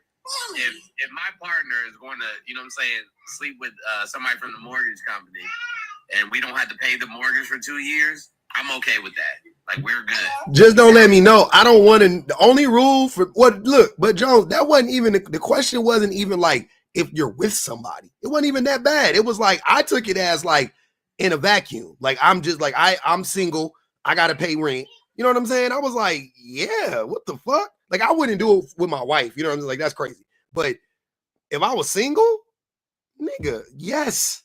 But his point was that he was trying to say, "Oh, I have morals." The same nigga who just was it a month or some weeks ago, who said that he was with somebody and he basically was using them for room and board. Yeah. Like, he didn't say that. He did. Yes, he did. He did. Yeah, he said it on my live. Yeah. Yeah. The first time he was on there. So what's the difference with sleep? No, all right. Hey man, they be. What about his? But we all know the root is mommy issues. That's why he believed in loyalty tests because his mother cut out on him at 13. So when he said that, I said, "Oh, there you have." But then he was defending his mom. But remember, see, I don't want to relive that shit. Go ahead, Gemini something. Gemini's Groove. Go ahead. Are you not there? Okay. Go ahead, Mahogany. Hey, T. Mm-hmm. How are you? Beautiful. Yo, me and her had a ball yesterday in another live. Bet. That's funny. T had the people shaking in a boxing in they holy underwear. But okay, is it almost impossible for women to be hypergamous? Yeah, because if we're basing it off statistics, right, in the U.S., it says that the average income is around 50 to 60, and the median income is, I believe, about 70, somewhere between 60 and 70. So that's more indicative of the general population. So that would mean that most of the men that women are meeting are making about the same amount of money that they're making. Mm-hmm. So that wouldn't be hypergamous. Not at all. Yeah. Yeah, I agree. Easy peasy. I know y'all know the answer. That's why this is pointless. Go ahead, Gemini. Gemini's Groove. Are you there? Gemini's Groove. I did have to mute them. Oh, hold on. I'll unmute them. Maybe they don't know that they're muted. There you go. Nope, they dropped. All right, cool. Perfecto. That's good. That's good for me. I like it when people drop because then I could go back to this and then I could go on to get ready to let y'all go because I'm about to go. I love y'all like a play cousin and all that good stuff. Yeah. You don't have them shaking in they boots today. They already did. We in hour number 4 of this live. To me, it was public. It was public. I know public grew a few gray hairs messing with these dudes. Like really. I gave up at the end. I gave up at the end when I wanted to be in that live so bad last night. Like I was watching the shit and I literally getting angry. Are you talking about Mr. Big Love live? Yeah, that shit was crazy, man. Yeah, like your birthday live when you was co-hosted. He just asked me to do that though. So I was like, he like just popped up. I was like, I did it with him before. Yeah, because he wanted to prove you wrong for his own audience. Maybe he lost audience to you, and he just don't want to. I literally was like, yo, I'm gonna fight Pub next time. I can't believe this conversation. This shit is so dumb. This man is platform talking about his clients. My clients, I have 100% success rate for my clients. Sir, so what has been the consensus? He's about 12 years old. He look like he's about 12 years old. Wait, T. She's talking about this. So, sorry. Yeah. So the consensus is for us, most of us, we know that this is true. I don't think it's really possible for women to be hypergamous, and not necessarily for the reasons that you stated, Mahogany, even though I think they're they're relevant, but that's not what I was saying. I think that it's mostly rooted in the idea that for hypergamy to exist, there should be an imbalance in value being brought to a relationship, right? Mm-hmm. So if a man makes all the money, but a woman does all the labor in the home, how is she hypergamous? That doesn't make any sense to me, because there's more than one way to practice hypergamy, right? Right, if that man, by the way, so let's keep going. That same man is also significantly less attractive than this woman. So she's significantly more physically attractive, and she's doing 100% of the labor in the home. Mm-hmm. How is she the hypergamous one? Okay. Because when I think of hypergamy, I think of it financially. Yeah, that's what most people do. They instantly, and that is to me, that's a function of red pill ideology, right? And not to say like you yourself got it directly from them, but they are the ones who kind of introduced this concept in current times. They introduced this word into like, normal, like everyday conversations as a way to shame women, right? As a way to be like, oh, well, women are always looking for the next best thing, right? Like that's usually what they do. You can't never satisfy a woman. She monkey branching. She got another man in her back pocket. She got 3 men in her, all that shit, right? Like, when we know that that's not true. So that's where that came from. But they have been saying that women want a man to provide for them financially, and they leave out every other way that people provide for one another. Yeah. Right? They leave out every other way that hypergamy exists, every example of it. So physically, like I said, labor in the home, like, okay, he's doing 100% of the labor outside of the home. Okay, cool. Right. What is she doing in the home? Oh, she's doing 100% of the labor in the home? Right. Okay. Okay, I can see it from that point. I never thought about that perspective, honestly, when I think of hypergamy. But yeah, based off the labor statistics and the income, I mean, it's I wouldn't say it's impossible, but it's hard. The average person is not, the average woman is not going to meet that person that's going to have that significant of a wage difference from her. Specifically, if we're going to talk about within the minority community, it'd be really hard. Yeah, most women and men don't start really making like, like the separation between how much money we make. It doesn't really start happening until after kids come and all of that stuff. Right, because women lose money after children, because when you're pregnant, you would take off of work, so that would be less wages that you're making. So no, literally women just get paid less when they have children. Like they will just like won't pay a woman. She'll lose out on opportunity. So it's not like they'll reduce your pay necessarily, right? But you have kids, and let's say if you didn't have kids, you would have gotten that promotion. But now you have kids, you're not going to get that promotion, right? But when you then when you flip that around for a man, he has kids, he's more likely to get the promotion that he has kids now. They're going to look at him as like, oh man, he has kids. Damn, we got to look out for bread. You know what I'm saying? We got to look out for him. He got kids now. He's a family man. He's a provide. So it's a double-edged sword when it comes to money. It's a double whammy, I should say, when it comes to money for women, because they actually get paid less, and then men get paid more. So there's a real big separation between the two things. Yeah, I say Brett because we know white people get the promotions. Don't do Brett like that. He's our friend. You're right. That's, you know what? I wouldn't. Shout out to the homie Brett. They ain't that Brett. Not all Bretts are equal.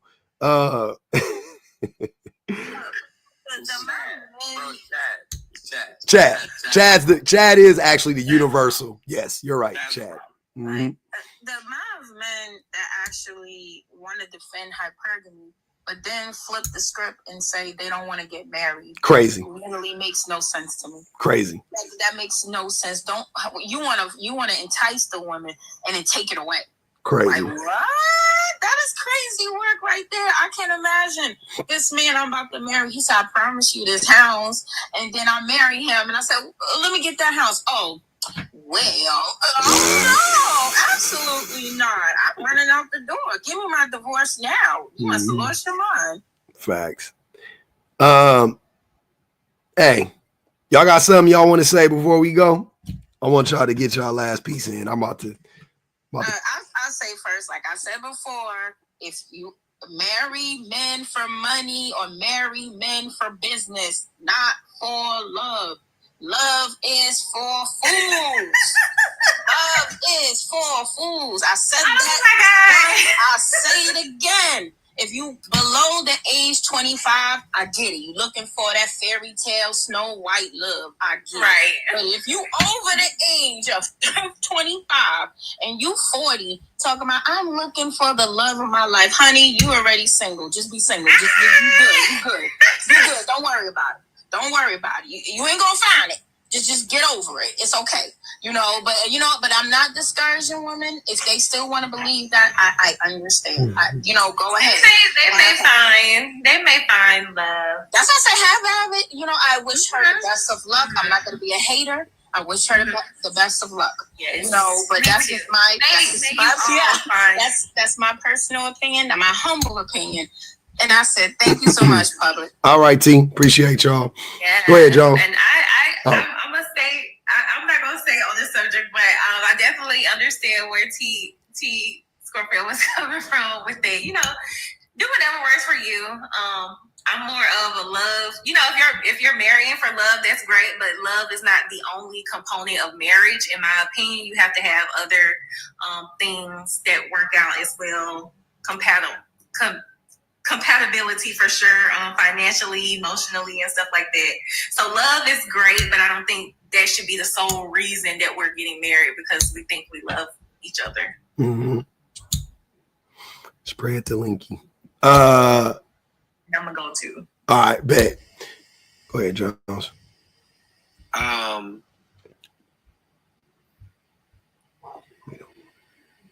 I don't even know what to say in this. You ain't gotta say it. You ain't gotta say it.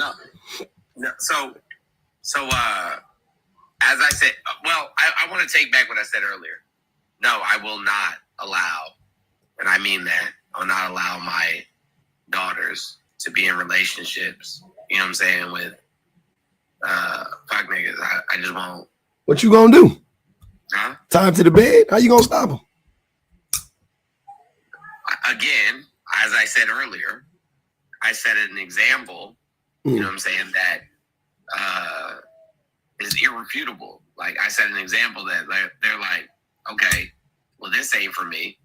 But if you know what I'm saying, they bring somebody around, I'm gonna tell them straight up, like, nah, he ain't the one. Yeah, you can do that. That's facts. He ain't the one.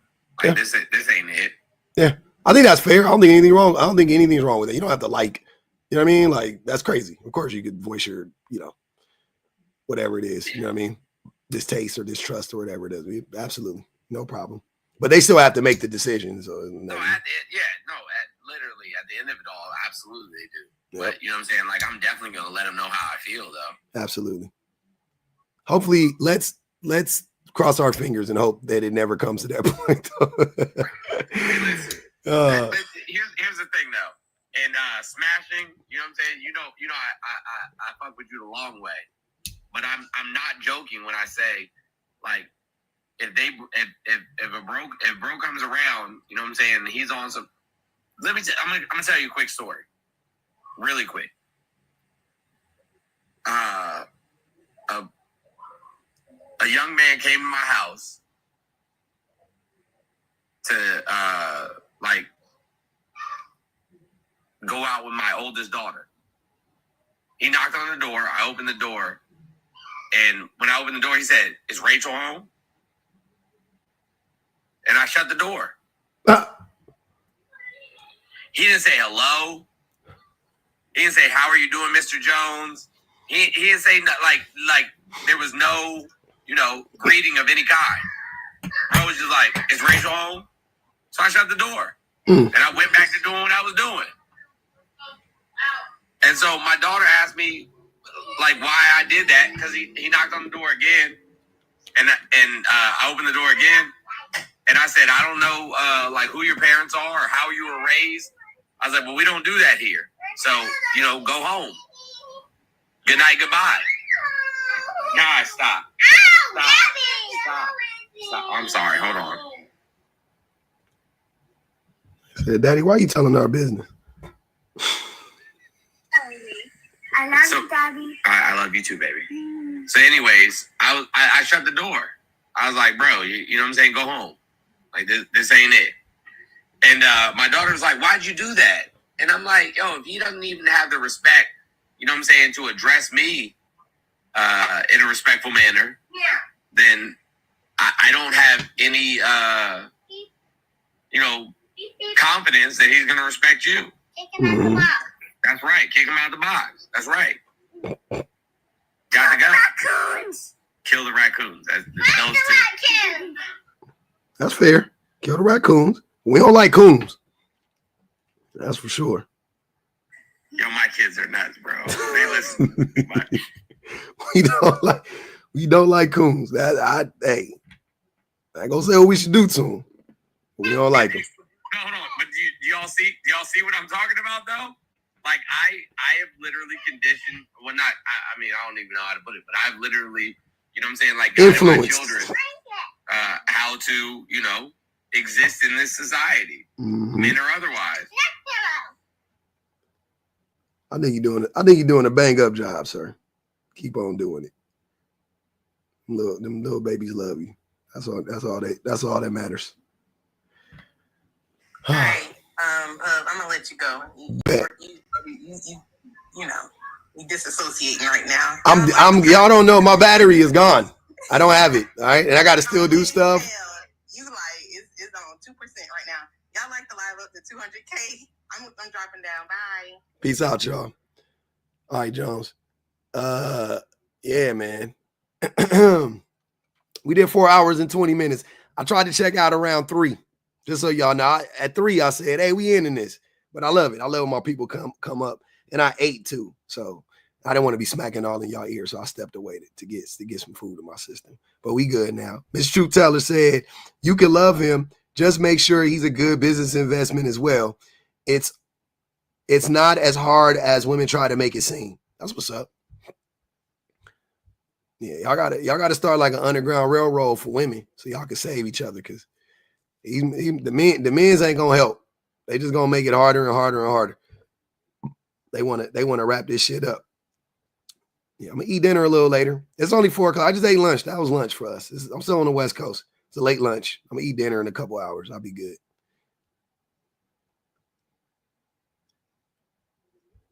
How many girls' souls has he crushed, though? Who crushing souls? No problem, Heidi. It was my pleasure. I appreciate y'all. 4 hours and 21 minutes advisory to be exact. Hey, shout out to my YouTube peoples, man. Y'all know what it is. We did it, Joe. Shout out to everybody that hit the super chat, man. Shout out to my super chatters. Shout out to my cash appers. Tanya, Bun Mistress, Teresa, J Lovely, Angel, Reese Skyla, Maud, Elon, Juniper, to Nigel, the Styling Twins, and Mr. Truth Teller. I appreciate y'all for real. I will get up with y'all tomorrow.